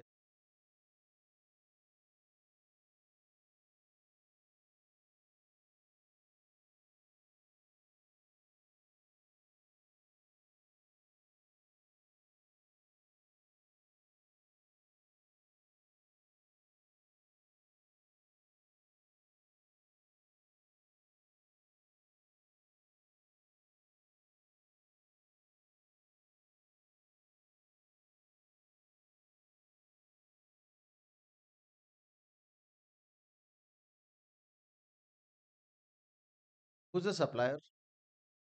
Mohan. He is supplying to a public sector undertaking. What is the value of supply, guys? 13 lakh 57. But is it inclusive of GST? So 13 lakh 57 divided by 118 into 100. I want everyone to do this calculation, guys. How much is that? 11 lakh 50,000. Now, guys, will TDS apply in this case? Yes. TDS apply if the overall contract value is more than 2 lakh 50,000. But this amount is paid in how many equal installments? 5. So 11 lakh 50 divided by 5. How much is that? Even though it's less than 2 lakh 30, will still 2 lakh 50, will it still apply? Yes. What will be your view with respect to applicability of TDS provisions as per section 50 regarding the above transaction? What is the period by which TDS is required? So first, we have to give a small background of section. As per section 51, any supply made to specified entities, including public sector undertakings, will be subject to TDS if the overall contract value is more than 2 lakh 50,000. In case, excluding GST, in case the overall contract value is more than 2 lakh 50, then TDS will apply even though the individual value is below 2 lakh 50. TDS at the rate of 2% will be deducted and paid to the government. 1% CGST, 1% SGST, or 2% IGST. Then you can write that that's the basically that's what you've given as an explanation. Then you can say that Mohan has supplied goods worth 11 lakh 57 in bracket 11 lakh 50 excluding GST to a public sector undertaking. Consideration is to be 5 equal. In the above case, the contract value is more than 2 lakh 50,000. Every time the PSU is making, they will have to deduct TDS at the rate of 2% or 1%, guys. Guys, it's interest rate. So 1% CGST and 1% SGST as under. And you can make a small table also, guys, here. So 2 lakh 30. Everyone do the calculation. 2 lakh 30 into 1%. 2,300 CGST and 2,300 SGST every time will have to be deposited to the government by the 10th of the next month. They have to file a return called GSTR 7, which will be reflected in GSTR 7A, and the amount deducted and paid to the government will be the elect cash. The 5 mark answer. So whatever you can write will be. I'll show you because our job of coming to a marathon, not just to again revise, but also to start writing. We'll write this one answer and I'll show you how presentation. Let's write this one answer. September 20.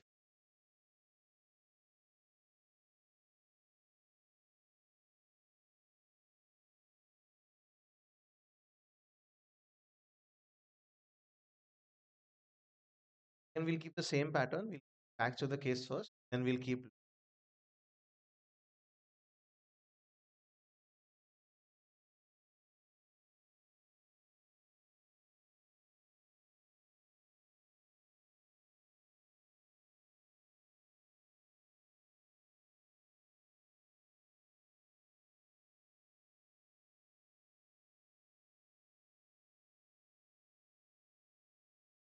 the question, the expect. Again, guys, going same line that there is no facts there.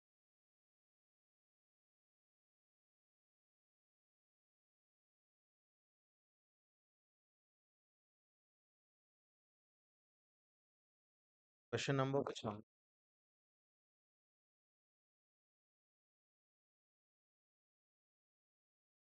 Expected more papers.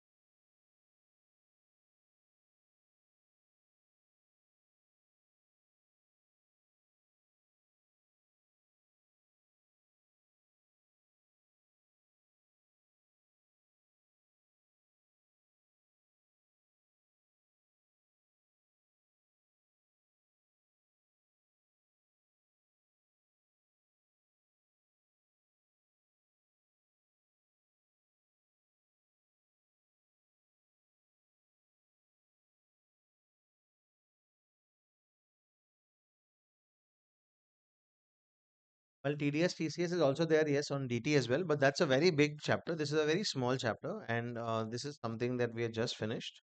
It took us about 15-20 minutes or 20 minutes. Ending this year, hopefully everyone's done. Guys, we are tick marking one more chapter from our list so that we can move to. Let's try and do some small chapters so that we make up for our time and then we'll target the bigger chapter. Right, guys? We look at the next chapter, which is another very tiny chapter called value of. It's really nice to finish one chapter after the other, guys. Yes. Um, let's now again, guys, for some time, let's target about 5-7 minutes. Let's try and revise value of supply, and then we'll again look at how it comes in the exam. And I want to talk about some additional points also here. Some points you should be careful about in the exam, and how to present it is also we'll learn. Let's spend some more time on another chapter called value of supply. Guys, the government is pretty clear, and we can understand why the government is pretty clear. They say the higher the value, the higher the GST. Yes. So they say that, listen, as a businessman, EBC, you are registered under GST. And whenever you are supplying a bike for how many lakh?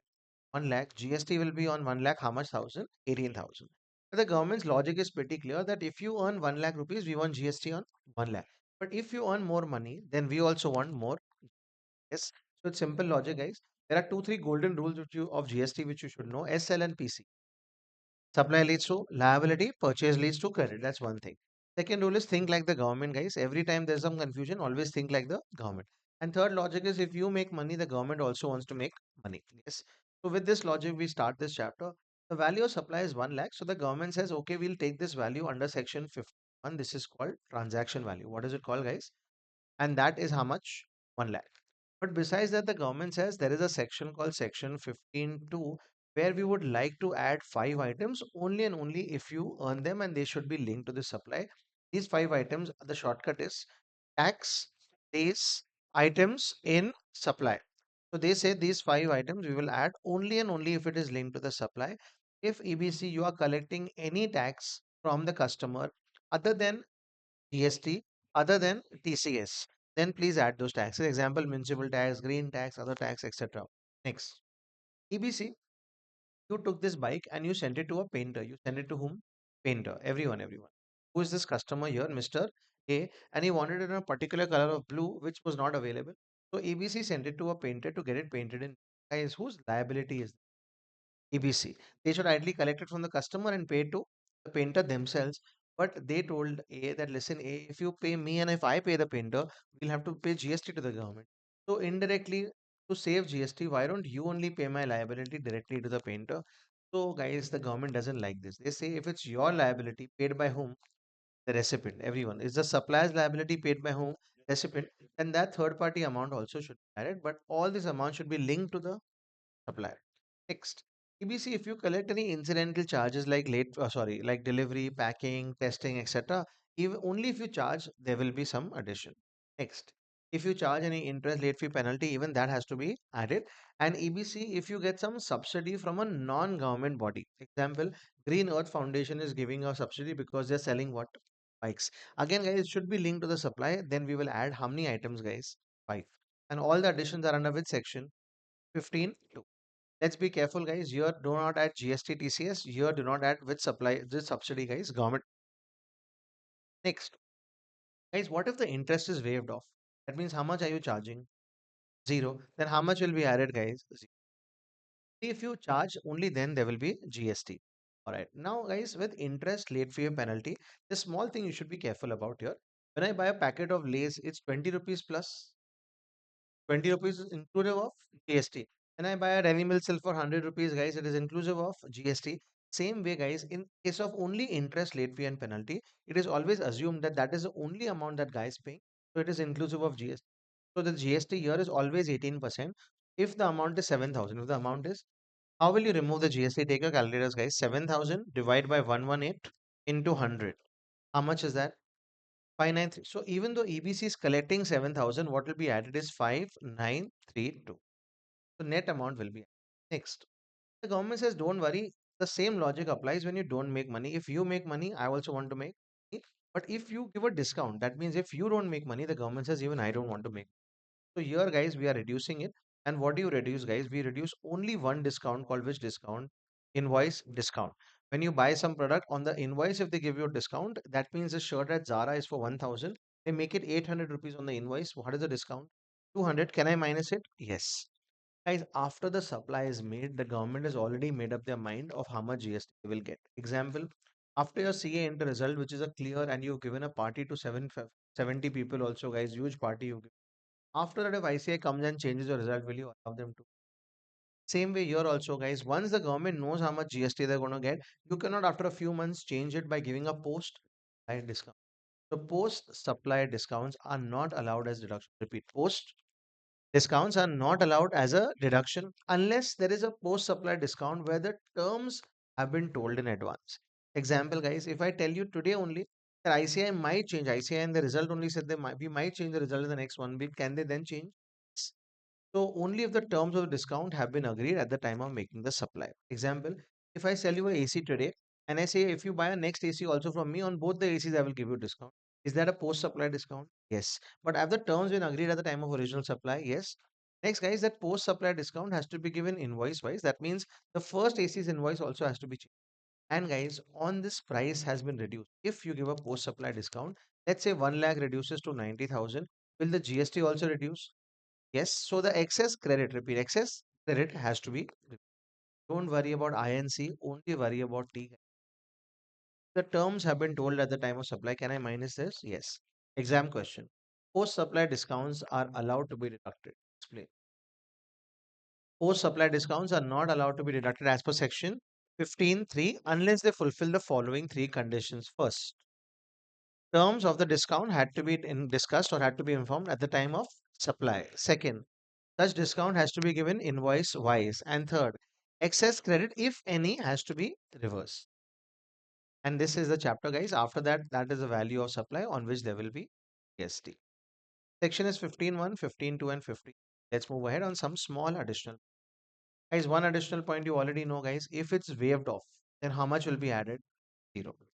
If it's interest, late fee, penalty, guys, will you divide it by 118 into how much, guys? 100, and you will take the net amount. Next, guys, if the word of the chapter of the sum in the exam says this is including discount, including subsidy, including means they have already minused it. They've already minused it. Example, if you go to a showroom and this shirt is including discount, that means they have already minused it. We need to add. And last, guys, everyone on this screen, this transaction value, the government says I will take everyone, middle benches, please, yes. The transaction value, the government says you can take only when you fulfill two conditions called NP. For the two condition NP. Guys, are you buying an electric bike? Just make sure you two are not related. You two are not. That is one condition. And second condition, are you buying a bike? How much are you paying? 1 lakh. Guys, you should not be paying anything else. No, not be giving any second-hand bike. Price should be the sole consideration. Guys, only these two conditions fulfill, only then you can take transaction value. That means what if two people are related, then which value can I not take? Then which value should I take? CA final will teach. Value supply.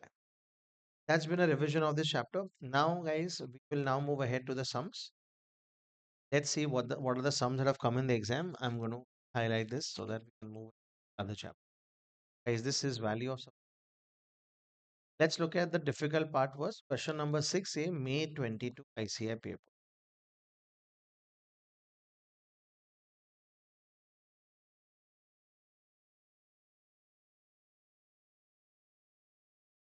Seven 6 is sorry. I don't think it's a difficult question, but you guys have to solve it and very quickly you'll have to solve it, guys. Yes, in rough work, I need an answer for this. Very quickly.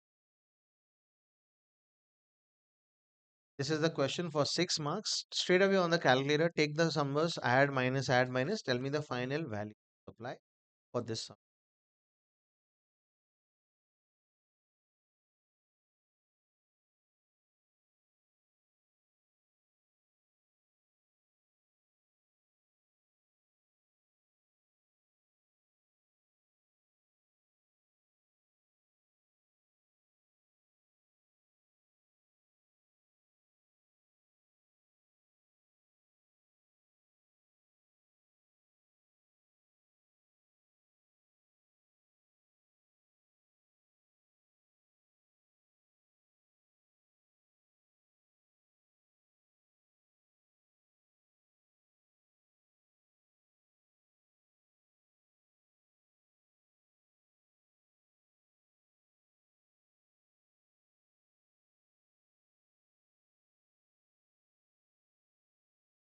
Any answers, guys? 67,737. Let's start, guys. What do we start with? 50,000. Then we add how much? 6,000. Then we add how much? 2,500. Then we add. Why not, guys? Means is minus, guys. We just discussed. Yes, add it back. Guys, that's the conclusion. You might think something else, but ICI material has said included means minus. So we will add it back. So if you want to follow something else, you can, but my class will follow only this, guys, and we'll add a small note also around it. That 3,000 has been minus. So what do you do? Add it back. Next, guys, 2,000. Do we add it back? Yes. And what is the turnover discount? Will I minus this? No, the discount was not known. So delayed payment, how much? 5,000. How much will I add? 5,000 divided by 118 into 100. How much is that? 4237. People who are confused, let the confusion go away. Please be very careful. When they say included, what does it mean? Already deducted. That's my thought. Your thought can be something else. And so when we write this question, we will write a small note. It has been assumed that subsidy has already been deducted and hence it has been added back. To avoid any confusion, we'll write a small. We'll write this paper, but we'll do some more sums before we write this. I'm writing this. Question number 8A, May 24 ICA. Over to you all, guys. Question number 8A.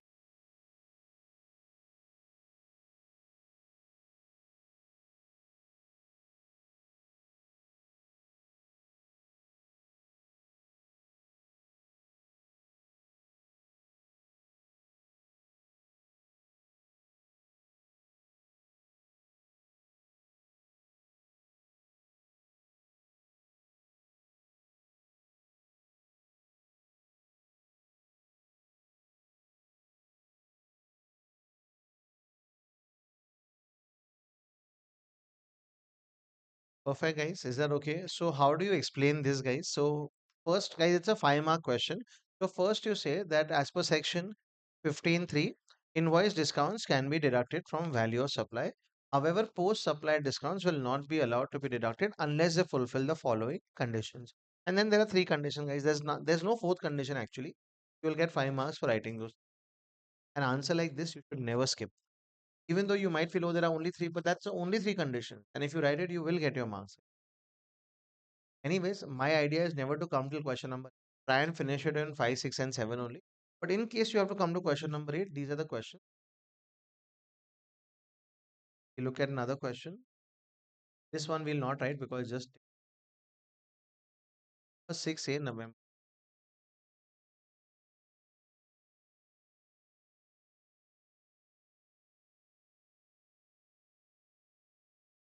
Quickly, guys, you will read this. And again on the calculator only directly, guys, you'll start solving.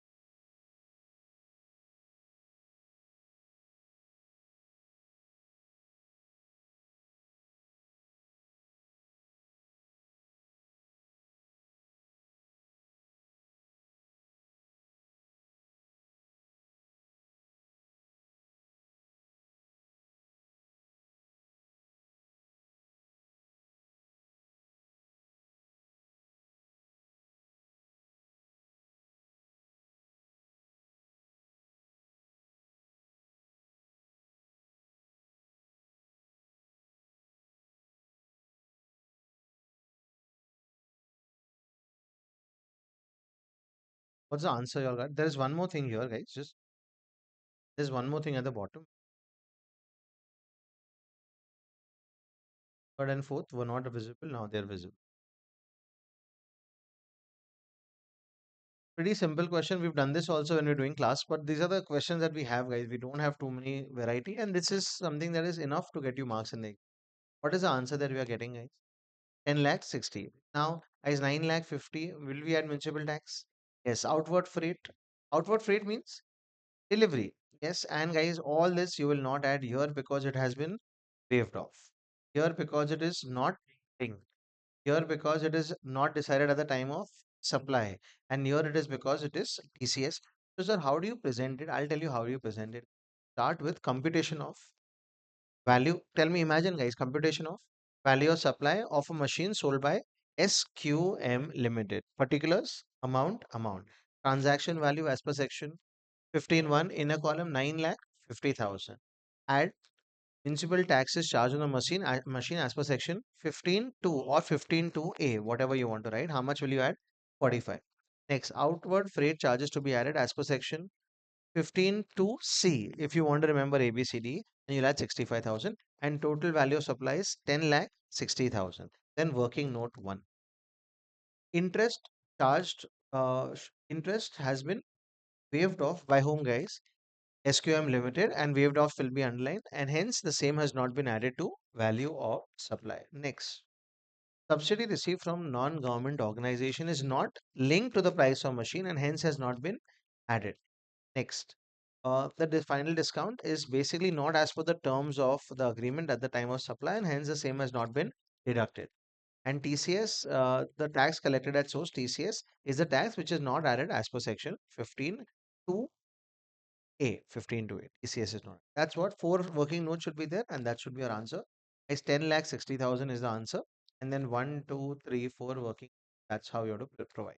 Everyone okay? Guys, why TCS is not minus or added? All that you don't know. Also, the even the government has not told us.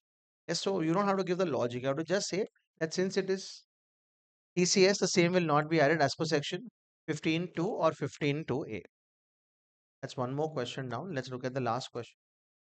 Number 12, RTP.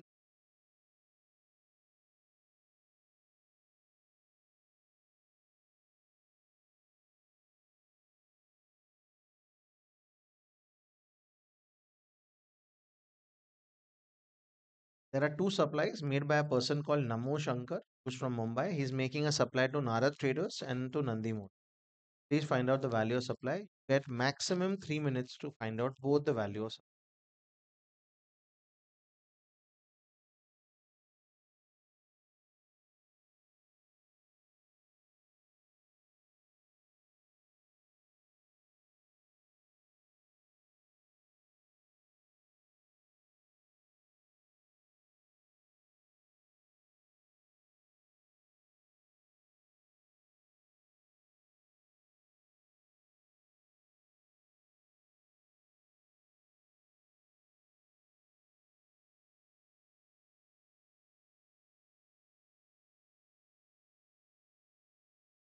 With the GST liability of Namo Shankar for the given that number. What is the GST?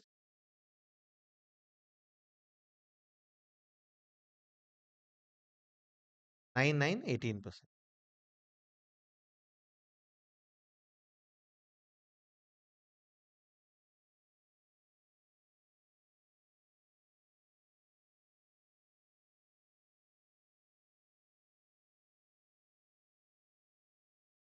Guys, where is Namo Shankar? Mumbai. And where is the first Nara Traders, guys? Ahmedabad, Gujarat. So Nara Traders, whatever the value is, will be IGST. I'm just writing here, guys. It will be IGST. And the other one, Nandi Motors, is in Pune, Maharashtra only. So whatever it will be CGST and SGST. Let's find out, guys. 10,000. Will I add packing charges? Will I add commission? The total is how much, guys? 11,000 into 18%. 11,000, 1,000 GST. 11,000 into 18%. Yes. So 1980 of IGST. And this is 30 plus 2. And will I minus 1000? Yes. So 31,000 into 9% each. That is 2790. This is the basic liability of this called Namosha. Just checking the answer, guys. Question number 12. Also got the same one. 1980 2790. Perfect. So this is where, guys, we end this chapter. I want you all to practice one sum for writing. This is the sum that you will practice for writing. Over to you all. And guys, we will write a small note around why included has been deducted. That note. I want to see proper presentation and one answer written well. Over to you all.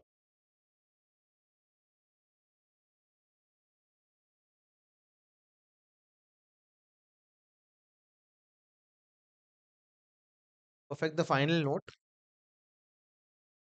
is assume that the subsidy has been deducted from the list price. Hence, the same has been added. One day before the exam, guys, this word should not be confusing you. Clarity on. And the final number, as per this conclusion of mine, is 67,737. Is that right?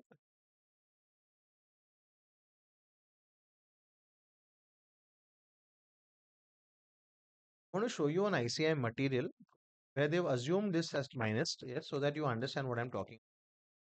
ICI GST, the chapter called values.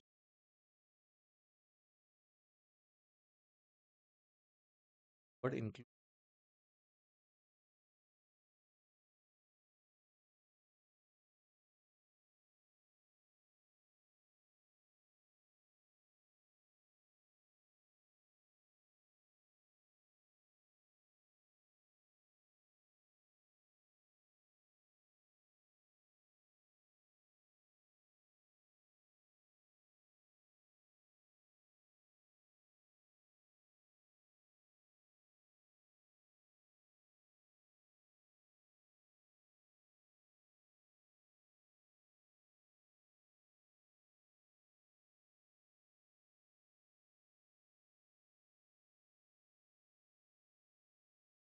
Guys, if you find some extra time, guys, these are some quiz time questions. These are some illustrations which you could do. Example, guys, let's look at this illustration. The selling price of a book is how much? 50. For notebooks sold to students in government school, the company receives price linked subsidy of how much? 30. Basically, from an NGO, you're getting 30. So from the students, you're only going to charge 20. Now, guys, what is the transaction value with the students? 20 plus subsidy of 30. So value of supply will be 50. The value of the notebook would be for 20. But ultimately, guys, you'll have to pay GST or on 50 rupees. Yes, that's the idea. And if the subsidy is given by which government? Central and state government, will you add that? No. In that case, the value will be what, guys? 20, 20 remains. More you do these illustrations, etc., you understand what the ICI wants to ask you, guys. Read this. Royal Biscuit Company gives a discount of 30% on the list price to the distributors. Is that okay, guys? Yes. Thus, for a carton of spice biscuit, in the tax invoice, the list price is mentioned as 200, on which a discount of 30% is given to arrive at the final price of 140. What is the value of supply? 140. The agreement of Raju Electrical Appliances with his dealers is that purchase of rice cookers over how many pieces? 1,000 pieces in the Diwali month will entitle them to a discount of 5% per cooker. Is here only then telling you the other terms discussed? Yes.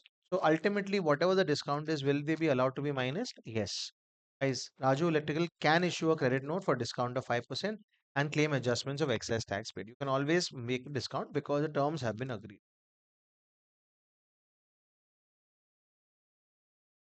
In the above example, the terms of supply did not provide for discount. Then, guys, can you minus it? Yes, don't worry about too much of these turnover and all these fancy words. If the discount has been agreed, guys, you'll be able to minus it. Let's see this. Sapient Limited, registered under GST, supplies machinery used for making bottle caps. Chandra Limited at a price of how much? 40 lakh, excluding all tax and other expenses. A cash discount of 2% on the above price of the machinery is offered at the time of supply. Then Chandra agrees to make the payment within how many days? 15 days, guys. Sapient receives a price link subsidy 2 lakh from its holding company, Diligent. So please tell me, guys, what is the transaction value? 40 lakh. Can I minus 2% discount? Yes, please do 40 lakh into 2%. So 40 lakh into 2%.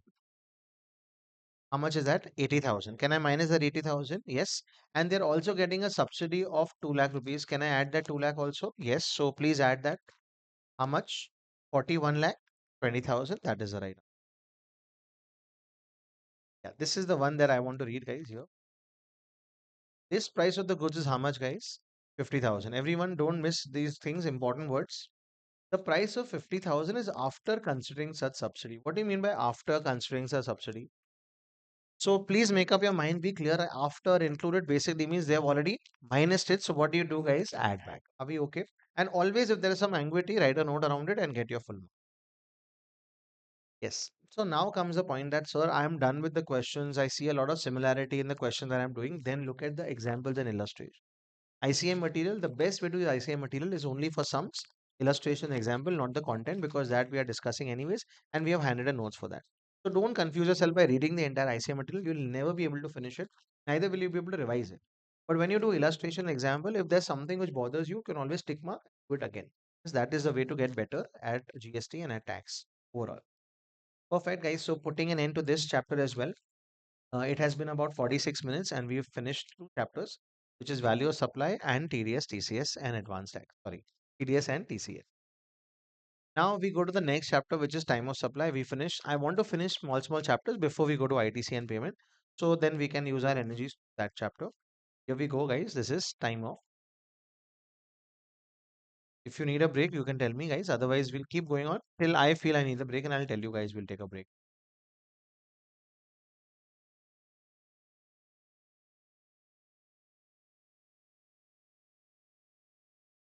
So this is where we are. We've reached a very interesting chapter, which is called time of supply. It is a very practical chapter, and let's try and understand. Let's spend 5 minutes to understand the chapter called time of supply. Everyone, your attention here. You've written it, don't worry, it's in your books. I also know, and you also know. So don't worry about it. Let's try and revise it together. Now, when EBC sells a bike for 1 lakh rupees, it doesn't happen on one day, guys. Someday, let's say in the month of August, this person comes and books the bike. Next, guys, in the month of September, we issue him invoice. In the month of October, he pays the balance payment, and in the month of November, guys, we finally deliver the bike to him. So the government wants GST, guys. How much GST? 18,000. They're sure, but the timing we don't know. So hence they create a chapter called time of supply. If it was up to us, guys, we would pay them as late as possible. So they made a chapter opposite, guys, as early as possible. So they made a chapter where they said that listen as early as possible. That is time of supply. And they made two sections, guys. One is section 12 for time of supply of goods and section 13 for time of supply of services. So whenever you think of time, think of 12 and 13. 12 one, we'll first only look at 12, guys. It's a introduction section that if you're looking for time of supply for bikes ABC, then welcome to our section 12 one. Here, guys, there are different six sections. Let's talk about the first one, 12.4. I don't want to gift my sister anything particular on Rakhi, so I get an Amazon voucher. What do I get? Amazon voucher, and I give her 4,000 rupees Amazon voucher to my sister over Raksha Bandhan. Now, please tell me, guys, can she buy some beauty products with it? Can she buy some shoes from it, guys? Yes. So when will we know what is the supply? After it's redeemed. After it's redeemed. That's the word you have to use, guys. So in that case, for vouchers, guys, date of redemption, guys, date of redemption is the time of supply. But guys, what if I give her a Titan company, Titan watch company voucher? Then she will be she will be buying a watch only. So in that case, guys, either date of redemption or if I know the supply, then date of purchasing the invoice, that will be the time of supply. For what, guys? Vouchers. Are we okay? Next, 12.6. Guys, EBC was supplying bikes, but they told you to pay on time. They told you to pay on time. You were delayed and hence they charge you interest, late fee, penalty. Everyone, interest, late fee and penalty. And the shortcut is they always charge 6%. Now, when they're charging that interest, late fee, penalty, guys, is it possible that you request them and they waive it off? Yes. Is it possible they don't waive it off? Then how will you know what is the time of supply? The government has it very simple. The time of supply is whenever you receive the money. And in all the chapters, guys, the entire section, guys, the focus is on the supply. The focus is on the guys. The government doesn't like you, like Yeshas again. The government doesn't like us. They like McDonald's because, guys, the suppliers are the one who collect the GST and pay to the government. So the entire chapter is from whose perspective? The supplier. So they say in this case, whenever you receive date of receipt is the time of supply.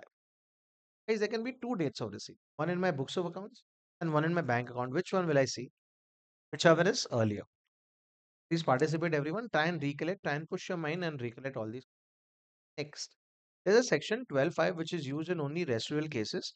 Here, something has happened which the government did not know. Example, I was selling goods and I was taking the money in cash and not disclosing it to the government. The government caught me, and now we don't know when the supplies were made when I sold these calculators in cash. The government says in that case, residual case, whenever you make the payment of GST, whenever you make the payment, date of payment will be the time of supply. Okay. The same thing if for services it is 13.4 for vouchers, 13.5 for residual, and 13.6 for what, guys? Interest, late fee, penalty. Now we go to the next section, guys. Everyone on the screen back. Guys, this is section 12.3. 12 for goods and 3 when I'm supplying goods under RCM. Everyone. I'm supplying goods under. This is the only time when the supplier is not in the picture, guys. Who's in the picture here? Recipient. Because yesterday, guys, we discussed RCM. Who's the hero of RCM, guys? Recipient. So they say recipient, you have to answer 4 questions, guys. Recipient pays in 31 entirely. Everyone. Let's talk to the recipient. Recipient, were you buying some goods taxable under which mechanism? RCM. When did you receive it? Date of receipt. When did you pay? Date of or from the invoice, how many days? So, guys, if the invoice is today's date, 10th August, how will you go 31 days? Will you calculate like this? August is how many days? 31. So, 10th August to 10th September, how many days, guys? 31.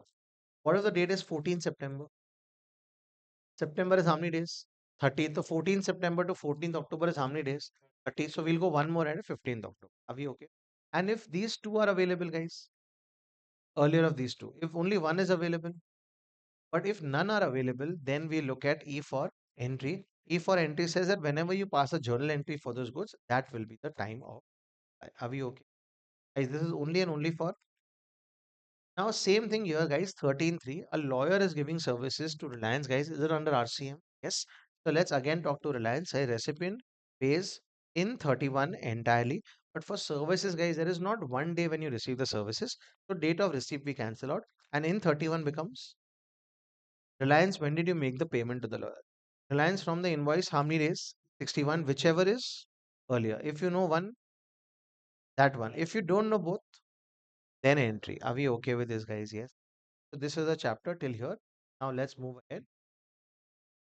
So supplier done, recipient done, all these concepts done. Now we're moving ahead to 12.2. Guys, this is FCL. I'm a supplier. I'm supplying the bikes to you. You will pay the GST to me and I will pay to the government. This mechanism is called FCM. Everyone okay with this, guys, here? In FCM, guys, that's a very simple shortcut. The shortcut says I demand payment. Guys, I is for invoice. Guys, every time you purchase something, do you get an invoice? Yes, the date of the invoice. P is for payment. Guys, everyone, I for P for payment. So what is this due? Stop. Guys, D is a due date of invoice. D is a due date. Guys, every time there is an invoice which is being printed, who's smiling? Government. Guys, don't write all this, guys. You already have it. Pay the time. I use the time to pay attention to what I'm saying. So invoice, guys, is a proof of supply. 1 minute, 1 minute. Every time an invoice is printed, who gets happy? Government. So it's a proof of what, guys? Supply. But what if I don't issue an invoice only? Hence, the government has said there's a due date to issue invoice, guys. That's called RD, guys. What is the shortcut? RD. Whenever for goods they are removed or delivered, repeat, whenever goods are removed or delivered, you should issue an invoice. That is called due date of invoice. Are we okay? So can we repeat? What is IDP? Invoice date, payment date, or due date of invoice. So invoice date and due date is the same, no? No. Guys, ICI said for your exam, the last day to fill up exam form is 15th August. Which August? That's the due date. Can I fill it today also? Yes. So due date of invoice and invoice can be different. Whichever is earlier. Only thing one, only for this section, guys. Okay, we'll do that in addition. So this section also is over. Now comes to 13. This is services under FCM. Guys, if let's say I tell you the lecture is at 8 o'clock and I come in at 9:50, guys, yes, then you will suddenly start losing interest that the faculty is not coming on time. Same way, guys, if the invoice is not issued on time, here, guys, there are two-step process, step one and step two. Step one, the invoice has been issued on time, and this is invoice is issued late. But sir, what is on time and what is late? People who are not paying attention, guys, all this later is very difficult. Finish it off. That's the reason you come to a marathon here. Yes. So for services, whenever 30 days happen after the service, how many days? You have to issue the invoice. And for some cases like banks, financial institution, telecom companies, insurance company, 45 days. If you issue the invoice on time, then guys, we will respect the invoice and the shortcut is IP. What is the shortcut? Invoice date or payment date, whichever is earlier. But if the invoice is late, sir, when is the invoice late? Example, as a CA firm, I did the work today, but I issue the invoice after 3 months. Is it late? So the government says we will not respect the invoice. It is provision date or payment date, whichever is earlier. Are we okay? So check whether the invoice is on time or whether the invoice is late. No matter how many times you listen to it, guys, still you do the sums, you will not be good at this. Recapping, guys, is there a due date for invoice? For goods, RD, removal and delivery. And for services, how many days? 30 and 45. This is the chapter, guys. Now some additional points in time of. Guys, in time of supplies, the first additional point is if I pay someone extra, example, my Vodafone bill was 880 rupees, but I paid 1000 rupees. Guys, how much? How much extra have I paid? 120 rupees. On that, the government says if the extra amount has been up to 1000, then Vodafone has an option of paying the GST on that extra amount either in this month or the next month. Not important point, guys. You can ignore it also.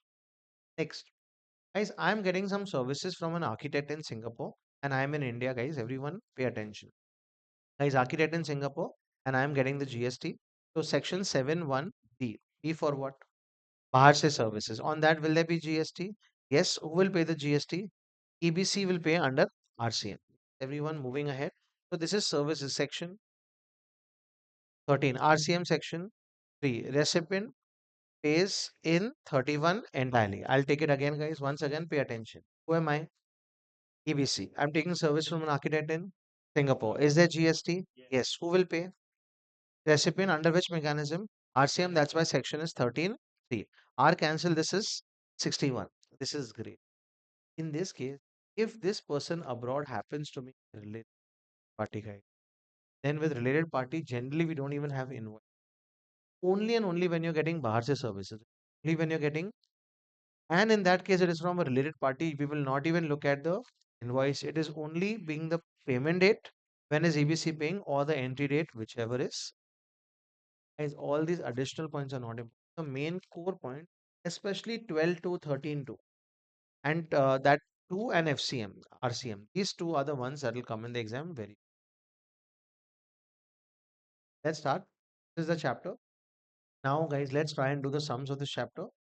Here we go. This is the scanner, and let's see in time of supply what are the kind of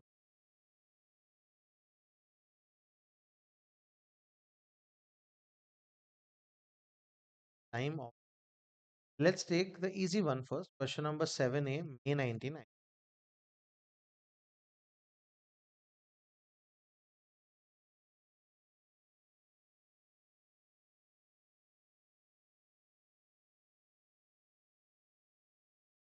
Two of them. I will train you how to do this, guys, in a very easy manner. Please read the question. What they are asking you? Read the first two lines. What are they asking you to find out? Time of issue of invoice. How when should the invoice be issued? You already know for goods, RD, and for services, 30 days. Read it with me, guys, and tell me when are the goods removed. The goods were removed from the factory on 11th October and were delivered on which date? 31st, which is earlier, guys. 11th. So 11th October will be the time when the invoice has to be issued. Read this one. Is it services? For services, when should the invoice be issued, guys? Within 30 days. When was the trust and fund event management company provided services? 5th June. So from 5th June, can you tell me 30 days? June is how many days? 30. So 5th July. By then the invoice. Okay with this. Very simple. But it wasn't easy. Number 7, RTP.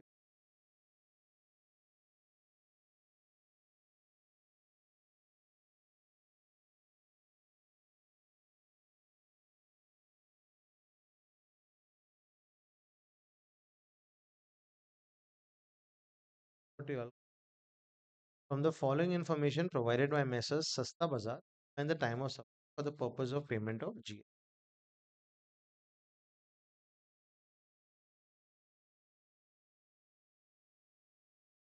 The three of them will have three different time of supply. First of them, is it a coupon? Yes. Is it for goods? Yes. So section is section 12(4). And guys, which item? Specific Plastic items. So do we know the supply? Yes. So 12/4, it is a date of purchase. When was it purchased, guys? 20th June 2023. That is the time of supply. Be okay. Read the next one. Purchase of any item. Again, is it goods, guys? Section 12. Again, is it voucher? Section 12/4. When is it redeemed? 18/18, 18/8. This is the time of the next one. What is it? Interest on goods. So section is 12/6. What is the interest? 10,000. When is it received? 11/11/2023. That is the time of one. Okay. Go ahead to the number 7, 8 December.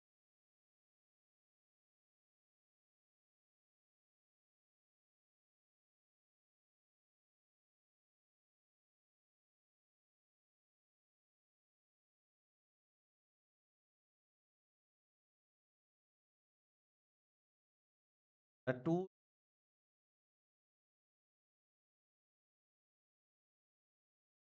to find out the time of supply in both these cases. 5 months. You have to do this together, guys. Everyone determine time of. How do we do this, guys? Is the way I'm teaching you guys. First, read and tell me, is it goods or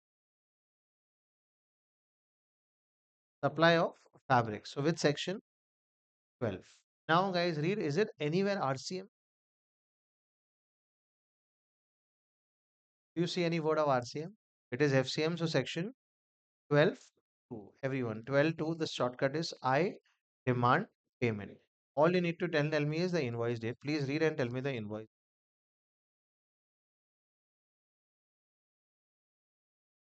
And after completion of the order, issue the invoice on which date? 15th September. Please tell me the payment date. 30th September. And please tell me by when the invoice should have been issued, guys. When were the delivered? 4th September. So what is the time of supply, guys? 4th September. By the way, I forgot to mention only for section 12 supply. This what I'm going to talk about is only for which section? 12 to. Guys, tell me the logic. If I make money, who wants to make money? Comment. Again, repeat, guys. If I make money, someone wants to.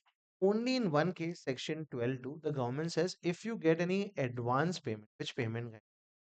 That advance payment has to be ignored by notification number 66 of 2017. Can we repeat?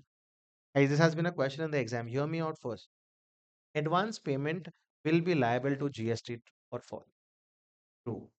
Advance payment will always be subject to GST because if you make money, the government also wants to make money, except section 12(2), where you have to ignore any advance payment.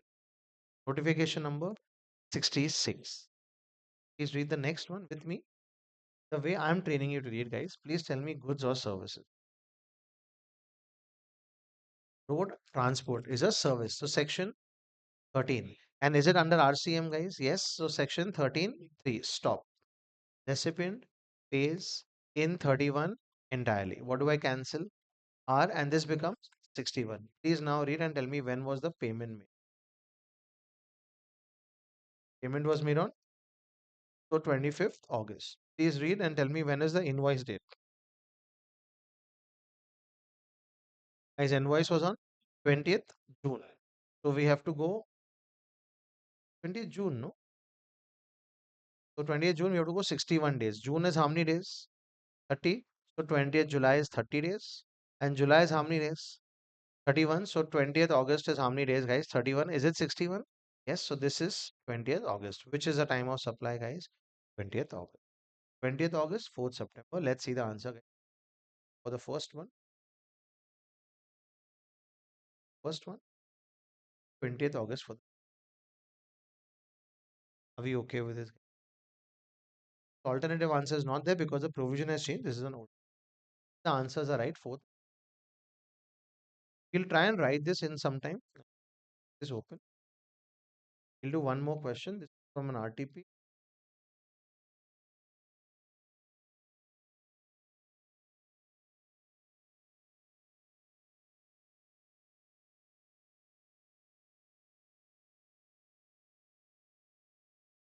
Attempt the slightly different question. Guys, there are two payments. Don't worry if there are two payments. If there are two payments, you'll always have how many time of supply? Two. 1 minute, 1 minute. How many time of supplies? Yes, there was two marathon, DT marathon, GST marathon. You came how many times to class, guys? Twice. Same way, time of supply. If there are two payments, how many time of supplies? Over to you all, please. Write the shortcut 12, 13 section and be able to answer this.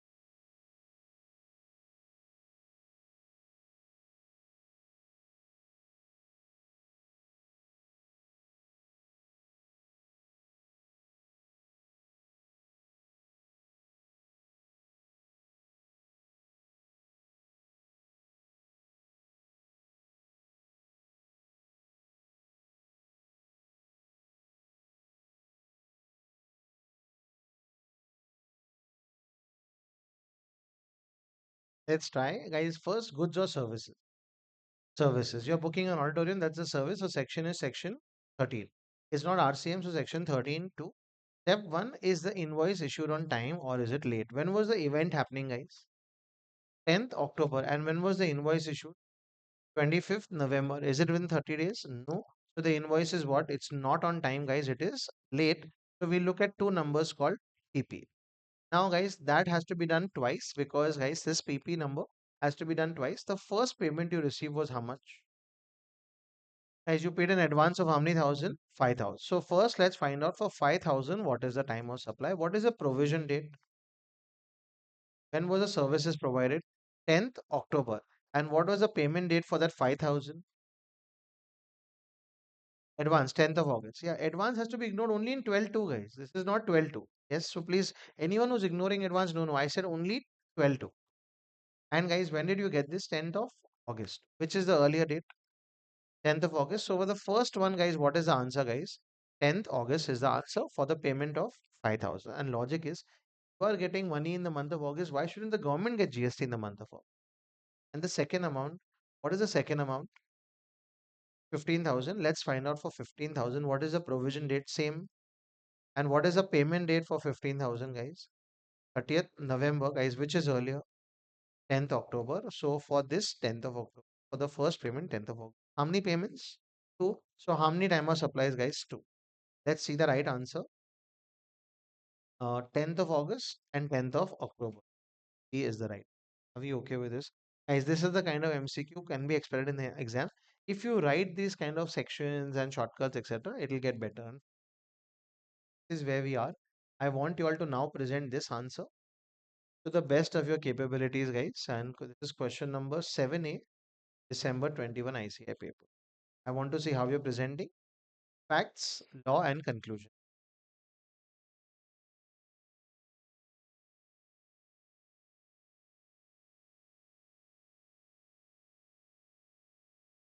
Again, company and then HM.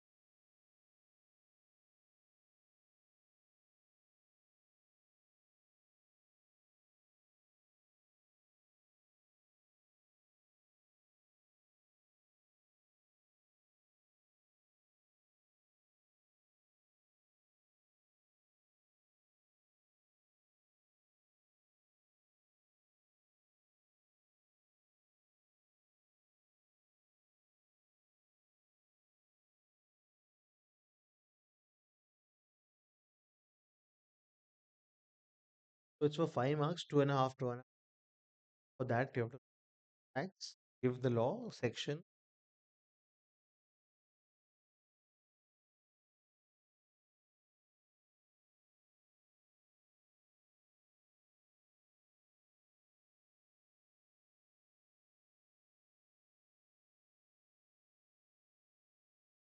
Especially the second one, I'd like to see. Somewhere we also have to mention that GTA services are taxable under which mechanism? RCMs. That also we could.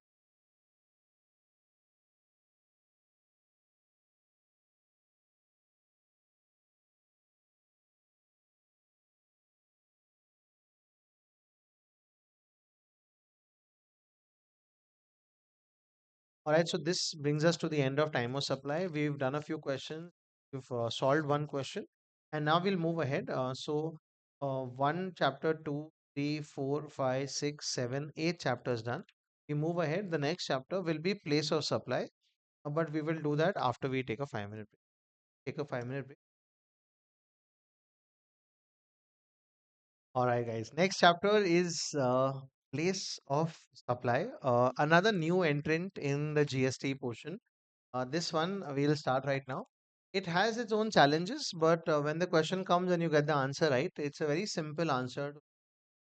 So this is the next chapter that I'm looking. This right now is a chapter called place of supply. We don't have too many exam questions, so we'll do a lot of ICI material questions in this case. And the good part is there is no presentation required.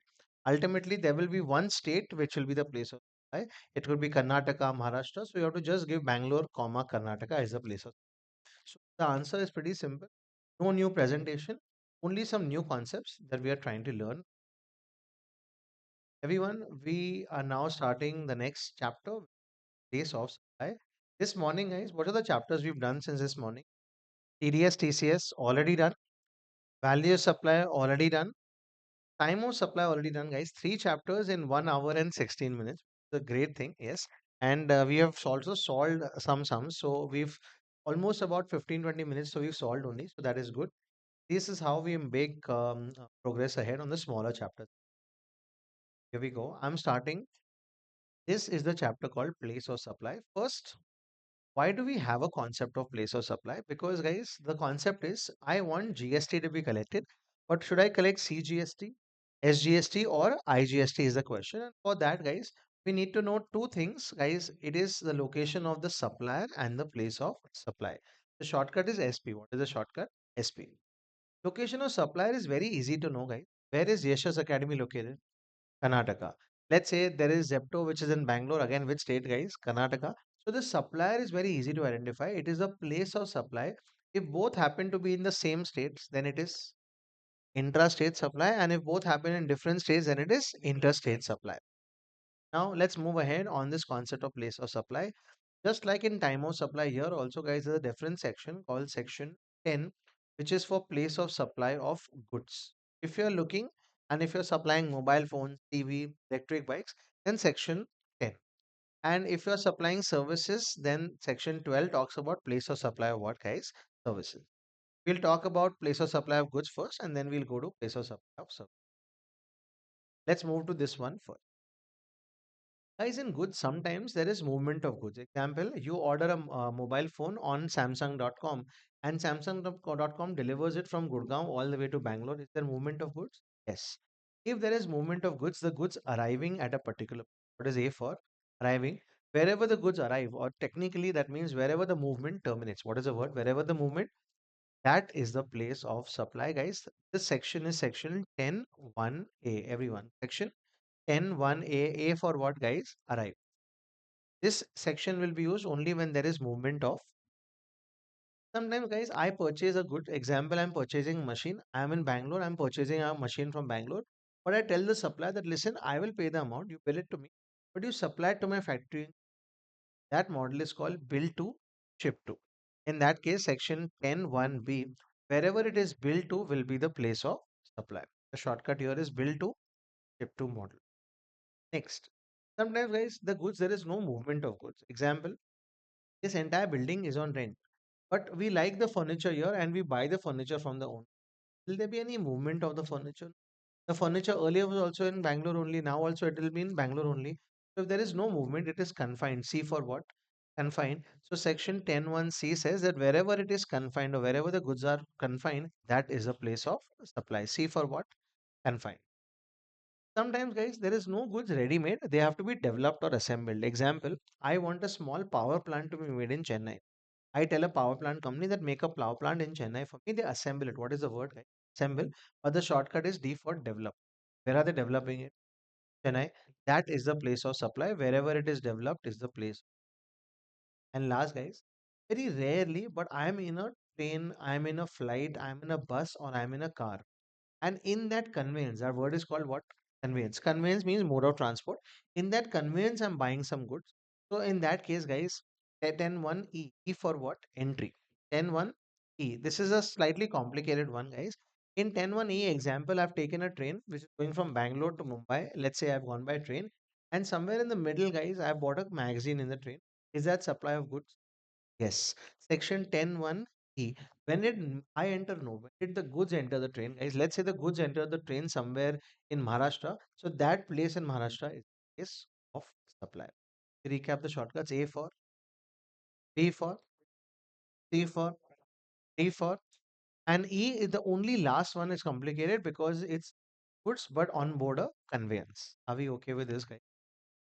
Now we go to the next one, which is section 12. But before we go that, I want to understand something. There are two kinds of supplies. One is called B2C. One is called what supply? B2C. You go into Chroma. Chroma is registered under GST, and you buying a laptop from them for 1 lakh plus GST.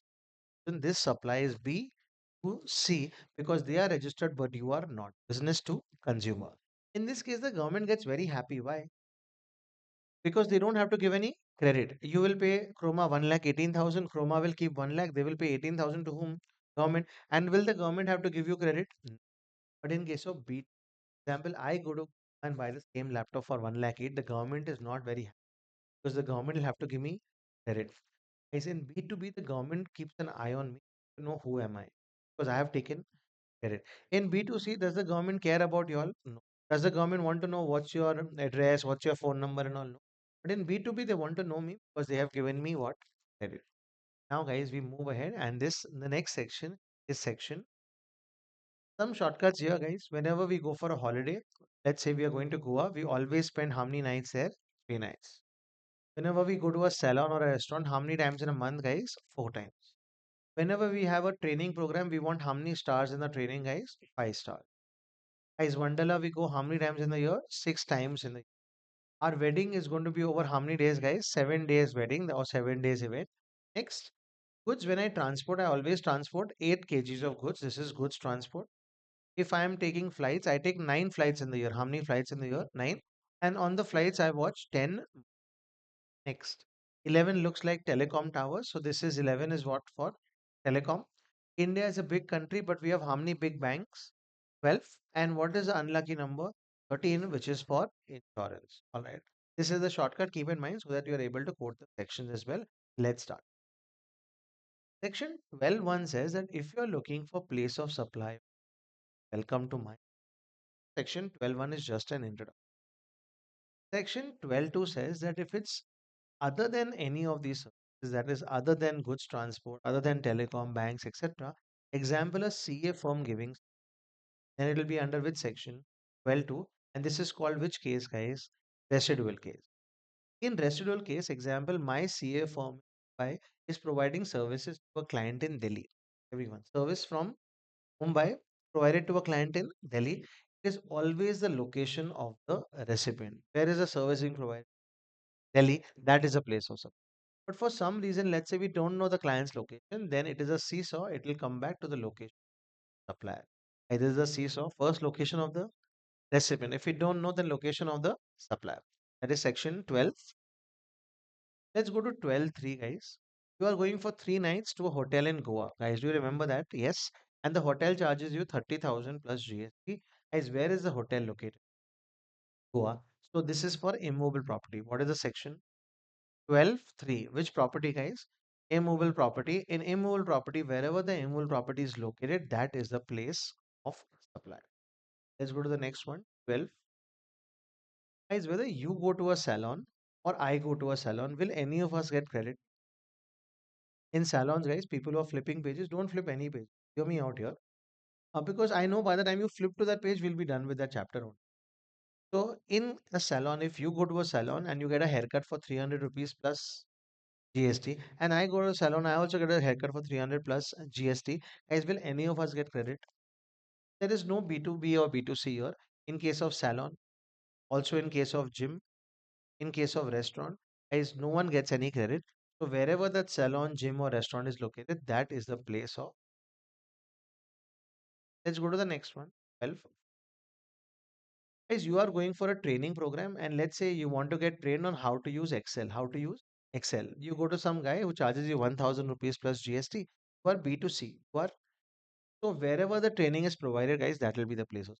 But let's say, guys, EY wants to train their employees on Excel, and they go to some guy, and that guy says, I will train all your employees on Excel, and he charges 1 lakh rupees plus what? GST. Guys, this is a B2 supply. And now the best shortcut of this chapter called R, guys. What is the shortcut? In case of B2B, it's always the location of the recipient. Yes, so I'm not going to repeat. In the exam, place of supply, then it B R, always the location of the. This is training, guys. What is this, guys? Let's move on. Guys, this is 12.6. You are going to Vandala, 1,000 rupees plus GST. Where is Vandala located? Bangalore, Karnataka. That is a place of supply. But if I take all their employees to Vandala, guys, is that B2? Yes, then it is the location of the recipient. This is what, guys? This is entry to 12.7. Guys, how many days wedding? 7 days. When you get married and you have a 7 day wedding, let's say in a Taj Udaipur, and the event management guy charges you 1 crore plus GST, guys, wherever that event is located, where is the event located? Udaipur, that is a place of supply. And if it's B2B, BR, just say BR, guys. When if it's B2B, yeah. But sir, how can an event be B2B? Because if I can have its national meeting there, guys. Yes, so it's B2B. Yes, guys, don't confuse yourself. Every time only check for B2C because B2B you already know the answer BR. Next. Guys, the next three are all the same, everyone on the screen. In 12.8, what are you transporting? I want more answers. What are you transporting? Goods. In 12.9, you are taking some flights, trains, etc. And 12.10, you're watching some movies on the flight. Everyone. 12.8 for goods, 12.9 for passengers, and 12.10 is movies on board the flight. In all these cases, in Bangalore, my sister, let's say, is in Mumbai, I'm sending 8 kgs of goods for courier. In that case, all three cases, guys, what is the place of supply? The starting point. Which point? Guys, where did I give the goods for courier, guys? In which city? Bangalore. That is a place. Not where she is getting it, guys. Wherever I'm handing over the goods for transporting. So that is a starting point. Which point? Starting point.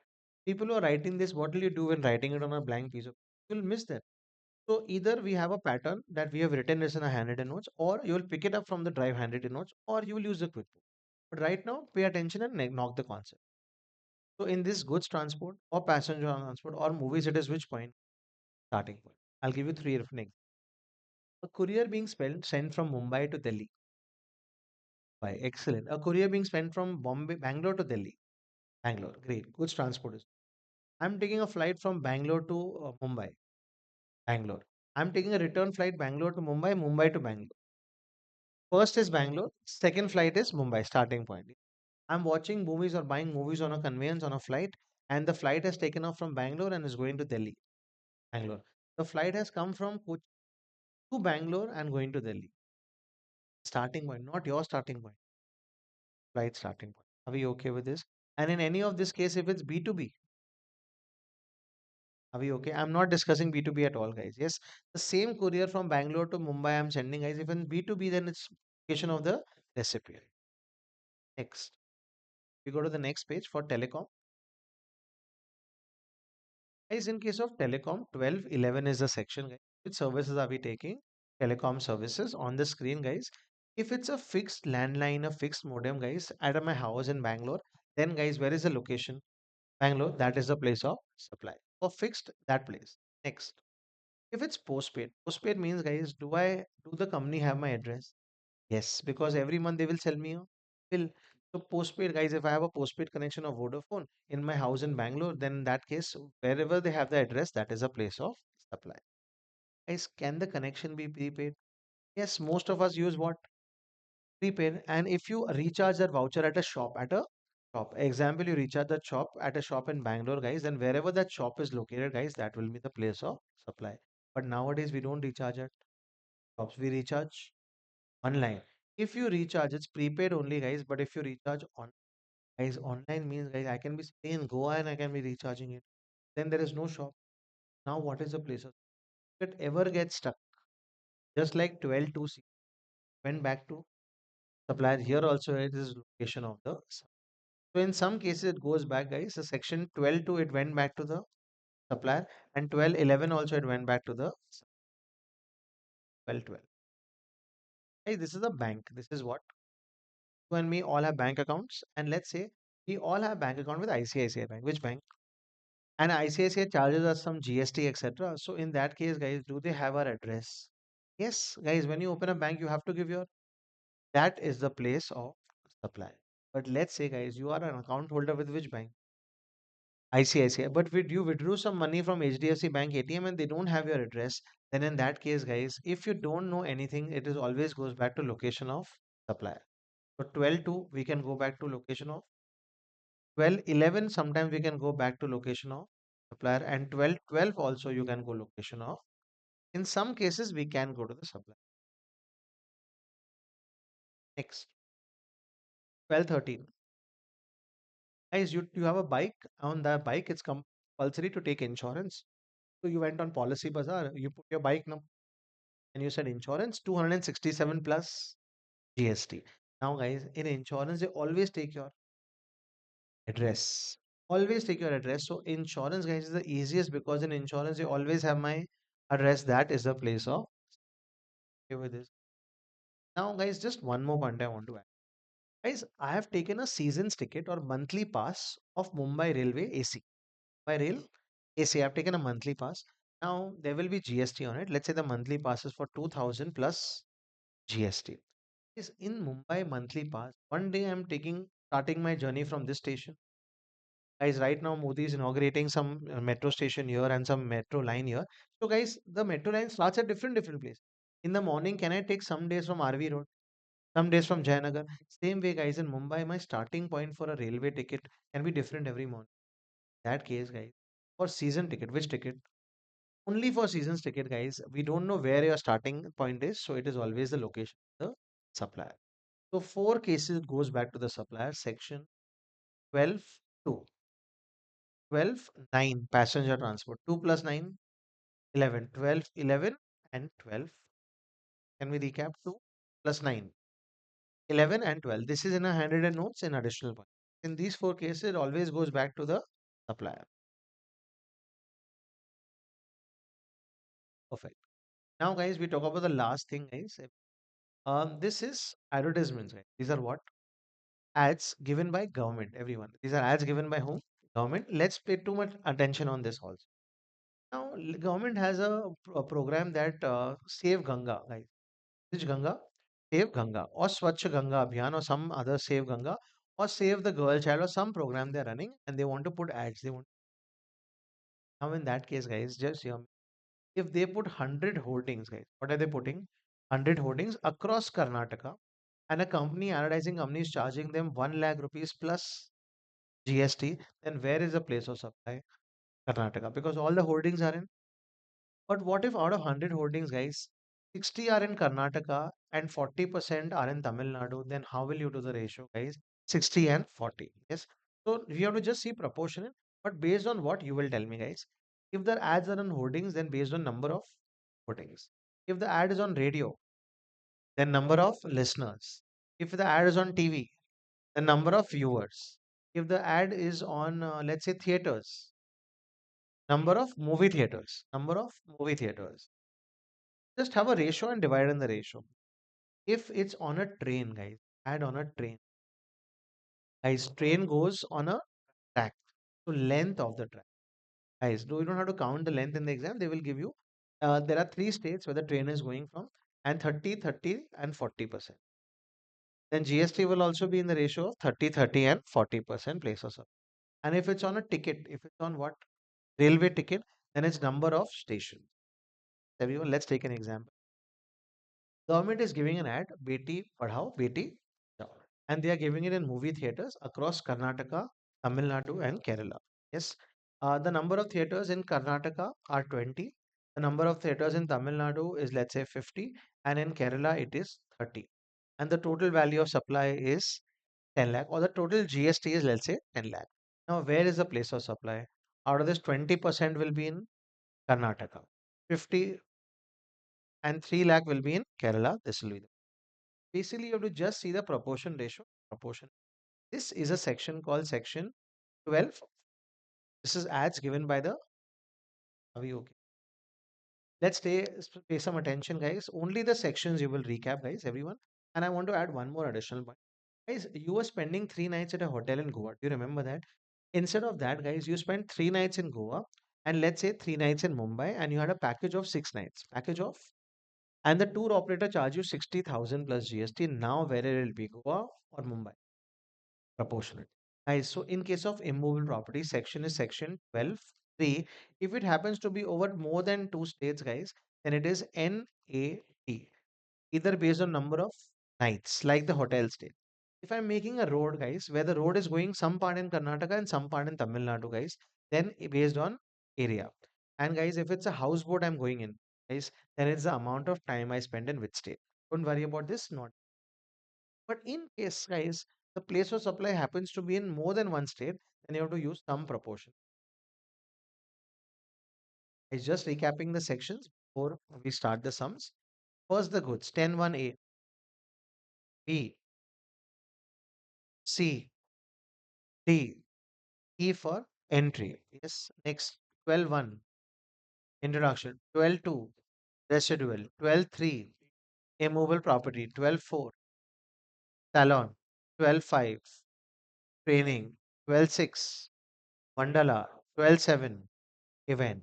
12(8), goods transport. 12(9), passenger transport. 12(10), movies on that flight. 12(11), telecom. 12(12), banks. 12(13), insurance. And 12(14), ads. And in four cases, guys, you will tell me here where it might go to the location of the supplier. 12(2), 12(9), 2 plus 9, 11, and 12. And for 12(3), it can be net if it's more than one state's nights or area or time for a houseboat. This is it. Now we are going to the question. Question number 8, RTP.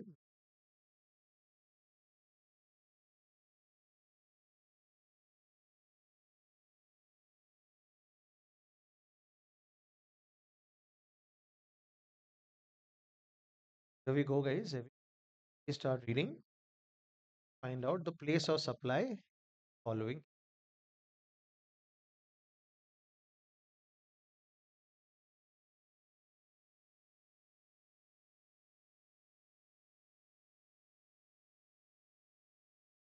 Tell me, are they goods or are they service? Service. Is it banking service? So section is section. 12 is service and 12, 12. Does the bank have your address? Guys, the bank does not have your address. In that case, can it go back to the location of the supplier? Who is the supplier, guys? This bank is where? Guys, located in the university campus. Where is the university campus? Rajasthan. So Rajasthan will be the place of. What if I'm changing it, guys? What if she had a bank account with this? Then location, she has an address, guys. Kolkata West.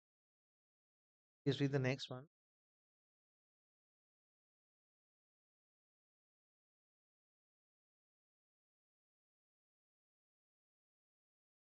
Is it assembled or developed? Where is it being assembled or developed, guys? Guys, in Tamil Nadu, section 10(1)(d). Where is it being developed? Tamil Nadu, that is a place of supply. So Rajasthan for the first one, Tamil Nadu. Let's check the answer. First one, Rajasthan. You can always write Jodhpur, comma Rajasthan for the best answer. And next one is where, guys? Okay, the section is 10(1)(d). Here the section is 12(12). You'll be one of the few rare people, guys, who will be writing the section of this. Because even at CA final, I've seen students saying too many sections. But if you remember the shortcuts, guys, salon 4, training 5. How many days wedding? 7. Yes. How many kgs of goods? 8. How many movies on a flight? Telecom towers? 11. Yes. So you can record the section also.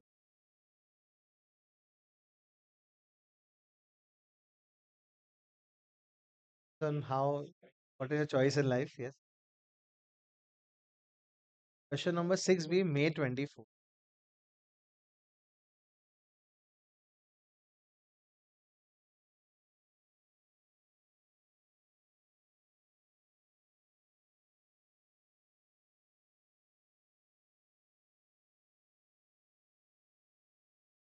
Examine the following independent cases and determine place of supply. Read the first one, guys.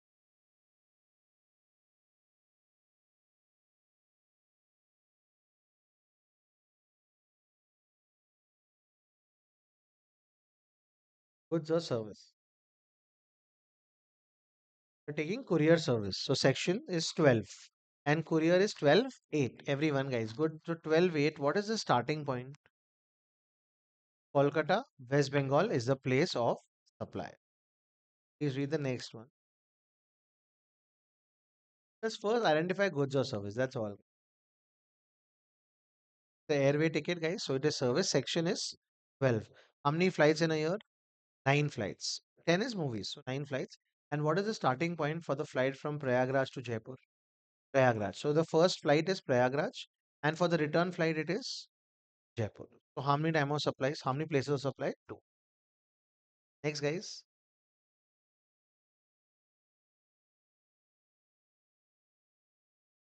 Good. Section 10.1 being installed. So 10.1 D. Where is it being installed, guys? Haridwar, UP. That is a place of supply. How many marks, guys? 5 marks. Guys, 5 marks. You didn't even take 1 minute to answer this, guys, which is very good. We'll write this so you know how to present this later on. Again, guys, May 24th. Was supposed to be difficult, but you answered. Question number 6B. Guys, do you see 6B continuously here? Last three papers. We'll go back to our fiction.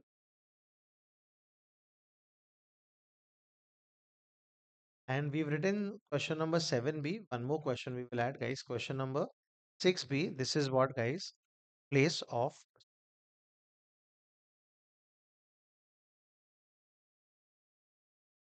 Go to question number 6B, September 24th.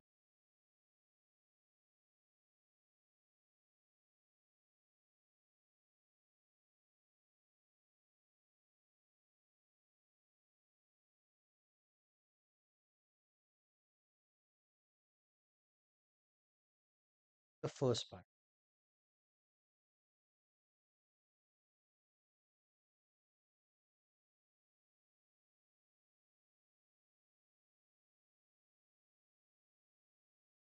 Section is 10. Somewhere in 10 only you have to look.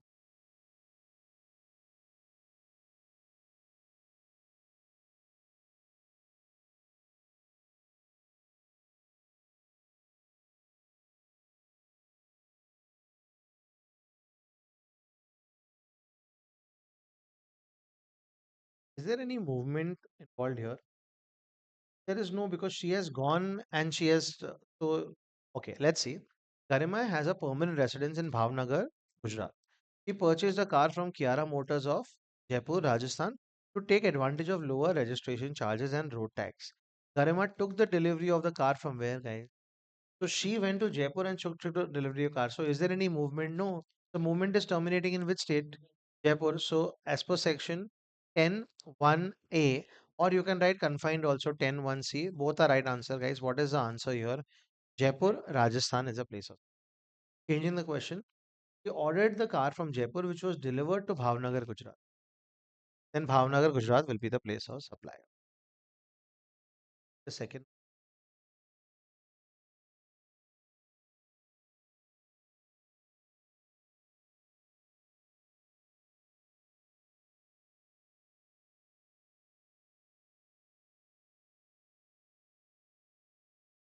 Is it a service? Yes. And if it's a case of multiple states, guys, then it will be in multiple based on the proportion of the number of hoardings. Guys, Akar Advertisement Agency, registered person in Nagpur, Maharashtra, wants to display the products of its clients at most prominent places in different. It took on rights to use the space of hoardings. Guys, where in which states? Udaipur, Rajasthan, one of them, and in Gwalior, Madhya Pradesh, and from GN Enterprise registered in the state of Chhattisgarh. Guys, is it a B2B supply? Then in case of B2B supply is always the location of the recipient. Akar Advertisement Agency has exclusive right to use it. What will be the place of supply? I know, guys, there's a different states, but all that is in B2C or if in government. If it's B2B, otherwise it's always the location of the recipient. But it wasn't difficult, guys. It made us think. 6B also be a good MCQ. It has only one word.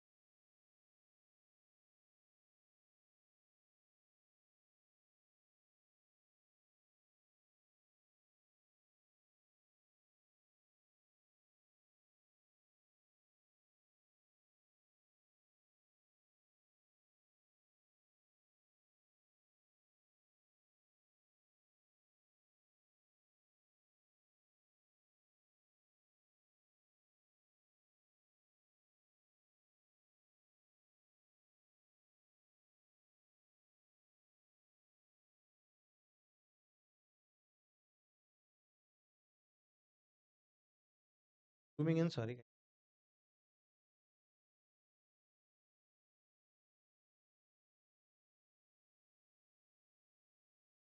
First one, guys. Is it goods or services? Events. So it is service, guys, and events is how many days event? 7 day. So section is section 12(7). Is it B2B, guys? First, is registered in the state of Jaipur and is registered in the state of Sagar. So it is B2B supply. So in B2B, it's always BR. Where is the recipient, guys? Marcy Pharmaceuticals is at Jaipur. So Jaipur, Rajasthan is a place of supply. And the event is held where, guys? Gandhinagar, Gujarat. Doesn't matter, guys. Jaipur, Rajasthan is a place of supply. Okay. What if this was not B2B? Then where is the event held, guys? Okay. All. Just by the way, just saying one more additional. Guys, you are in India. The event management company is also in India. You are in Bangalore. The event management company is also from Bangalore. But your wedding, guys, is happening in Dubai. Then, guys, if it's abroad, it's like a boomerang, guys. It'll come back to the location of the recipient, everyone, to the location of the. So, just adding one more additional point, keep it in mind, guys, everyone. Only for events, only for events. You are in which state? Bangalore. The event supplier is also in which state? Bangalore. But your event is happening, let's say, in Dubai. In that case, if it's abroad, then you will throw a boomerang, it'll come back to you, the location of the. Just some small additional point. Not important, but maybe, guys. Second one,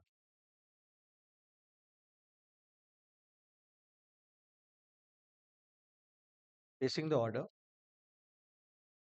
As PSL is placing the order. And who are they placing the order on? CMR. So is it a bill to ship to model? So section is 10(1)(b). And in section 10(1)(b), guys, where is PSL? Chandigarh, Punjab. That is the place of supply. Everyone adding one more point. Guys, PSL, which is in Punjab, or let's forget all this Punjab and all, guys. Let's say there is a supplier in the state of Karnataka. Everyone watch on the screen. Supplier is in the state of Karnataka. You are also in the state of Karnataka and you're purchasing some machinery worth 10 lakh. How much is the machine worth? Guys, but you have told Karnataka entity to supply to Chennai. To supply where, guys? Chennai. What model is this? Well to ship to. So, guys, as per section 10(1)(b), in this 10 lakh supply, guys, it'll the place of supply will be what? Karnataka. So there is another supply. Because, guys, there is a movement happening to which state? Chennai. So GST will be in Karnataka only, but for movement's purpose, guys, there is another place of supply, 10(1)(a), and where is the movement terminating, guys? Chennai, that is a place of supply. So in bill to ship to, there are how many supplies, guys? Two. I did not teach you that time because right time you not understood. You not understood. Now you could understand, guys, this better. So in case of bill to ship to, guys, bill will be raised on one person, that is 10(1)(b). But there's a movement happening to the other person, that is 10(1)(a). This is where we are. We'll attempt writing the first question here. 20. I want you all to attempt writing this. Very, very simple. It's only for 5 marks, guys. So you don't have to write very elaborate. Just 1 or 2 lines on the facts, the section, and the law, and the conclusion. And ultimately, the last line of every paragraph should be place of supply is this state, this, and then we take a break for 2 hours.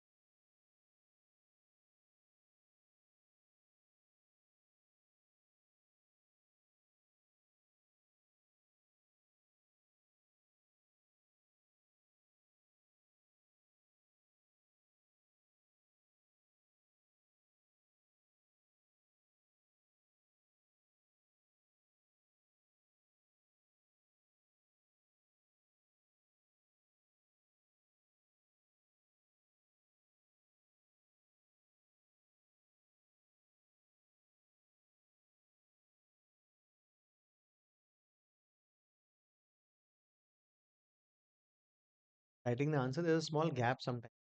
Fill that gap.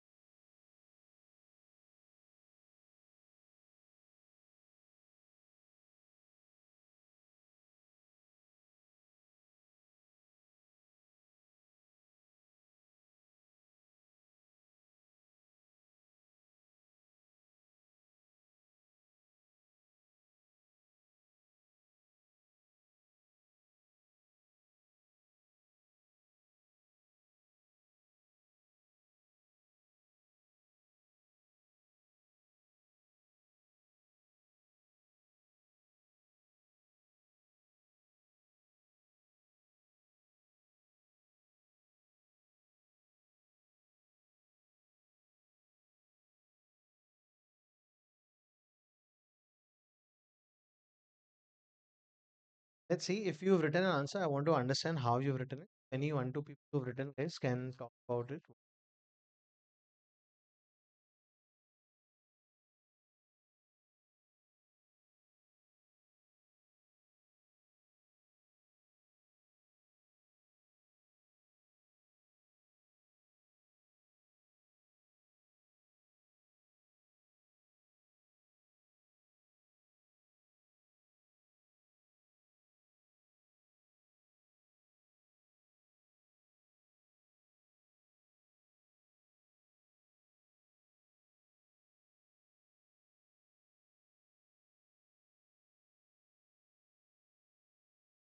Just break a sentence to smaller sentences. The person who reads, right, has a certain end and then just break it up, otherwise perfect answer. Anyone for the second one?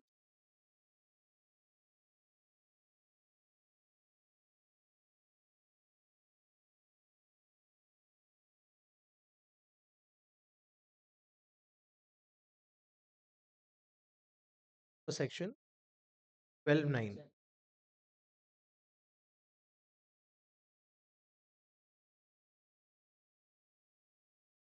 You can write as per section 12, passenger transport service. That has to be there. As per section 12.9, passenger transport. That place of supply will be the starting point of the journey. Thus, in this case, there will be two places of supply. First, and second. Good. Otherwise, perfect answer. Just that little word and the section was. Third one, anyone?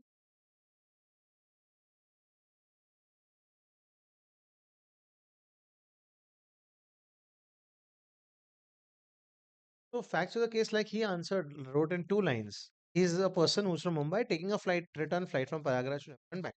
That's just 2 lines. But what will that give is that will give a certain sense so that when you write the law, you can refer it to that. Or you can do it the way you've written also law and then facts and refer it again to that law. Both work.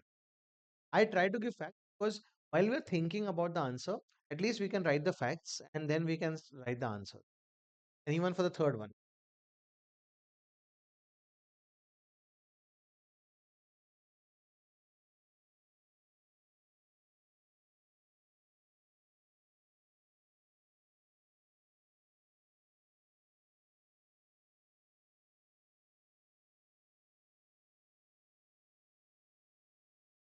Here, this is place of supply. Just wanted to confirm, and you all have already noted it down, that the section of this chapter are from the IGST Act 2017. That brings a good end to this chapter. Guys, this chapter, I'm expecting in the September paper to have a question of place of supply. So make sure you're doing place of supply well. Write the section, write the facts, write the law, and write one line at the end. Thus, place of supply will be Uttarakhand. Yes. So all of you all who give the answers, you all can just add one line at the bottom. Thus, place of supply will be that state. And if there is city, then city, comma, state. So it's been exactly 2 hours and we finished chapters like value of supply, TDS, TCS, time of supply, and place of supply. 4 chapters down. When we come back from the break, guys, we'll straight away go to ITC and payment. And once we finish that is when we'll go to invoice and returns. Yes. So that's the order. We are at 10:30. We'll be back at 11 o'clock. Perfect. We get back, and after finishing some good chapters, we are now moving ahead and discussing the other chapters. I want to start it. I actually wanted to start ITC and payment, but I was thinking ITC and payment is something that is a big chapter, and we can dedicate all the balance time to ITC and payment. So let's first finish returns, invoice, debit notes, credit notes, that chapter, and then if we finish it faster, then we can give more time to ITC and payment, and we can do more sums. Yes. So right now, guys. Looking to start the chapter, which is invoice, debit notes, and credit notes. So let's try and see how well we can do it here.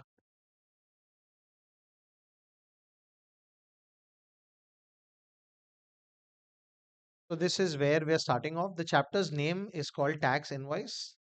So it's invoice, and also there is something called debit notes. Also, there is something called credit notes. Let's understand. Let's spend some time to discuss this chapter again.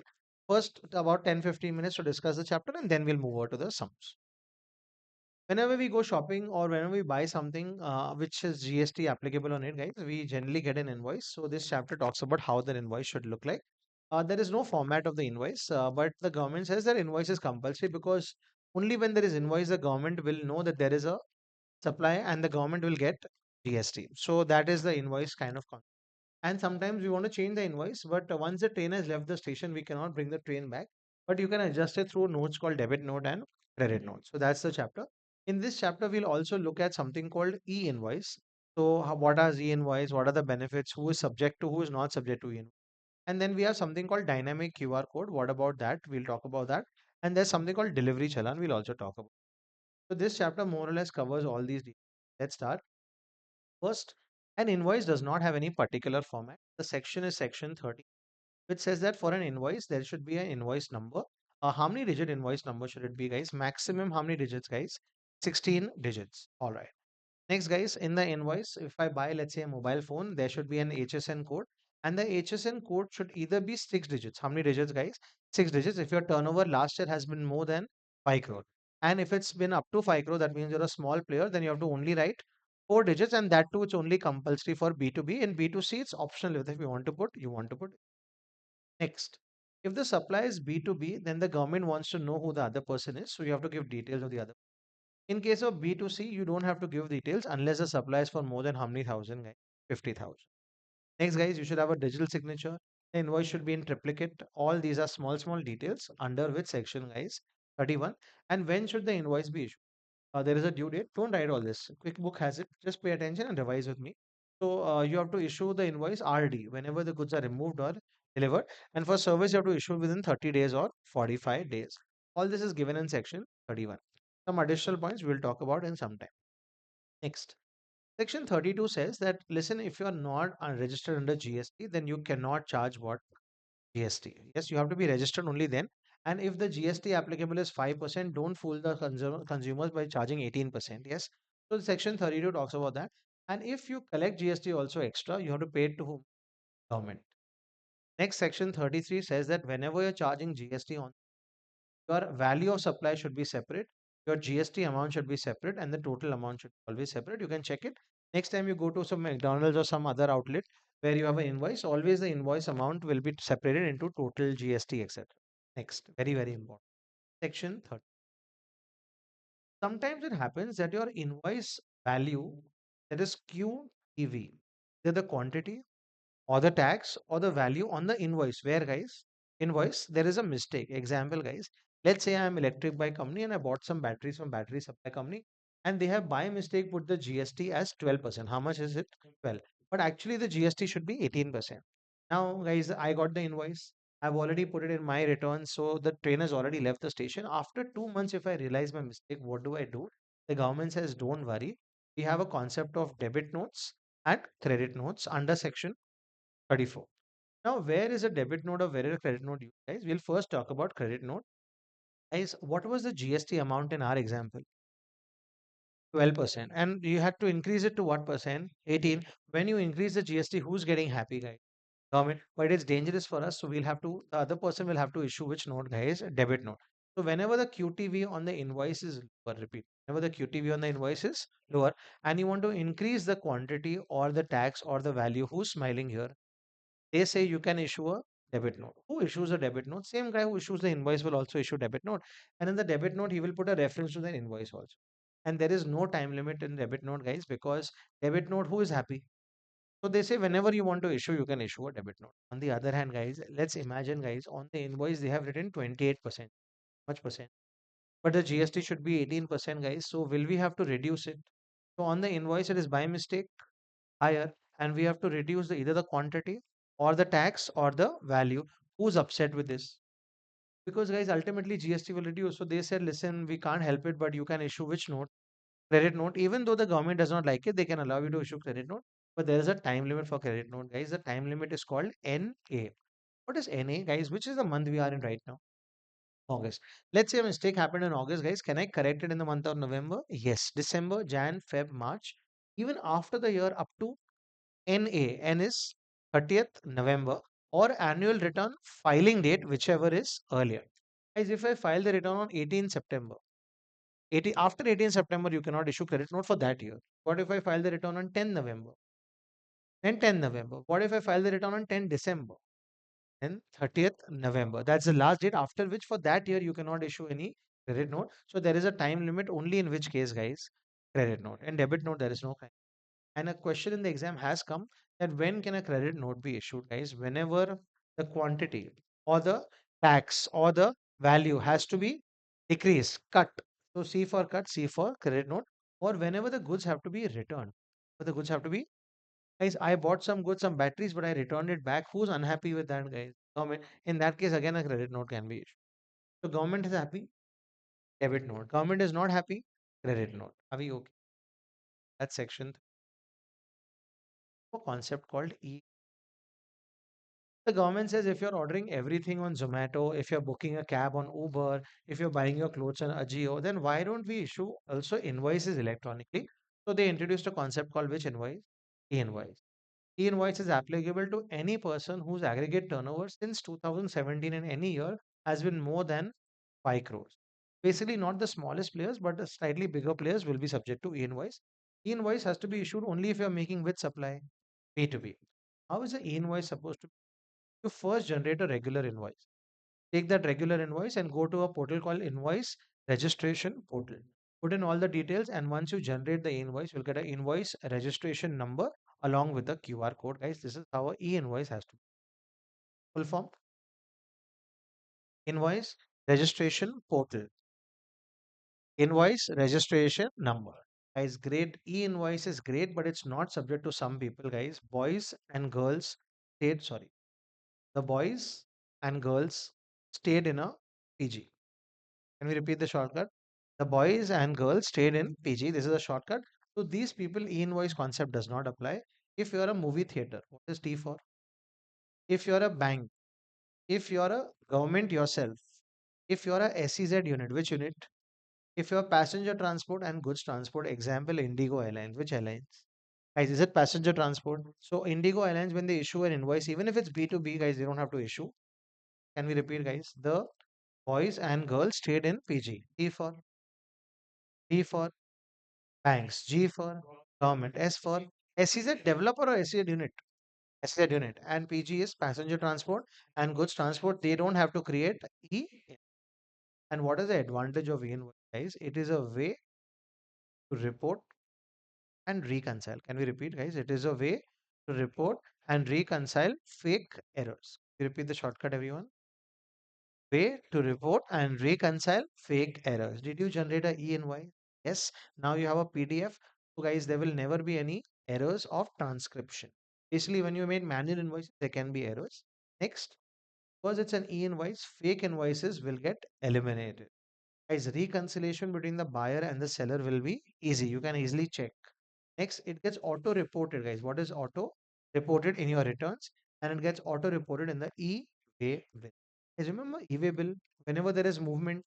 So when you're generating an e-invoice, guys, example, if I'm selling laptops, will I generate an e-invoice? Yes. That e-invoice automatically details will go in the e-way bill, so it will help me. Can we repeat? What is an electronic invoice? Who is it applicable to? More than 5 crore. In which year? Any year since 1718. It's applicable for B2B or B2C. Who is it not applicable to? The boys and girls stayed in PG. And what are the 5 advantages of E? It is a way to report and reconcile fake errors. This is a good 5 mark question, has come before in the exam, called define E invoice. Next, guys, whenever we buy some good, the government said, listen, yeah, why don't you put QR code on what invoice?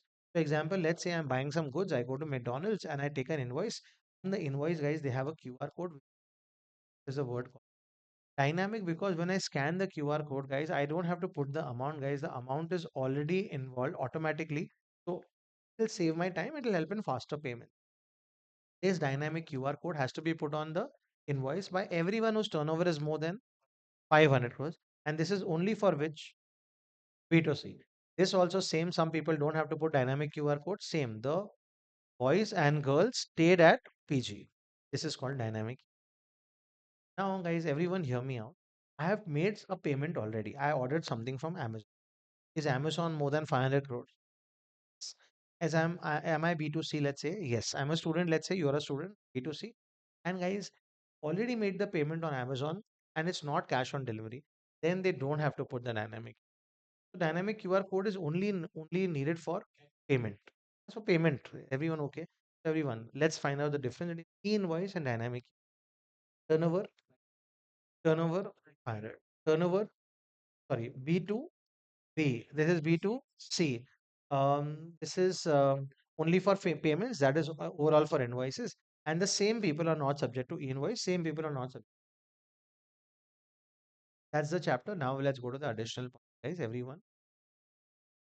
Guys, in the additional points, let's talk about those small things. In the break, you went to buy a pen of 5 rupees and you were waiting for an invoice. Guys, will the guy give you a triplicate invoice? The government said that first point, that if your supply is up to 200 rupees, up to how much, guys? That means, no, sorry, not up to, less than. If the supply is less than 200, then you don't have to issue an individual invoice. Keep selling those 5 rupees pens. At the end of the day, make a consolidated invoice of how much supply you've made. Are we okay with this? If your supply is less than 200. Second, if you're an exempt supplier, guys, you don't have to issue an invoice. You have to issue a bill of supply. Third, if you're in the composition scheme, again, you will issue a bill of supply. I'm making exempt supply also and taxable supply also. Then will I issue two documents? No, it is an invoice plus bill of supply.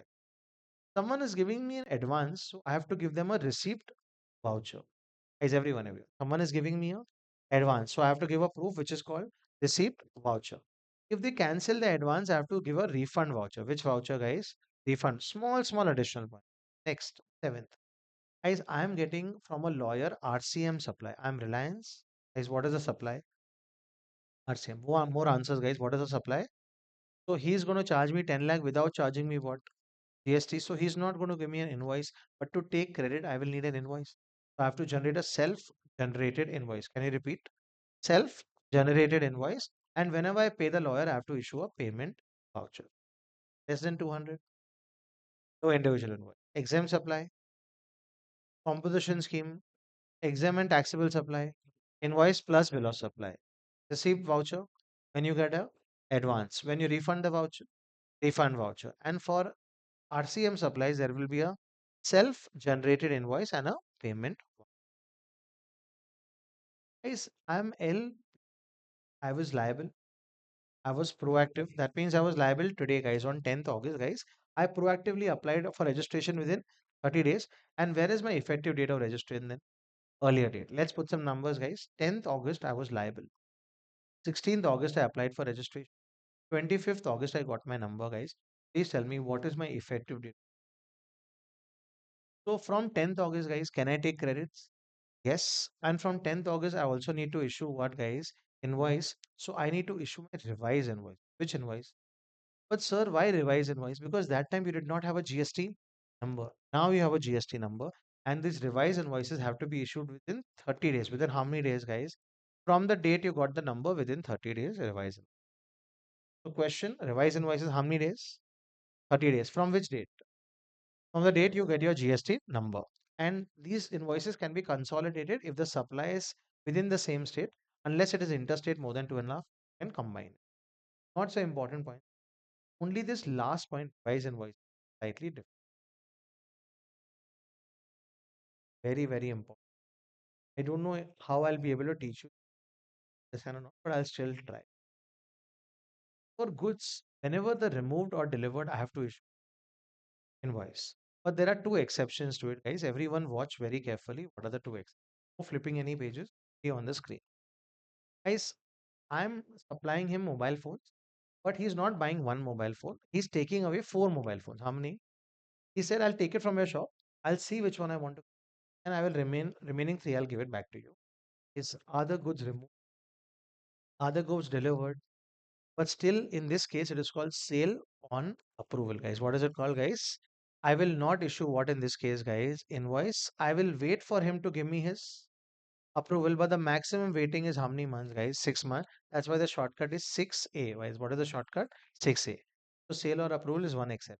Second, I manufacture these ballpoint pens, guys. And I make thousands of pens every day, and he's supplying me the nib. What is he supplying me? Every time, every day he's supplying me nibs, guys. Are they being removed and delivered? Yes. But he does not have to issue an invoice every day. This is called continuous supply of goods. What is it called, guys? Continuous supply of goods. In case of continuous supply of goods, guys, at the end of the month, will he ask for payment? Yes. Whenever he asks for payment or whenever he gives me a statement, by then the invoice should be. There are two exceptions. If you can understand it, great. Congratulate yourself. If you can't give it up, don't struggle with it.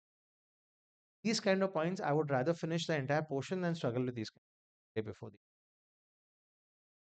And for services, please tell me by when should I issue the invoice? 30 days or 45 days. But there are two exceptions here also. Here are the two exceptions first. Guys, I'm a CA firm. I'm providing services to a client, and they say that today, 10th August onwards, I have to end the service. Cessation of service. What is it called? Then I don't have 30 days to issue the invoice. I have to issue the invoice by which date? 30th, 10th August only. I don't have 30 days in this case. Second, I'm a CA firm and I'm providing accounting services to a client, and we have a long agreement of years. Every month I will provide them services, guys. Yes. Now, will the government wait after 2 years, 30 days to raise the invoice? So the government says check the agreement with the client. If the agreement says that there is a due date of raising the invoice, due date of raising the by that day, or if the that is not there, then look at the receipt date. If the agreement says the CA firm should receive the money by this date, by then the invoice should. Or if that is also not there, then look at completion date. The CA firm has to complete July month's work by 7th August. By then, the invoice should. Shortcut is DRC. I know this is the one which, and in the time that we can do 4 chapters, a student opens ICI material and goes to DRC. Then, guys, I cannot get you back. Yes. So, my suggestion is this is something that if you want to leave it, no, but leave it confidently. That means you leave it with the confidence that even if it comes in the exam, I'm ready to lose. And if it doesn't come, celebrate because while you left this, you could do some other important concept. This is the chapter called Invoice. Now over.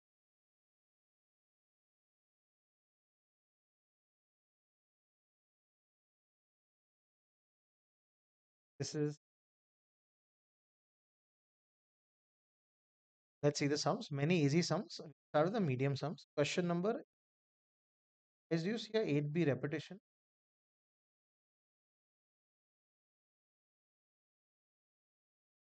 Sometimes 7, sometimes 8, so we can't write with a lot of surety. 8B May 19.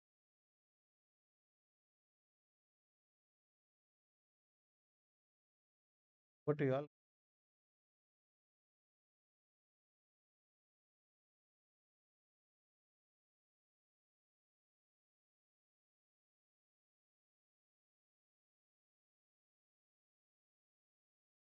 Guys, but it's of 5 marks. So how will you present this? Yes. As per section 34, a debit note can be issued in the following cases. First, if the quantity on the invoice is lower than the actual quantity of supply. If the tax rate or the tax amount on the invoice is lower than the actual tax rate. B, value of supply on the invoice is lower than the actual value. In these cases, a debit note can be issued. Full stop. Same as per section 34, a credit note can be issued in the following cases. And when the quantity on the invoice is higher then or tax is higher or values higher or the goods are being returned. In that case, a credit note has to be issued. A credit note can be issued by earlier of the following two dates: A, 30th November of the subsequent year, or annual return filing date, whichever is earlier. The 5 mark, very good question. For 8B, December.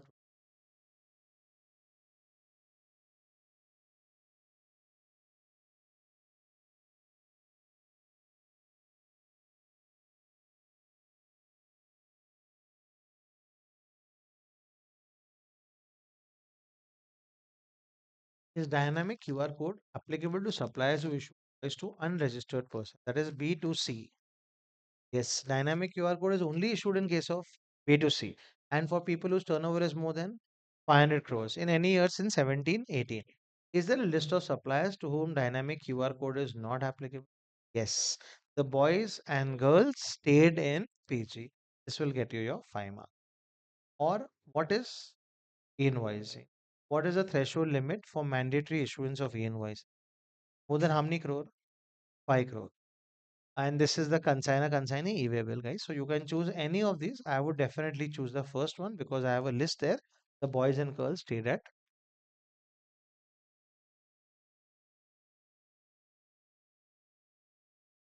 All those people who feel theory, GST theory, this is the GST theory. That keep avoiding people, keep thinking of different. If you're sure, you can answer these kind.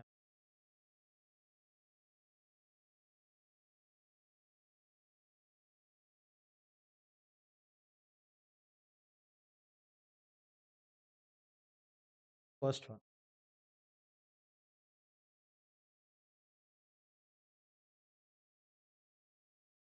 Quantity, tax, value, returns. All 4 cases you have to explain, guys. You have to ask for 3, but you can also explain 4, no problem.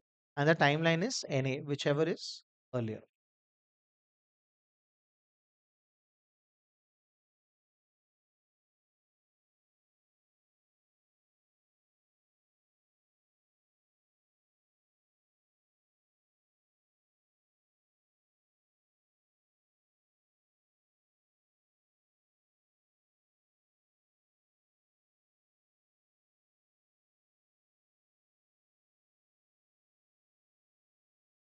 So 7.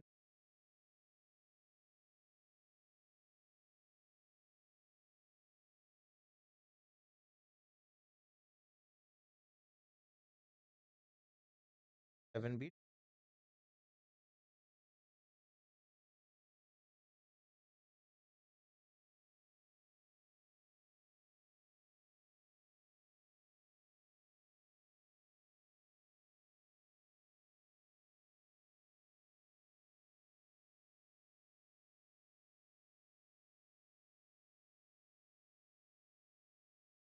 What is the e-invoice limit, guys? 5 crores. So will it be applicable to this Dream World Limited? Yes. You're required to ascertain whether issue of this is mandatory. Yes, but only for which supplies? B to B.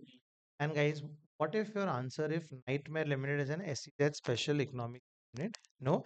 Because but then it's for 4 marks. So you have to explain the following entities will not be subject to invoice. The boys and girls stayed at PG, and this is SEZ unit will not be subject to. Guys, it was never 5 crores always. Invoice first was applicable only to people who was more than 500. Then they reduced it to then to 50 to 20, 10, and now it is reached up to. So more and more people now have to issue. I'm giving an example, guys. McDonald's did ever have to, because most of its supplies are all its supplies are B2C. Yes, this is only for people who are making B2B.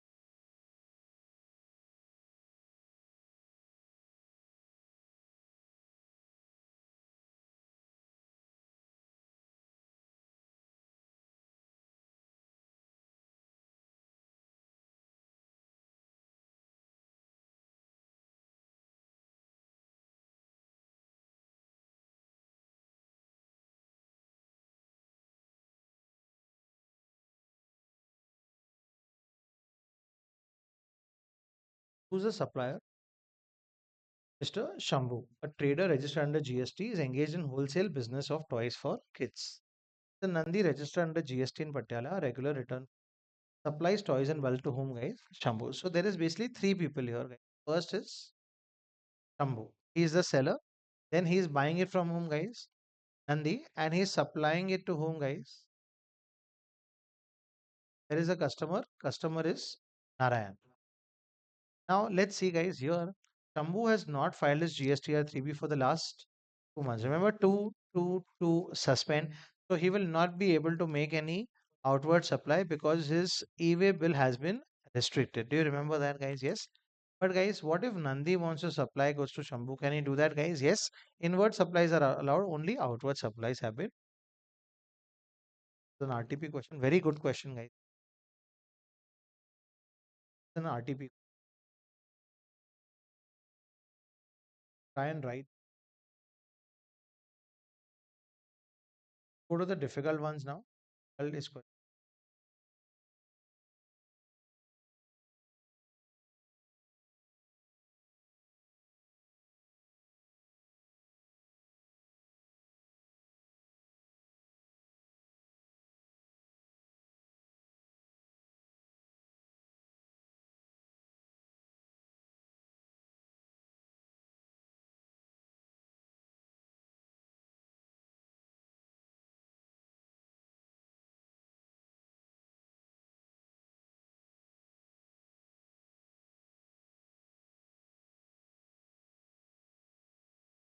A pen or diagram, put the dates, give me an answer.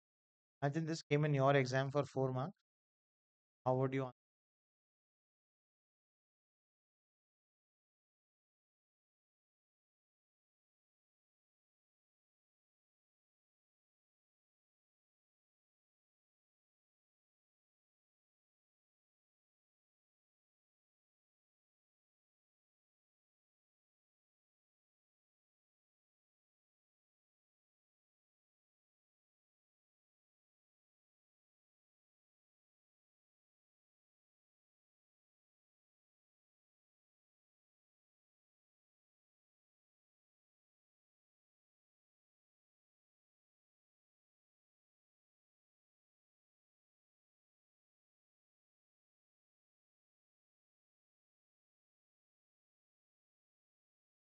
Choose a supplier.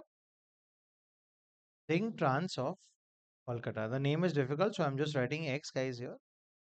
Ring Trans has sent 500 units of transmitter for an exhibition at Chennai. on sale or return basis, guys, when you send goods for an exhibition, guys, there is no supply. You don't need to issue an invoice right now. Out of the set 500 units, units have been sold on which date, guys? 20th July. So, guys, how many units have been sold? 300 units. Are they goods, guys? Yes. So, whenever the approval or sale happens, guys, so on 28th July 2021, the invoice should be raised for how many units? Here. What is the balance? 200. Out of that, 150 units have been brought back to Calcutta on which date? 25th November. Guys, within 6 months. The government will maximum wait for how many months? 6. When were they removed? 20th May. So, May, June, July, August, September, October, November. So 1 month is June, second, third, fourth, fifth, sixth. By November 20th, guys, you should have brought back the goods. Otherwise, guys, by November 20th, the government will assume that they are sold. So for the balance, how many units, guys? 200 units, you have to issue the invoice by which date, guys? 20th November. The shortcut is 6A. What is 6A? Either when they will wait for approval or sale or maximum 6 months. Are we okay? The balance 50 units have neither been sold nor been brought back. Then it doesn't matter, guys, whether it's sold or brought back. Just like checking the dates again. One, July, August. They are delayed by 2 days, guys. Otherwise, this would have been okay. Otherwise, guys, they could have avoided the invoice on 150. That's question number 7. We'll again write this one as well. Let's look at some easy ones. Question number September 24. Question number 8B.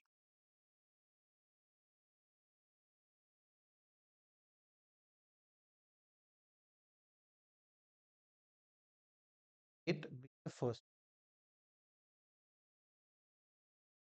List out the category of persons who are exempted from e-invoicing provisions. Guys, you already know it. This has come before also. Yes. I'm just going to our paper thinking this what could be in the exam. Question number 8, which had registration also. And question number, let's say 8A has registration. 8B could be on which chapter, guys? Tax, invoice, debit notes, and credit.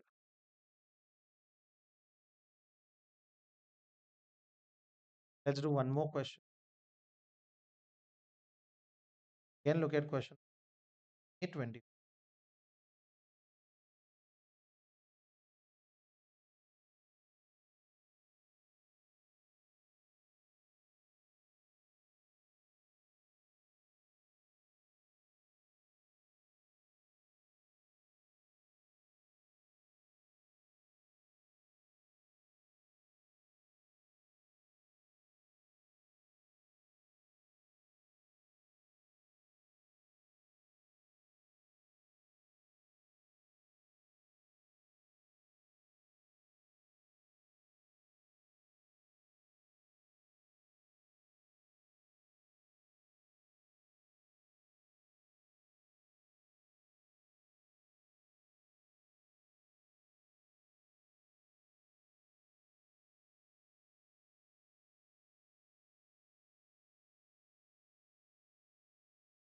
Guys, it's a 5 marks, so we have to explain that this services of advocate or legal services are taxable under RCM section 9.3 and 9.4.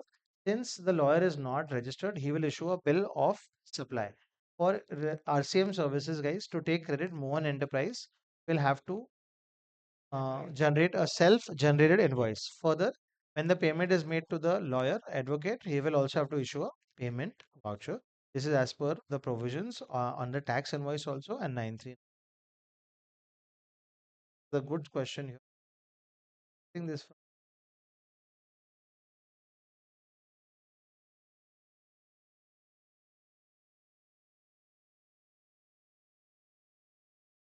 number 7A, Jan. Don't have question time for all the questions, especially the easy ones, but at least the exam ones.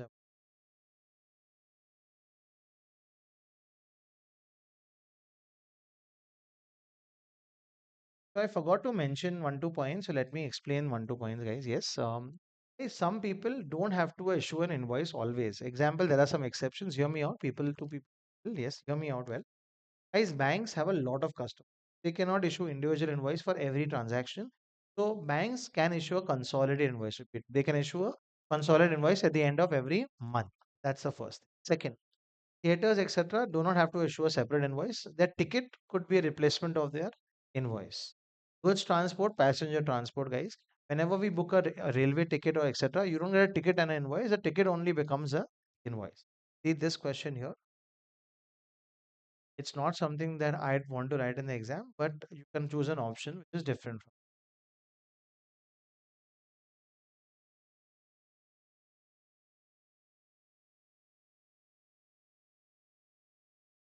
Who's a supplier of service? ABC Cinemas. During the month of October, the department raised objection and asked them to issue separate tax invoices for each ticket. Is that right?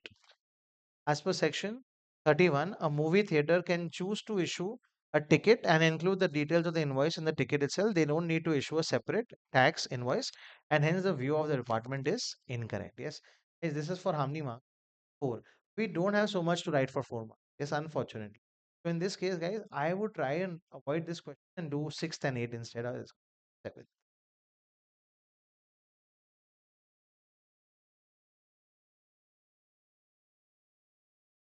So number 7 is the last question.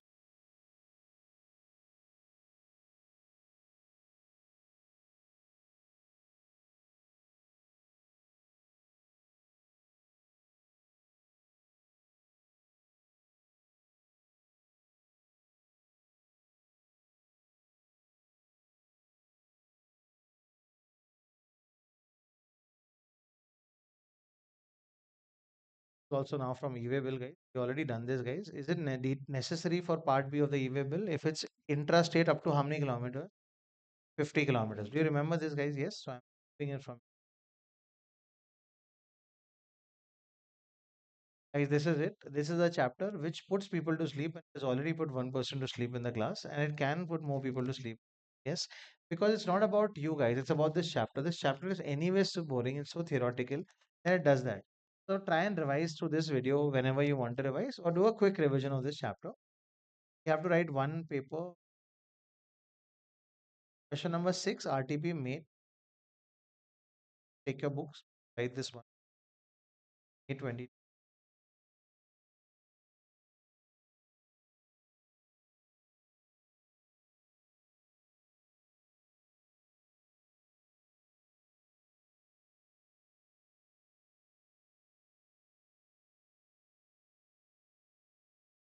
This is the question of the Shambhu.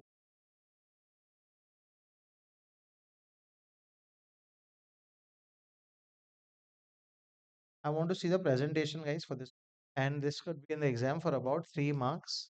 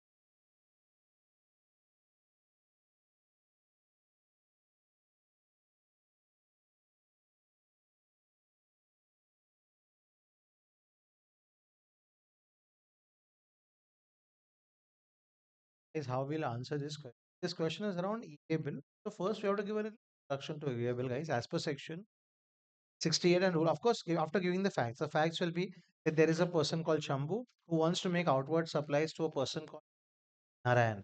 He also wants to make inward supplies of purchase to a person called Nandi. So that background we will give and the value we will give. And you will write as per section 68 and rule 138, a e-way bill will be required if the value of supply is more than 50,000. However, such e-way bill will be restricted in case a registered person has not filed GSTR 3B for how many periods? 2 periods. Thus, in the above case, Mr. Shambhu will not be allowed to create e-way bill or part A of the e-way bill, and hence he will not be able to make supplies to whom, guys? Mr. Narayan. Full stop. However, there is no restriction on inward supplies. Thus, Mr. Nandi can create an e-way bill and supply goods to Mr. So this is how the question will look like. And is a very probable question in the exam. You very frequently take RTP questions, twist a little bit, and change the names and put it in. Ending this as well. And ending this chapter as well, guys. This has been a chapter which is a slightly dangerous chapter because it has only and only theory. And you know what it could do to people, guys. You saw what happened there. Yes, he went off to sleep for a while. And that's very natural because whenever I teach this chapter, also, overall, guys, it's a very dry chapter. So try and do these chapters in a very small, short way possible. Revise it fast, do the sections. Debit notes, credit notes are important. That revise invoice concept is important. E invoice and dynamic QR code concepts are also important. So this is the end of this chapter. It's been 42 minutes, I think, doing this chapter, but it's worth the time and the effort that we took to do this chapter. Now let's move ahead to the next chapter. Guys, exemptions I'm tick marking anyways because I'm done with 3 exemptions or 4 exemptions already in the fast track batch. Every day we're doing about 3-4 exemptions. So our fast track batch, when we get done, I'll share that video link with you guys and you can watch it. The exemptions I'm not going to be ITC and payment is what I'm going to start right now, guys. Returns. I want to just give you a little background and a little basic understanding of returns. I don't think we have the time for returns. If possible, guys, what we will do is returns you do on your own. And if there are any doubts, we can always discuss it. But we'll spend at least 5 minutes discussing the whole chapter of returns and how it can be asked in the exam. Every time you write an exam, whether it was your college exams or your ICA exams, guys, at the end of the time, do you get a result? Yes. The result tells you how you've done. Same way, guys, whenever you are registered under GST, the government expects you to tell the government that what happened. Did you purchase something? Then file GSTR 1. Did you supply something? Then file GSTR 1. Are you supposed to pay GST to the government? Then file GSTR 3B. Are you a composition scheme dealer? Yes, you have to only pay how much percent GST? 1%.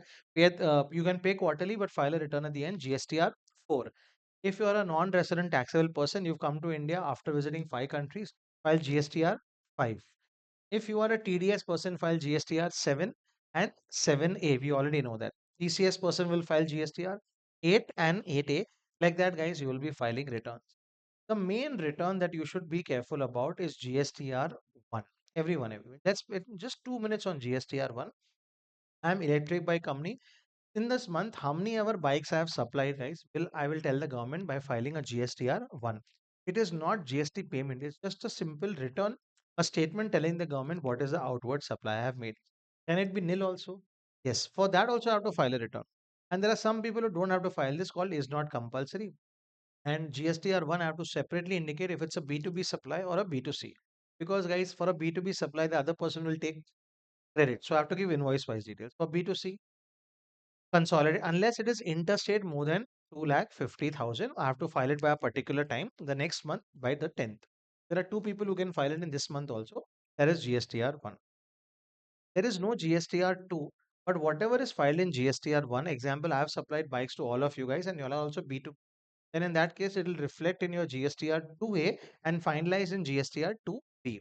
2A is a real-time match score and 2B is when it's finalized. Example, if you watch a match today, guys, which is live, will the scores keep changing? Yes. But after you watch the matches over today and you watch the match tomorrow, guys, will the scores be frozen already? Yes, that's GSTR 2B. And finally, guys, credit is given to you based on GSTR 2B. Everyone, 2B. Next. Guys, whatever happened to you in this month, there will be some purchase on which you will get. credit. There will be a supply on which you will be able to pay a liability. Example, your liability is 10 lakh. How much is the liability? 10 lakh. Your credit is 8 lakh. So how much amount you have to pay in cash? 2 lakh. All that you will file a big return called 3B, and GSTR 3B is something that you will file, including nil return, yes, nil return. And this same is not compulsory. Some people don't have to file this return. And this is to be filed in the next month by the 20th. So which one first? One. Then which one? GST 3B, and here you have to also make the payment. Are we okay with this? So without payment, guys, it's an invalid return. It won't be considered. Next, there's GSTR 4, that is for composition scheme, guy. Then there is GSTR 5, which is NRTP. Then GSTR 6 is for CA final ISD. This is GSTR 7 and 7A. There is a GSTR called 8 and 8A. And there is a GSTR called 11, which is to be filed by someone called UIN. If I've not discussed it, let's talk about it. Guys, if you're an embassy, who are you? Embassy in registration chapter, maybe we missed it. So if you're an embassy, etc., the you don't charge GST on your services, but to take a refund, you would apply for a unique identity number. That's a number only to take refunds on the purchases that you make. And those guys have to file GSTR 11. Next is, if I filed a return, can I change that return? No, the train has already left the station. So if I file my GSTR 1 and I forgot to put one outward supply, and I realize after 3 months, guys, can I change the return after 3 months? But in that month's return, you can include it. There's another column which you can include it. Procedurally, that is it. But from a textbook perspective, once a return has been filed, repeat, once a return has been, the same cannot be modified or revised. However, it can be included. Repeat. However, it can be in the month in which the error or omission has been noticed. Yes, so whenever you have the error, but can I revise it after 7 years or include? No, no, no. There's a small timeline which is called NA. What is it called, guys? By NA, if you want to include it next time, you can include. For example, if I filed a return for August and I've forgotten something in December, can I include in December's return? Can I in December change the August return? Guys, are we clear? This question has come couple of times before. I'm asking again. A return once filed can be revised. True. The train has already left the station. Then what do you do? Included in the month in which such error or omission has been noticed or have been discovered. Next, that is okay. Then there's something called first return, which is not important. Something very important called the final return. Which return? Guys, sometimes your GST registration is cancelled. Then after that, you have to file a final return within 3 months. Tell the government a final goodbye, and then you leave. Guys, that's a final. And guys, there's something called annual return. Which return? And you know, guys, there are some people who need to file annual return by 31st December. By which date? The question is asked to you. Annual return, final return, which one has to be filed every year? Annual return. Final return only when you're closing. And if the year I'm closing, do I have to file only final return? Both. Guys, both are separate. Annual return every year, final return in the year you're closing down. Is if you don't file your return on time, they will issue a notice to you, or section 46 says that they will SMS you and tell you that your return has, etc.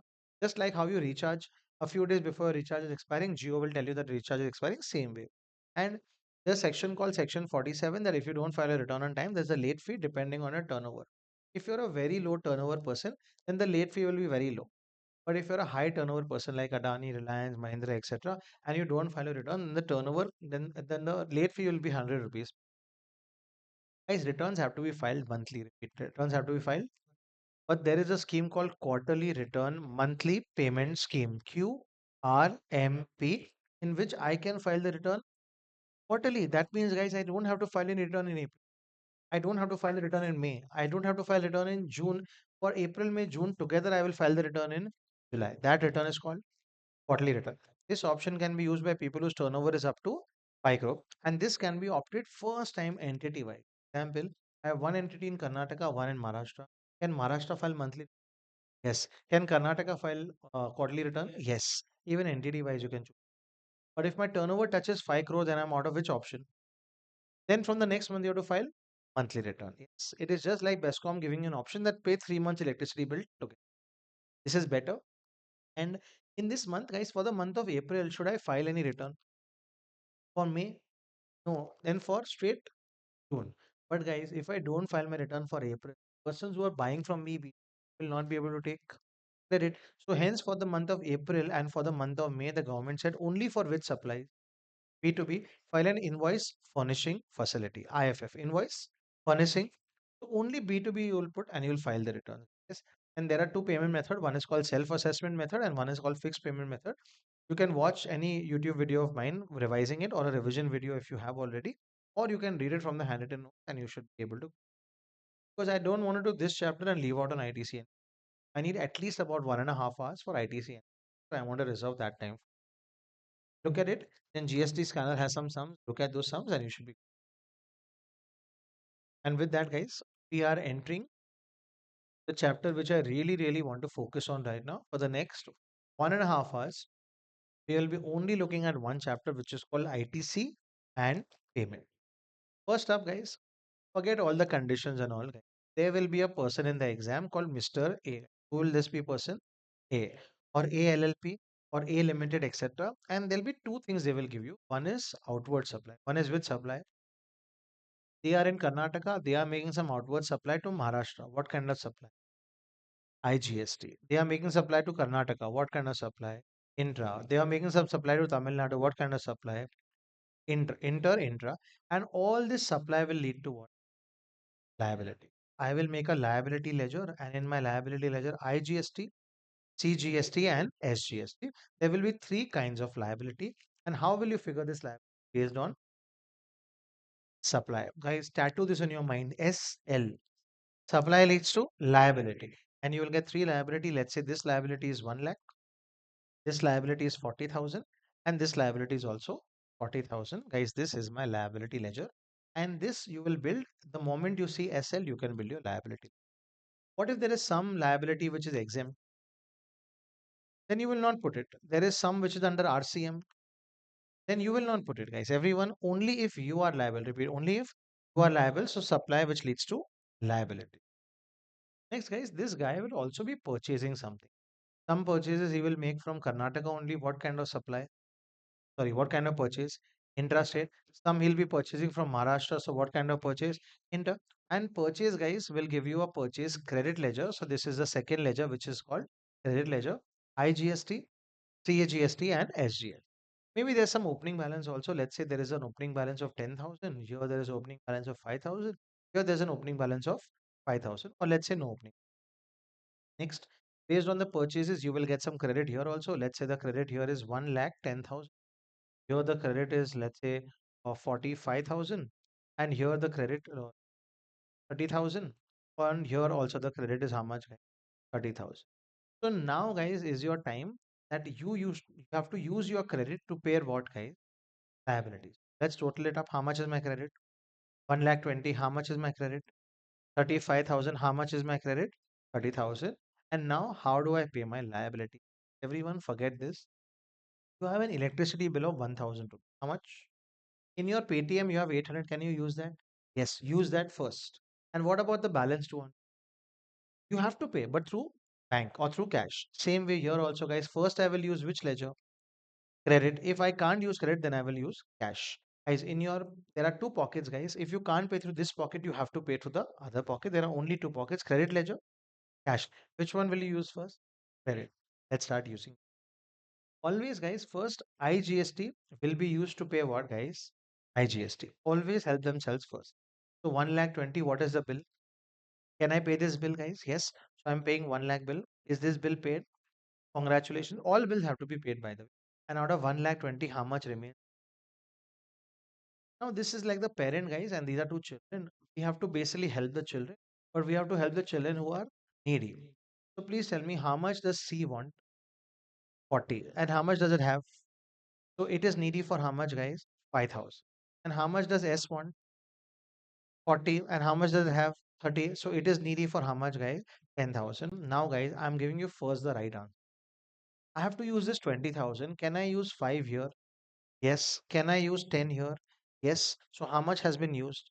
15. This is the right answer. Guys, wrong answer now. How much does this guy need? 5. I help him for 6. I'm just changing this number, guys. Here.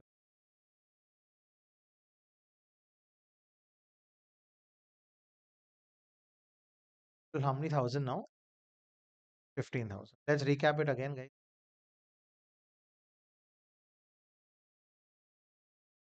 Let's start again, guys. First, who takes help? IGST to pay what, guys? IGST. Is this bill paid? Yes. I want more answers, guys. How much is the amount left? 15,000. You have to use whose money? IGST. You have to keep using it till the money is zero. Only then I can use the CGST, SGST money. But who can the parent help?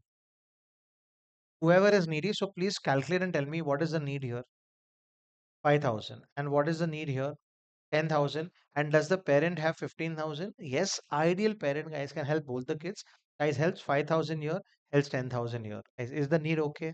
This is the right answer. But he helps 6,000 here and 9,000 here, guys. So to identify if you're wrong, you have to only ask yourself, hear me out. How much did this guy want? 5. Are you overfeeding him? I want answers, guys. Are you overfeeding him at the cost of the other child? If you're overfeeding him at the cost of the other child, then it will come to a wrong answer. Guys, please tell me, is it right answer 5 and 10? Changing the numbers, pay attention.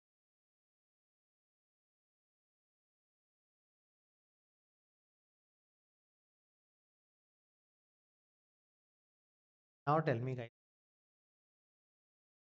how much will CGST need? 5. How much does SGST need? 0. How much do you have? 50. I help 5,000 here and 10,000 here. Absolutely right answer. Guys, everyone, 5,000 okay? But sir, you're overfeeding him. Yeah, overfeeding him. But is it at the cost of the other guy? No. Guys, again, I'm asking you. Guys, 5,000 here, 10,000 here. Am I overfeeding?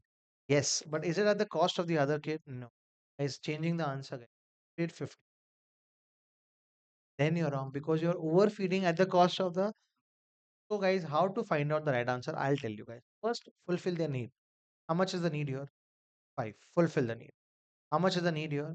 0. Fulfill the need. Out of that 5 gone, how much remaining? 10. Now, what is the balance? 35. What is the balance? 40. Now, how do you use this 10, guys? Be a good parent, help equal. So, guys, everyone changing the numbers, guys. So, now 10,000 will be used. How much here? 5 and this is confusing till you only ask yourself one question. And I am not going to repeat this after this again. Are you overfeeding at the cost of the other kid? If you can't understand that, guys, it's difficult for me to explain. I'm going to explain again last time with another example. 38,000. Let's go, guys. Everyone, what is the need here? 5,000. What is the need here?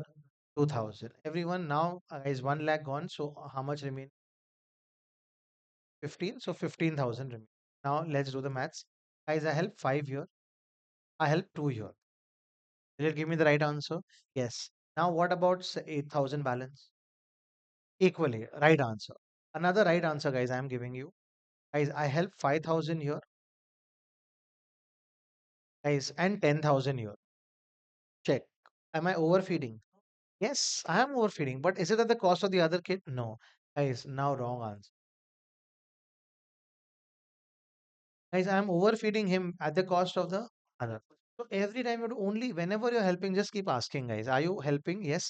All right. And ultimately, guys, if finally you help and this guy needs 5,000 and this guy's bill is paid and he has 5,000, guys, can SGST be used for? No. The children don't help each other. Are we okay? But can the children help the parents? Yes. So, guys, this is called order of utilization. What is it called? First, what do you use to pay IGST? Then you use IGST only to pay S or C depending on the need and keep using IGST till it becomes 0. If it doesn't become 0, cannot use CGST and SGST credit. Then use SGST credit to help SGST. CGST credit to help. Everyone helps themselves. Can you repeat? Everyone helps themselves first. After helping, if you have extra, then you help the other. And CGST can never help SGST can never help CGS. Now, some conditions, guys. While you're taking the credit, please make sure you fulfill some conditions.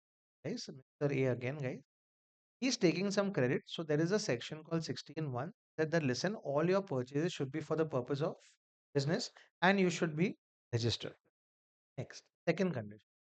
They said that whenever you want to take credit, you should have a document. Guys, you should have a, and not just you should have a document. The document should be uploaded by the supplier also. Guys. Everyone. D for what? Document. Next, you should have received the goods and services. Everyone, you should have received. But sir, in August, I'm only receiving half. I'm receiving the next half in September. Then you will get the entire credit in September. If it's billed to ship to and the other person has received, it will be assumed that you has received. Next, is the government should get the GST and you should file the everyone DRGR. D for R for receive, G for and R for return. Guys, what is the G for GST, guys? I'll tell you. Guys, who's purchasing? A, he should pay the supplier. He should pay the supplier. He can pay the supplier within 180 days. Within how many days, guys? But the government will not wait for 180 days. The government wants the supplier to pay the GST immediately. Are we okay? Everyone, please tell me, can I take credit even without paying the supplier? I asking again. Good answer. Guys, can I take credit even without paying the supplier? Yes, because there's a rule called Rule 37 whereby I can pay the supplier within 180 days. Let's put some numbers. I'm purchasing worth 1 lakh where the GST is 12,000. How much is the GST? Is it PC? Yes, so I'm taking a credit of how many thousand? 12,000. What is today's date? 10th August. I took the credit. The government said, please give a promise writing that you will pay the supplier within 180 days, roughly 6 months. So from May, from August, September, October, November, December, Jan, Feb. Around 10th Feb, by 10th Feb, you should pay the supplier, guys. I paid him within 1 year. Have I lived up to my promise? No impact on my credit. But what if I don't pay within 180 days? The government said, listen, you made a promise to pay within, and that's why I give you credit. If you don't pay within 180 days in the month of February, you on your own have to reverse this, guys. That's called RI. What is it called? RI. R for reverse. So you took a credit, you're giving it back. And on that credit, because the government gave you credit, you have to pay interest at the rate of 18% to the government. But finally, you paid March. Then you will get the credit back. Guys, so once they got credit, you give it back. Then you will again get a recredit. It's called, but interest you will. Can we repeat? Promise to pay within. If you pay, no problem. Within 180 days. If you don't pay within 180 days, then in the month of that 180 day coming to an end, which month was in our example? February. You have to do RI. What is RI? Reverse the credit and interest. From what day and all, it doesn't matter, guys. When will you pay money lender interest? From the day you took money till the day you repay money. So what's the difficulty in that? Guys, 1 minute, guys. If you take money lenders money, how long will you have to pay interest? From the day you take the money till the day you repay. Same way, interest from the day you take the credit till the day you recredit it. Are we okay with this? And finally, when you paid in March, guys, will you get the credit back? Yes, but you will not get what back? If you're purchasing some capital goods, some which goods? Like a laptop, etc., we will give you credit. But remember that capital goods should go in the balance sheet, but not the GST amount. Not which amount? GST amount. Everyone, section 16.3. And guys, if I forgot to take credit today, can I take it tomorrow? Yes, day after tomorrow. Yes, after 7 years, they have put a limit called NA, which is the same NA which we already know, section 16. Can we recap? Conditions for taking credit 16.1. ER 16.2. ERGR, mainly document, guys. Yes, 16.3. Capital goods. Yes, and 16.4 is the timeline. These are some conditions to take what, guys? Credit. Next. Guys, while you're taking credit, some credits have been blocked under a section called section 17.5. I'll just give you a basic idea. You can watch detailed videos for that or handwritten notes, but we'll not be able to revise this and do sums, guys. Both we cannot do in a marathon. If you're buying any vessel, aircraft, or motor vehicle, credit is completely blocked. If you go for beauty treatment, food and beverage, it is completely blocked. If you are developing any immovable property or constructing immovable property, it is completely blocked. If you are a composition scheme dealer, then your credit is blocked. If you are a foreigner, then your credit is blocked. If you are taking some supply which is for personal use, credit is blocked. Blocked, you can write with section 17.5. If you are giving some things as what gift, it is a block. If your goods get destroyed, etc., it is blocked. And there is a rule called Rule 86A. And if the government feels you've done something wrong and they want to investigate that, pending the investigation, it can be Now, guys, comes the next section. Guys, you have bought some capital goods. What have you bought? Capital goods. And the government says, listen, I'll give you credit. What will I give you? Credit. Example, guys, everyone on the screen. You read and you do this, you'll never be able to do this, guys. It's a marathon. Please be prepared to only listen, listen, listen, and then do something. You got some capital goods and the government gave you what? Credit. You bought a laptop for how many lakh? GST how many thousand? And the government gave you 18,000 GST, but they said, please use this laptop for the next 5 years for the purpose of your business. That means how many months, guys? 60 months. Guys, if you sell it in between, the government gets upset and they calculate two numbers, A or B, whichever is higher, and they want to reverse it. Guys, A is the selling price. Are you selling the laptop? Let's say you're selling it for 60,000 into the GST rate. And B, guys, is have you used the laptop? Yes. So they'll ask you to calculate the quarters which you've used it. Example, guys, you bought it in the month of December. So which was the quarter of December? October, November, December. So about December 10th, I bought it. Still, you will get the entire quarter. Jan, Feb, March, April, May, June, July, August. Today, you're selling how many quarters? Four. So 4 quarters into 5%, 20% you deserve the credit, but 80% you don't deserve it. So 80% of 18,000, that is 14,400 is the second amount. Are we okay, everyone? So you'll do the calculation quarterly, 5% per quarter. Are we okay? Whichever is higher will get. Are we okay? This does not apply if you sell it after 5 years. Only A will apply in that case. And if you're selling dies, bricks, refactory bricks, etc., then this concept does. Next, guys, I have some extra mobile phone. Can I sell it? Yes. I have an extra car. Can I sell it? Yes. I have extra credit. Can I sell it? See, listen, under section 18.3, if you have any credits, you can only give it to someone else if there is SAMR. Someone made a new shortcut called Sambar. Yes. Yeah, they made a new shortcut, but I had a shortcut called SAMR. Yes, someone made a shortcut called Sambar, or they also made a shortcut called Rasam.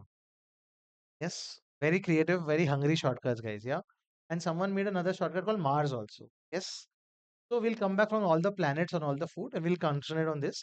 If you are having a sale, what is it?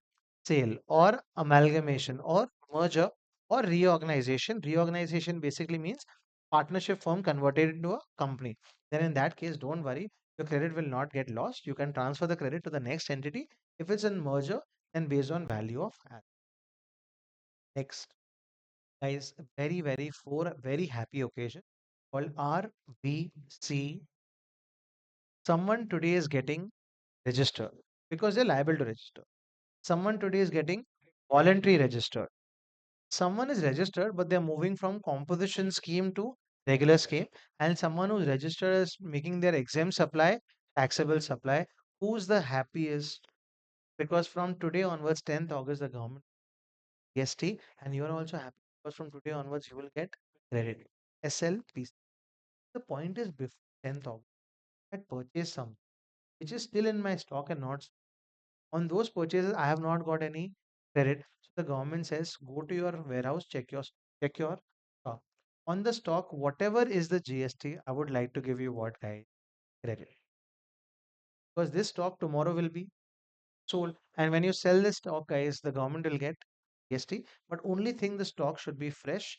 How fresh? It should be purchased within 1 year from today. So today is 10th August. So last 10th August, in between that much. Should be fresh. 1 year. Next, guys, in before 10th August, if I bought some capital goods, then will the government give me credit? In the first two cases, no, because you were not registered. But in the last two cases, were you already registered?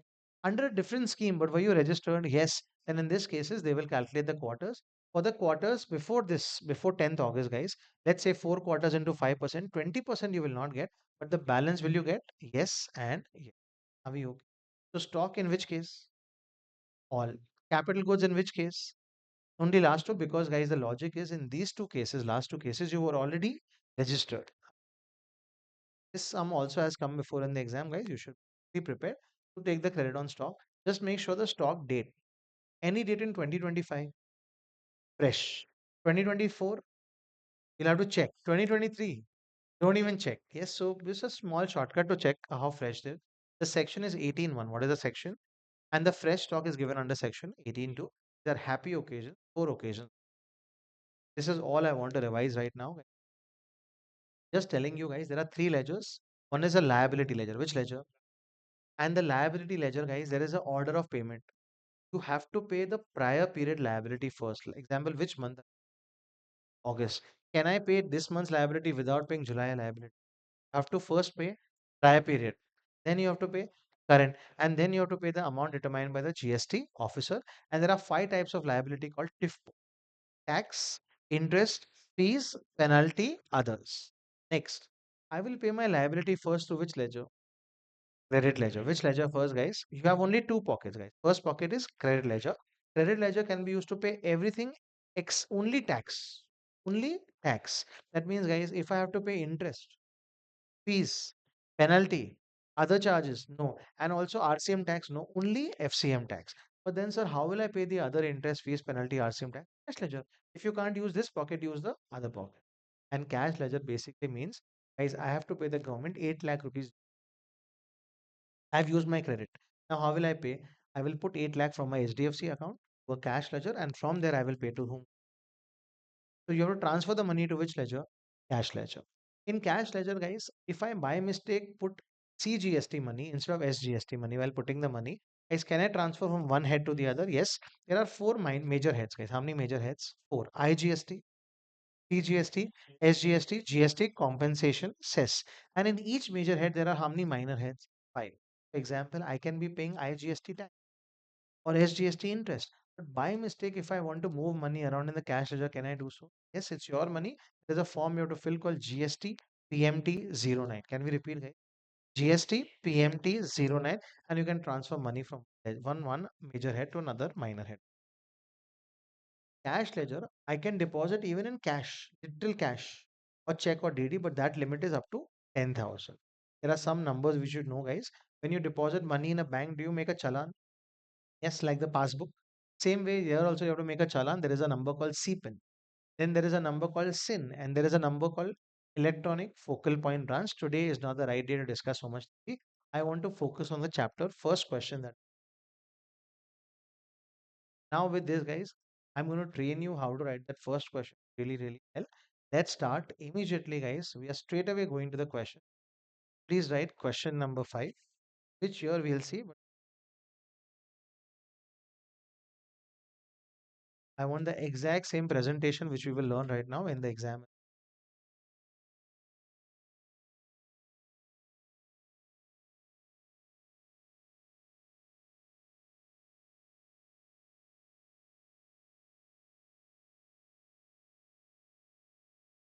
This paper is open. So we'll do this only first, guys. Let's start. This is an easy question, and then we'll do a difficult also one. Please write question number 5A. Exactly like this, you have to attempt in the paper.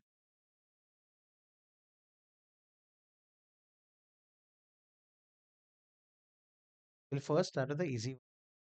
I already know, guys, it's for 15 marks. Sorry, it's for 10 marks in your exam. Earlier, it used to be for 8 marks. Now, and the last line is always the same. Compute the minimum net GST payable in cash. Also, they've asked for the amount of ITC. Purchase leads to credit. Supply leads to. If you see both of them together, you'll get confused. First, finish one ledger, then you go to the other ledger. And also, we'll talk about RCM here, how to put RCM. You know, RCM has how many impacts, guys? 3. Let's start, guys. This is K and K. First, we'll make the electronic liability.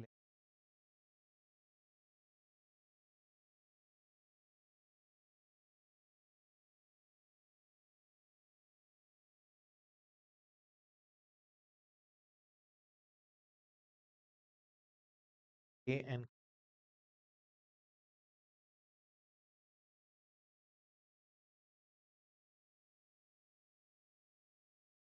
GST is always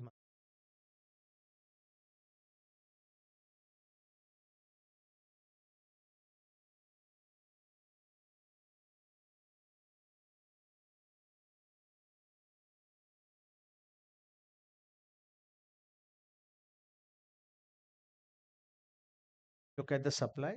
We'll keep a calculator. Guys, it has made the following outward supplies. One is interstate supply. How many lakhs? 85 lakh. Into what rate, guys? 18%. 85 lakh into 18%. How much is that? 15 lakh 30.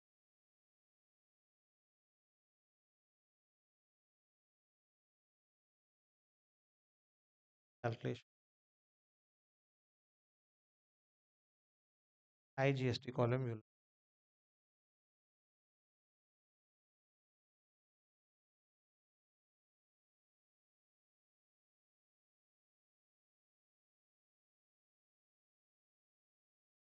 interstate supply. 15 lakh into what rate, guys? 9%. How much is that? 1 lakh 35,000.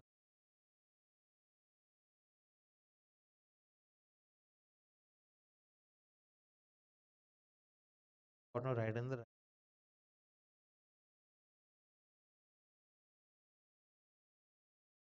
There we are.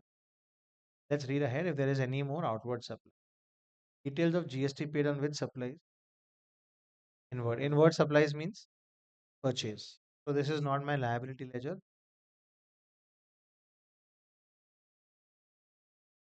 There is no opening balance of ITC and details. Yeah.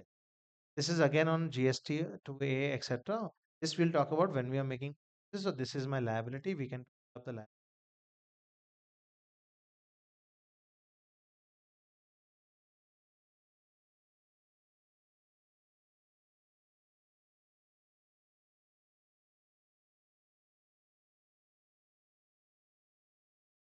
In lakh 30,000, lakh 35,000, and 1 lakh 30. How many pockets do you have? First, you will use which pocket? Credit, and if not, then you will pay through. Now, this is where we will stop, and we now have to make a credit ledger, guys. Leave approximately 5-7 lines.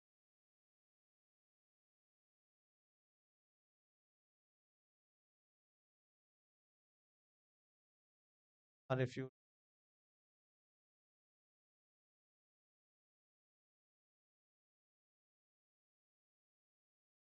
tax credit.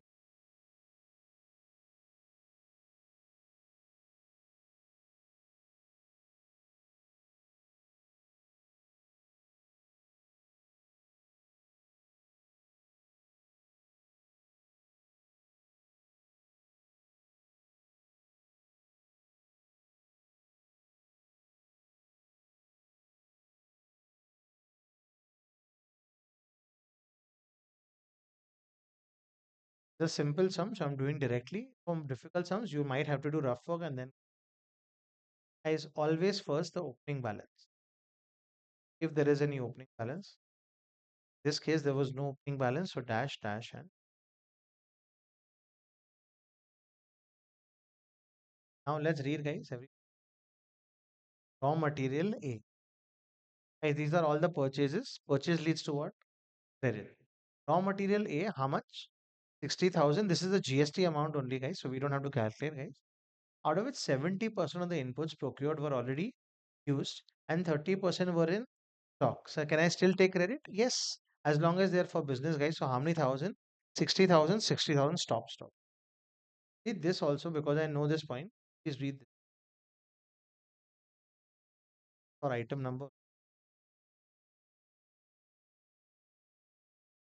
Guys, the supplier has not filed GSTR 1. If he does not file his return, guys, then unfortunately we can't take credit. Guys, earlier, guys, in that year, if you see the answer, you could get 25% credit. But now that has been amended, thankfully.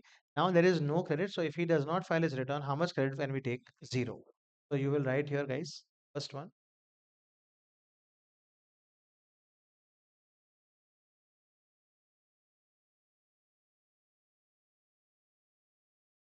Credit.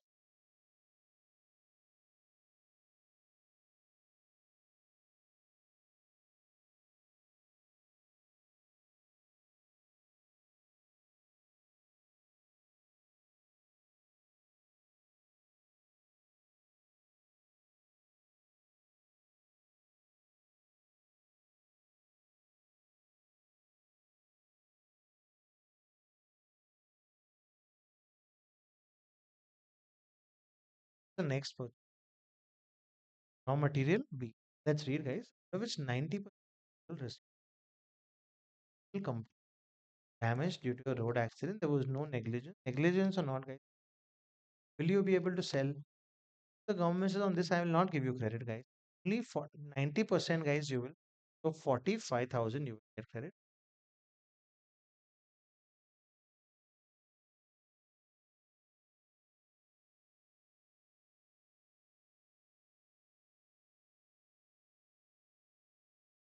Whatever. If it's damaged or destroyed, then you will not get credit.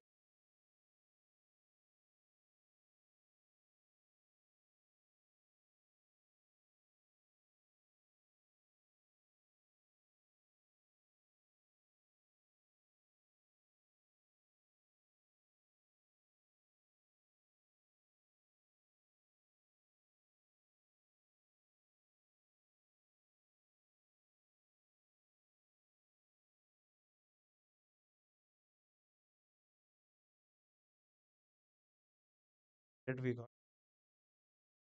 Real life also, guys. I'm a registered person. I can the liability is in your credit. Because, guys, especially with service industry, guys, I do not purchase so maybe a laptop, maybe some hotel stay, maybe some mobile phones. On that, I get credit, guys. Otherwise, on my air flights, etc., I get credit. But otherwise, my liability is much, much more than my credit. For people who purchase and sell, guys, then it's almost equal because they purchase, they sell. So credit, but the selling price will be higher. So that GST will liability is little higher than your credit. Just saying. Yeah. Next, construction of what? Pipelines. We've not discussed in detail, but immovable property, including pipelines, telecom towers, you don't get credit for, right? So this is block construction, immovable property.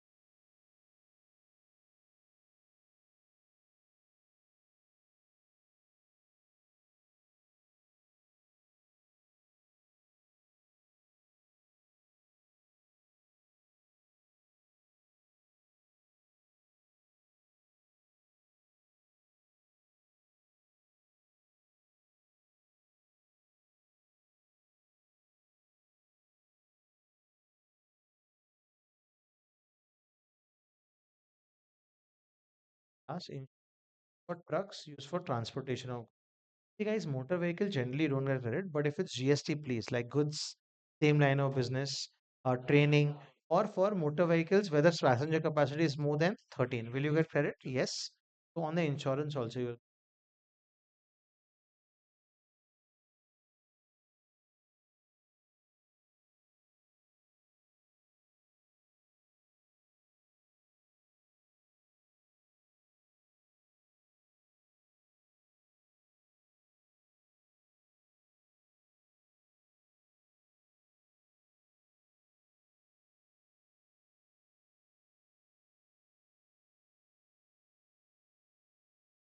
tell me, guys.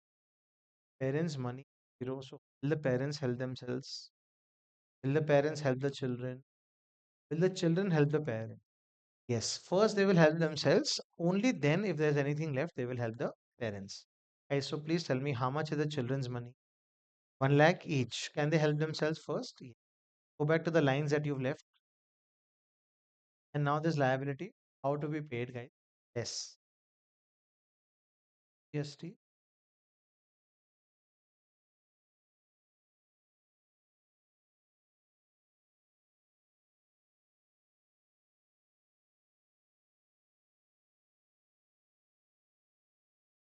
SGS.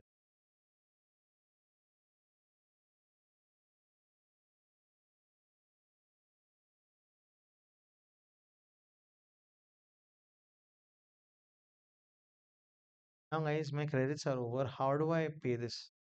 The government says you have only two pockets, credit and cash. If the credit is over, you'll have to pay through it.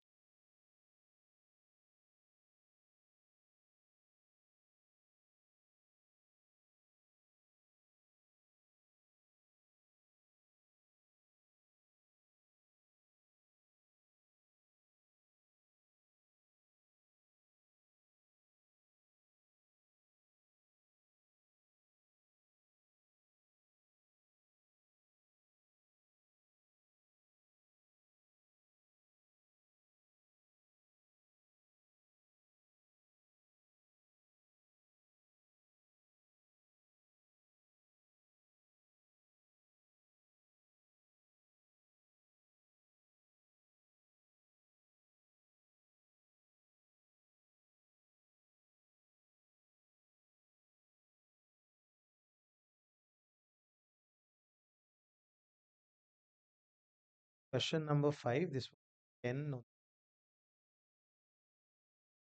this we take a difficult question.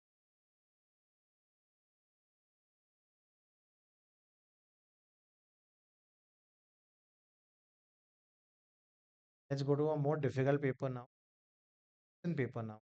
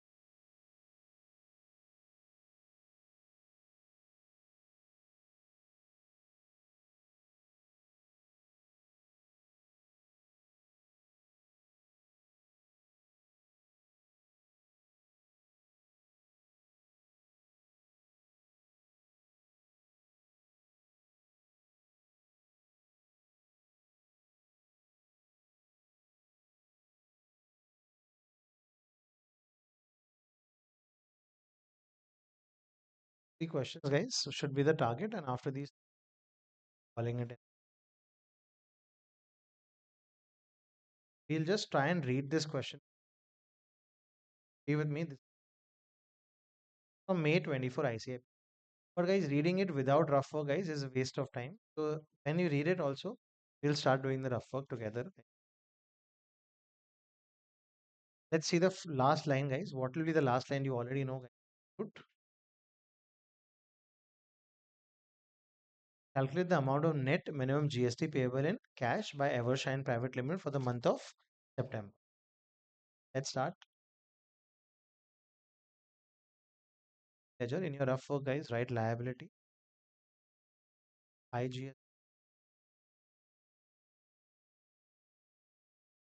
Focus now will only to build a liability. If we see purchase, we will not even read it.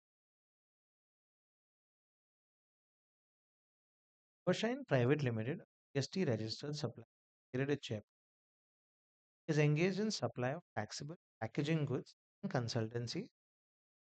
It provides the following details of various undertakings. This is the month. Details of outward supply. Here I have SL, guys. Supply leads to liability. Purchase leads to credit. I'm gonna. Guys, which state are you in? Rajasthan. Supply of goods of 18 lakh. He Enterprise. The registered person further received 50,000 from He Enterprise. Its freight charge has agreed to deliver the goods. It does not include value of stock. Guys, what is the total value? How much are you getting? So the government says even I want GST on 18 lakh 50,000. And guys, please tell me, is this a composite supply? Are both together naturally bundled? And what is the principal supply? Goods. So 18 lakh 50, the GST rate on. Let's see the GST rate on goods is 9, 9, and 18. Is it Rajasthan only, guys? Yes. So it will be what percent? 9, 9. Everyone, please calculate 18 lakh 50 into 9%. How much is that? 1 lakh 66 500. Please write this calculation here. 18 lakh 50. 9%. IGST, there's a dash. Lakh, yeah, there's a rough note. Lakh 60. Better your rough note, the better will be.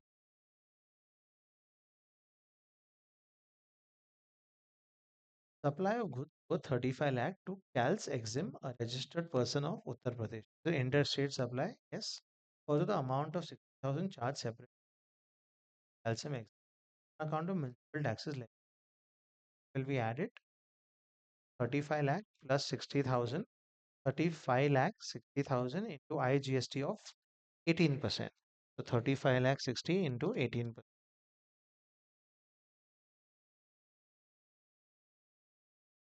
How much is that? 6 lakh 40,000 dash.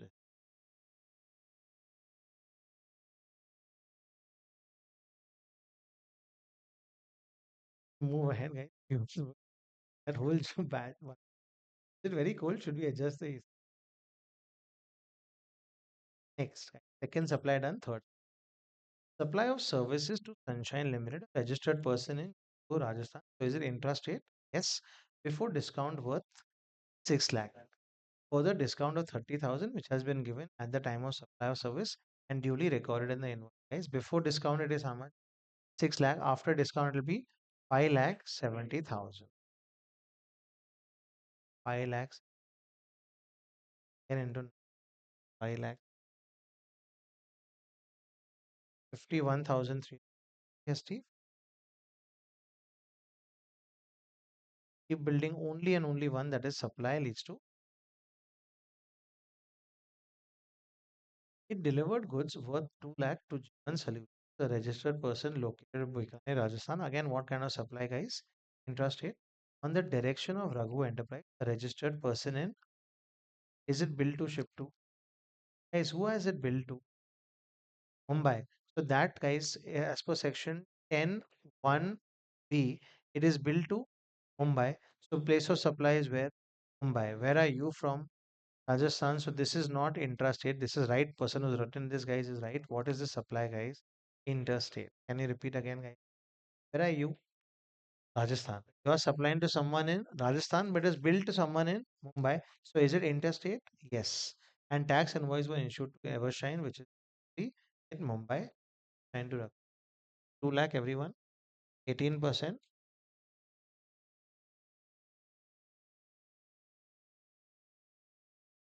That is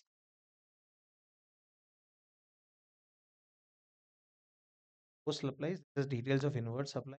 A 5 per. This is the total liability.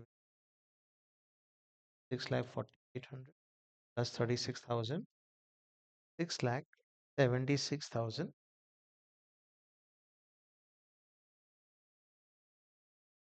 lakh 17, and here also two. This is my liability. I have how many pockets? Two pockets. Yes. Now, guys, if there is any RCM, 1 minute. If there is any RCM, then always I have to pay through which ledger? Cash. So if there is any RCM, I will be liable to pay. Like example, guys, just taking an example. There was an RCM of 10,000 CGST. Guys, whatever I pay through cash ledger, I will have to add how many thousand? 10,000 and 10,000. So if it's any RCM, repeat. If it's any, how many places will it impact? Three places. So first, which ledger are you making? Liability. In that, in the end, you will put that because you are liable to pay the government. This has to be paid through which ledger? And you will also get credit of which 10,000. Just saying, we'll also do a sum on RCM, but because RCM scares a lot of people, this is something that this is your liability. You have to pay it at the end of the month. First, using which ledger? Credit. Then using which ledger? Cash.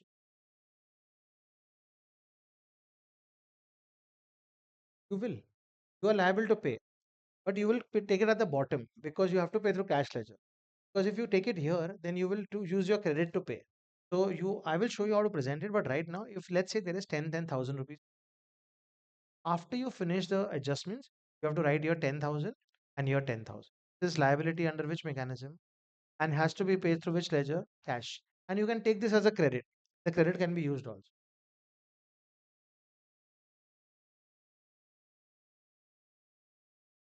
Were you there yesterday?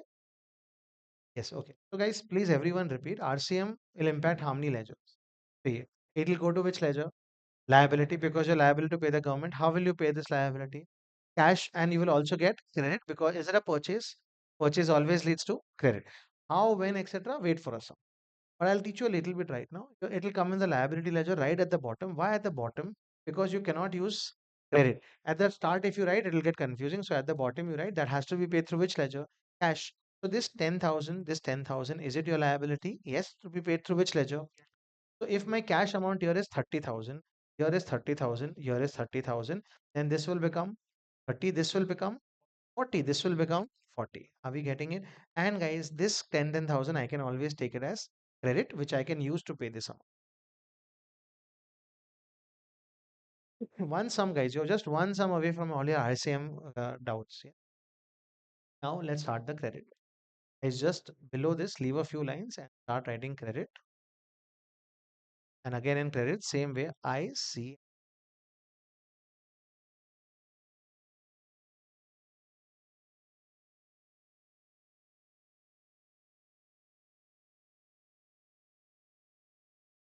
So in ICNS credit, let's see what are the purchases you are making first. Purchase raw material goods worth 20 lakh from Paper Limited, GST registered dealer located where? Kanpur, Uttar Pradesh. Goods worth 1 lakh out of the total purchases were not received during the. Guys, are you buying it in parts? Yes. When are you getting the next part? Or not received? Yes. So in that case, guys, can you take credit?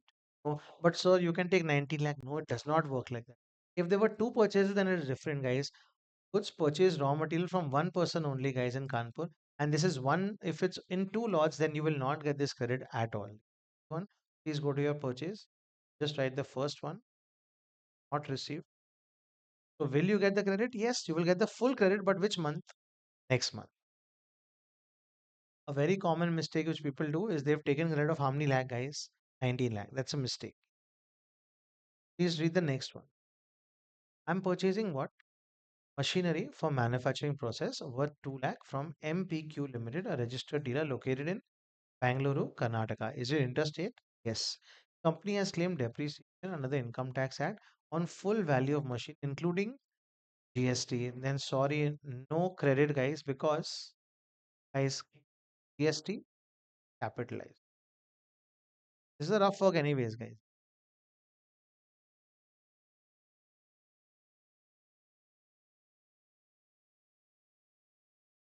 Purchased a truck worth 15 lakh from a GST registered dealer located at Ajmer, Rajasthan. Is it the same state? Yes. For transportation of its goods. Will I get the credit? Yes. 14% on 15. Take 15 lakh. Give 14%. Truck. My GST. Lakh 10. By CNS. Intrastate. It's the same state of Rajasthan.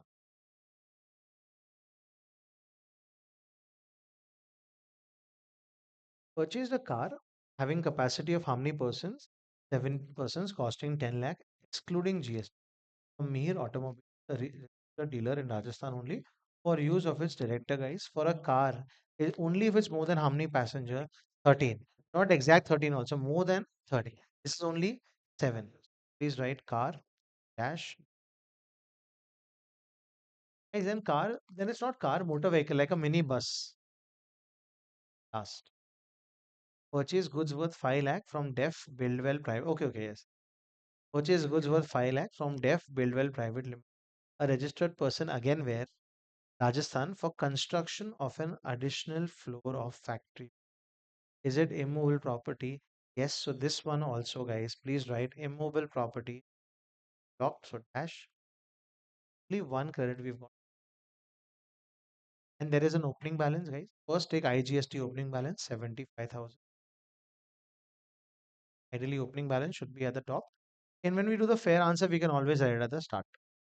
Then CGST is 20,000. SGST is.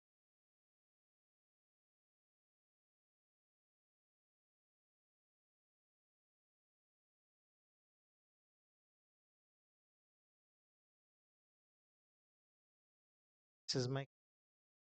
It's time to pay my. First, which credit should I use? IGST. How much is my credit? 75. And how much is my bill, guys? 6 lakh. Oh, yes, yes. Oh, that same reaction, guys. No problem. So please do 75,000 minus here. 6 lakh 76,800 minus 75,000. 6 lakh 1,800. This is over. Next, children's money 2 lakh 30. What is the bill here? 2 lakh 17. Can I use this here? 2 lakh 17. This bill is paid. Very patiently go back. Minus 2 lakh 17,800 from 2 lakh 30,000. How much is the balance, guys? 12,200. Next, go to SGST. 2 lakh 60. The bill 2 lakh 70. Shortcuts, guys. Everyone has to be doing this. And 2 lakh 17,200 minus 2 lakh 60. 42. Now, guys, which bill is supposed to be paid? Parents, can the children help the parents? Yes. So please minus 12,100 and please 42.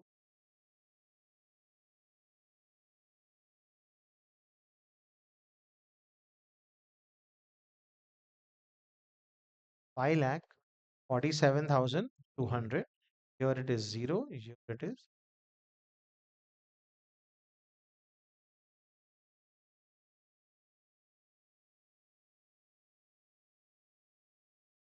If there was any RCM, guys, you will add it to this number. And that RCM, you would already use the credit because that RCM credit also you can stop. What if you had some RCM liability to be paid? Will you add that also? Yes. And that's why it is always in the end of the liability ledger. You have to write RCM. Yes. Example, guys, RCM was 10,000 CGST SGST. Would I add it here? I want more answers, guys. Yes. So how much would I put here? 10,000. I'm taking a different pen color for this one. You will participate. How much will I put here, guys? 10,000. And here also, how much will I put? 10,000. Guys, but will I get credit of that also? Yes. So my credit will be increased, guys, here. This will be increased by how much? 10,000. This will be increased by how much? 10,000. So this can be used here. Yes. So I can make it here 22,800 here 52. Are we okay? Don't worry. When you solve a sum, you'll understand that. Answer it. Just removing all this. Again, guys, remove. Please tell me the numbers originally. 12,200. 42,000. This. So, guys, now what is my credit? 0. So, no credit to be carried forward, and this will be paid in. Guys, to save time, because it's 12:50 and I want to end the session as soon as possible, we'll try and solve this sum by mentally putting a structure. Yes, let's start. Yes, how will you start this sum? Computation of GST liability of Evershine Limited for the month of whichever September, Jan, whichever month. Yes, particulars IGST, CGST, SGST. First, guys, value of supply 18 lakh plus 50,000 separately collected for delivery will be added into what percent? 9% each since it is intra-state supply. Second, 35 lakh plus 60,000 added extra. So will be added to the value of supply since it is municipal tax into what rate? Since it is interstate supply. Third, 6 lakh minus 30,000 since it is a discount to be deducted as per section 15(3). So 5 lakh 17 to 9% each since it is a intra-state supply. And last, guys, 2 lakh into 18. What is that 2 lakh? Just let's check. Yes, 2 lakh. It is built to shift to model and hence it is an interstate supply as per section 10(1)(b). The total GST liability is 6 lakh 76,800, 2 lakh 17, 2 lakh 7. Guys, what will you write here? Less IGST, comma, CGST, comma, SGST credit used. And will you use this, guys? Yes. And here, what will you use? Less CGST credit, here SGST credit utilized. That's the word you will write. And this is GST payable in. Mainly, guys, it is here. Please tell me after this writing, as you will write working note. Computation of input as rate of Evershine Limited for the month. Particulars ICS. What do we start with? Opening. Please tell me opening balance. Next, first one. No credit since part of the supply will be received in the next month and hence the credit will also be received in the next month. Second, because the full value of the capital asset has been capitalized, section 16(3). Next, GST available since it is for transportation of goods. Next, credit has been blocked as per section 17(5) since it is not more than 13 passengers. Next, construction of immovable property credit is blocked under section 17(5). Are we okay? So this is how you will present the answer like this. I'm ending this here. This is from which paper, guys? May 20. The next Jan 20.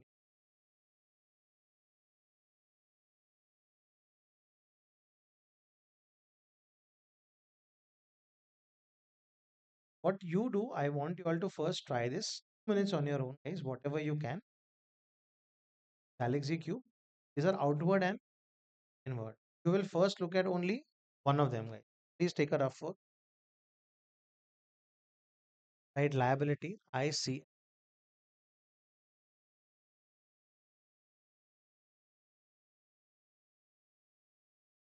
And whatever values you write it, I see. And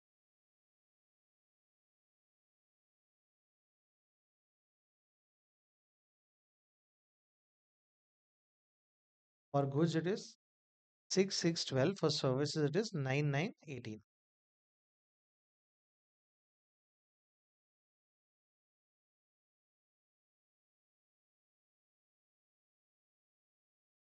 You in, guys. This is the month. So writing the rate here. Goods, what is the rate? 6 plus 6 is equal to, for service, what is the rate? 9 plus 9 is equal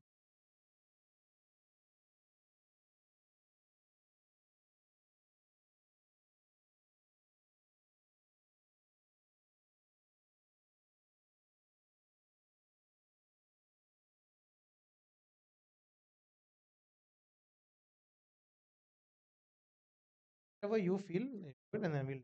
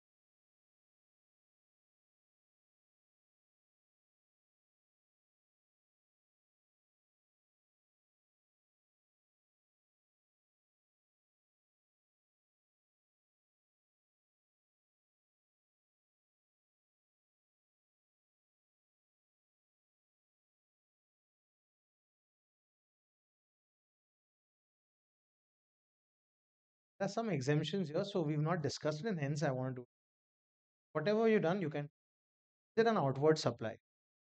What have you supplied? Laptop with a touchscreen, guys. Is it supplied to a managing director's? Guys, there is no related person here. Concept is just like any person here. What is the value you're supplying it for, guys? 60,000. So 60,000 into, is it goods? Yes. And is it director's rent? Was it supply? Unknown. So we don't know, guys. So we can take it's 6, yeah, 6%. Everyone takes 60,000 to 6%. How much is that? 3,006.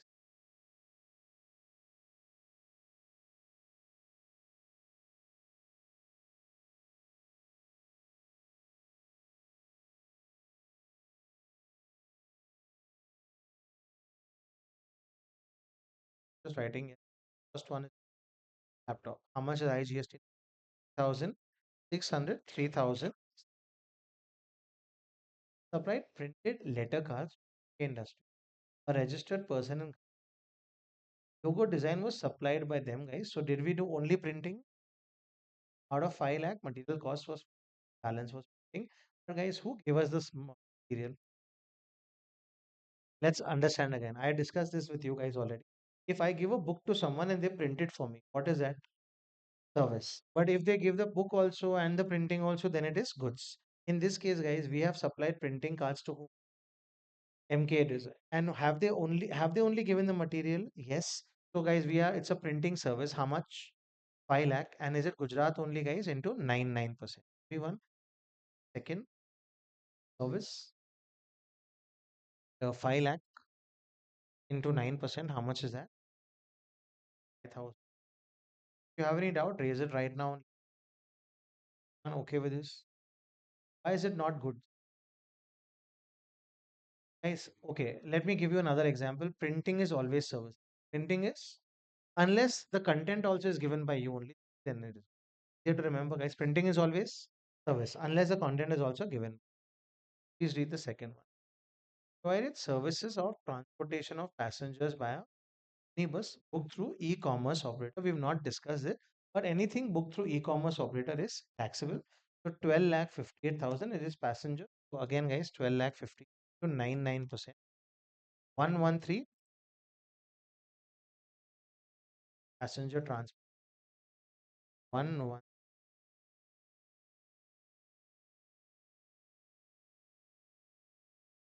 providing catering service for University of Patna qualification. Guys, 1 minute. Is this Patna? And where are you? So this is interstate or intrastate? No, no. Don't fall for this. Where are you? I can't teach you geography now at this time, guys. Everyone at 101. So please tell me, where are you? Gujarat. And where is this? Patna. So this is what supply, guys? Interstate supply. And there's no recognition of exemption here, guys. It is only if catering is given to a school, it's exempted. College is not exempted. So everyone take 2,12,000 into 18%.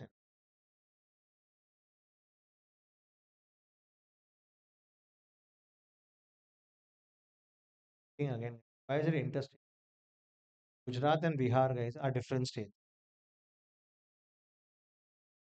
In supply of goods in the territorial waters, two waters registered in the state of Maharashtra. Such place of territorial waters were a distance of 5 nautical miles, baseline of Gujarat, and 7 nautical. Where is it closer to? Gujarat. So, and you're also in Gujarat. So, this is intrastate. So everyone 4 lakh 50 is good into 6%.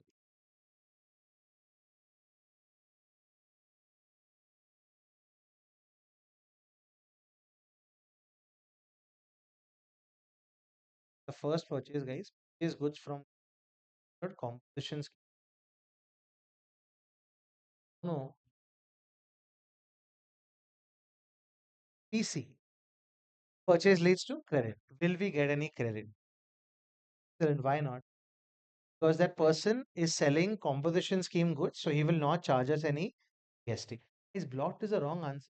Blocked is for that guy. I'm talking about me. Yes, 1 minute. People who are saying below supply, who asked you for below supply? Yes. So please understand. No problem, guys. Let's answer again. What am I doing? Purchasing. Purchase leads to. Will I get credit here? It looks very confused. Imagine yourself. You are buying a laptop from Chroma. Will you get credit? Because purchase leads to credit. But you are buying something who's under composition scheme. Then will he charge you any GS? No. So will you get any credit? Make a credit ledger. Everyone. INS. Some space. IC. Right purchase. No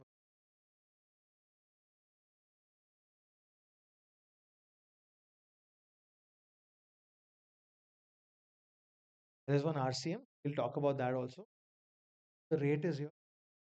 Inward, outward supply is all figures. During the course of filing the invoice, the account identified an invoice by Mr. Ajay, whose residential house was taken on rent by the MD of the company for which purpose, guys? Residential. Not discuss this. Let me revise this. I have a residential house. All of you guys are taking that house from everyone. Once I'll be able to. I'm renting my residential houses to all are unregistered. There is no G. Unregistered, no G. All of you all are registered proprietors. Registered, using it for residential purposes. Everything else there. Residential house. There are only two times exempt. First, unregistered, exempt. Registered, proprietors for residential use, exempt. Can we repeat it? Residential house will be exempt only two places. First, unregistered person, exempt. Second, registered proprietors but using for what purposes? Just all other cases it is taxable. Now, guys, are you a company? Who are you? Galaxy Cube Private Limited. Is it residential property? Yes. Will it be taxable? Yes. Is I cannot repeat. I will only repeat this one last time. Residential property to unregistered person. Guys, there is no GST exempt. To a registered proprietor for residential use, guys. Is it one of the cases? It is given to a. If you're not understanding this, ask your friends. I'll do this again. So it is given to a company. So will there be GST? Yes. Under which mechanism? RCM. Should take your calculators, guys. 50,000. And this is always interest rate only, guys, because it's taken. So this is a service. So into 99%. How much is that? 4,005. Now stop. I'll teach you how to do this. Everyone changing the ink for hours. Guys, this I will get credit, guys. Property. And how much credit will I get? 4,500. 4,500. Why? Because it is a purchase. Purchase leads to credit. Everyone who's confused, first watch it on the screen and then do it so that your confusion. How many impacts? Three impacts. How many given? One. Two more impacts will come again. But this is the impact. What is the credit now? 0. 4,500. 4,500. Don't write it, guys. Be in no hurry to write it. First, understand it. Now, one impact done. What is the second? And this is your liability. This is your. Because, guys, when you take on credit on RCM, you have to pay to whom? Government. So, in your liability, don't write, guys. In your liability ledger, residential house. The which mechanism? And this is which thousand? This is 4,005. And this will be paid through which ledger? All three. First, how many impacts for RCM? Where did you take it first? Credit ledger. One impact done. Then you have to pay it to the government. So in which ledger? Liability. And it has to be paid through cash ledger. Stop everyone. Only watch what I am doing. Then I will do this in fair with you. But right now it's my opinion. Now tell me, guys. What is my total bill? You calculate and tell me the number. Don't write the number. Just tell me the number. 38,016.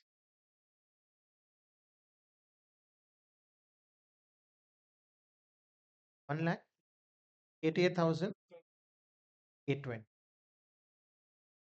Same guys here also. 1,88,820. Stop. Guys, this is my liability to pay. Guys, first I will use which credit? Do I have some credit? I want more confident answers. Do I have some credit? Yes. So can I use my credit, guys? Just going to make a difference. I'll use my credit. How much is my credit? 4,500. Can I minus 4,500 here? Yes. And how much here, guys? 4,500 is my credit over. I'll use a different 1,500, 1,500. Is this become 0? 0. So how many credits left? Now come back, guys. Do the calculation again. 38,160. Let's do this math. 1 lakh 84,320 and 1 lakh 84,320. Now, guys, how much should I pay through my cash ledger? I will have to pay IGST cash of how much? 38,160. I will have to pay CGST cash of how much? 184,320 plus excellent guys 4,500. So 1 lakh 88,820. And SGST in cash also I will have to pay 1 lakh 88,008. RCM changes. You are want to start that point, guys. You'll be relaxed. First, in which ledger? Credit ledger, guys. Yes, let's make a shortcut. Well, why not, guys? First, we'll make in which ledger? Credit. Then we'll go to which ledger? Liability, and you'll pay through cash. CLC. First, which ledger? Credit. You can use the credit. Yeah. And then you will put in which ledger, guys? Liability, and you will use it through cash. You'll write this. So you know how to present. And anytime else also you get RCM, guys. CLC. Final question. Write it well. 5. Paper was this, guys. Jan 20.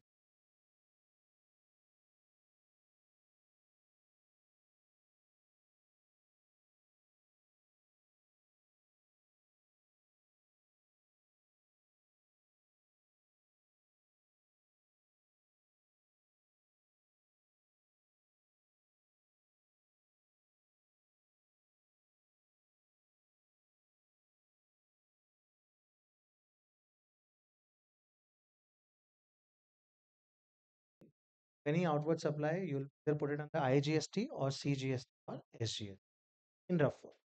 And then you'll find the total. Then you will make a credit ledger again, ICNS, and you'll only focus on purchase. Purchase from composition scheme will not get. From unregistered dealers, you will not get. Purchases which are blocked, you will all that you will remove and you will get the total. If there is any RCM, then it will go to 3 places. First, you will credit ledger, you will add it there. Then you will put it to liability right at the end, guys. Like how we got this liability. Right at the end, we added. Then that has to be paid through which ledger?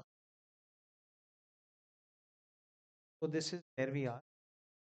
Unfortunately, I am not able to do one. But there is one more sum which is A20. Yes, you want to try it, you can try it. And I'll be back here at about right now. I'll be back about 2:30. If you want to show me that, you can. If you want to try at home, ask me the doubt later. Giving this.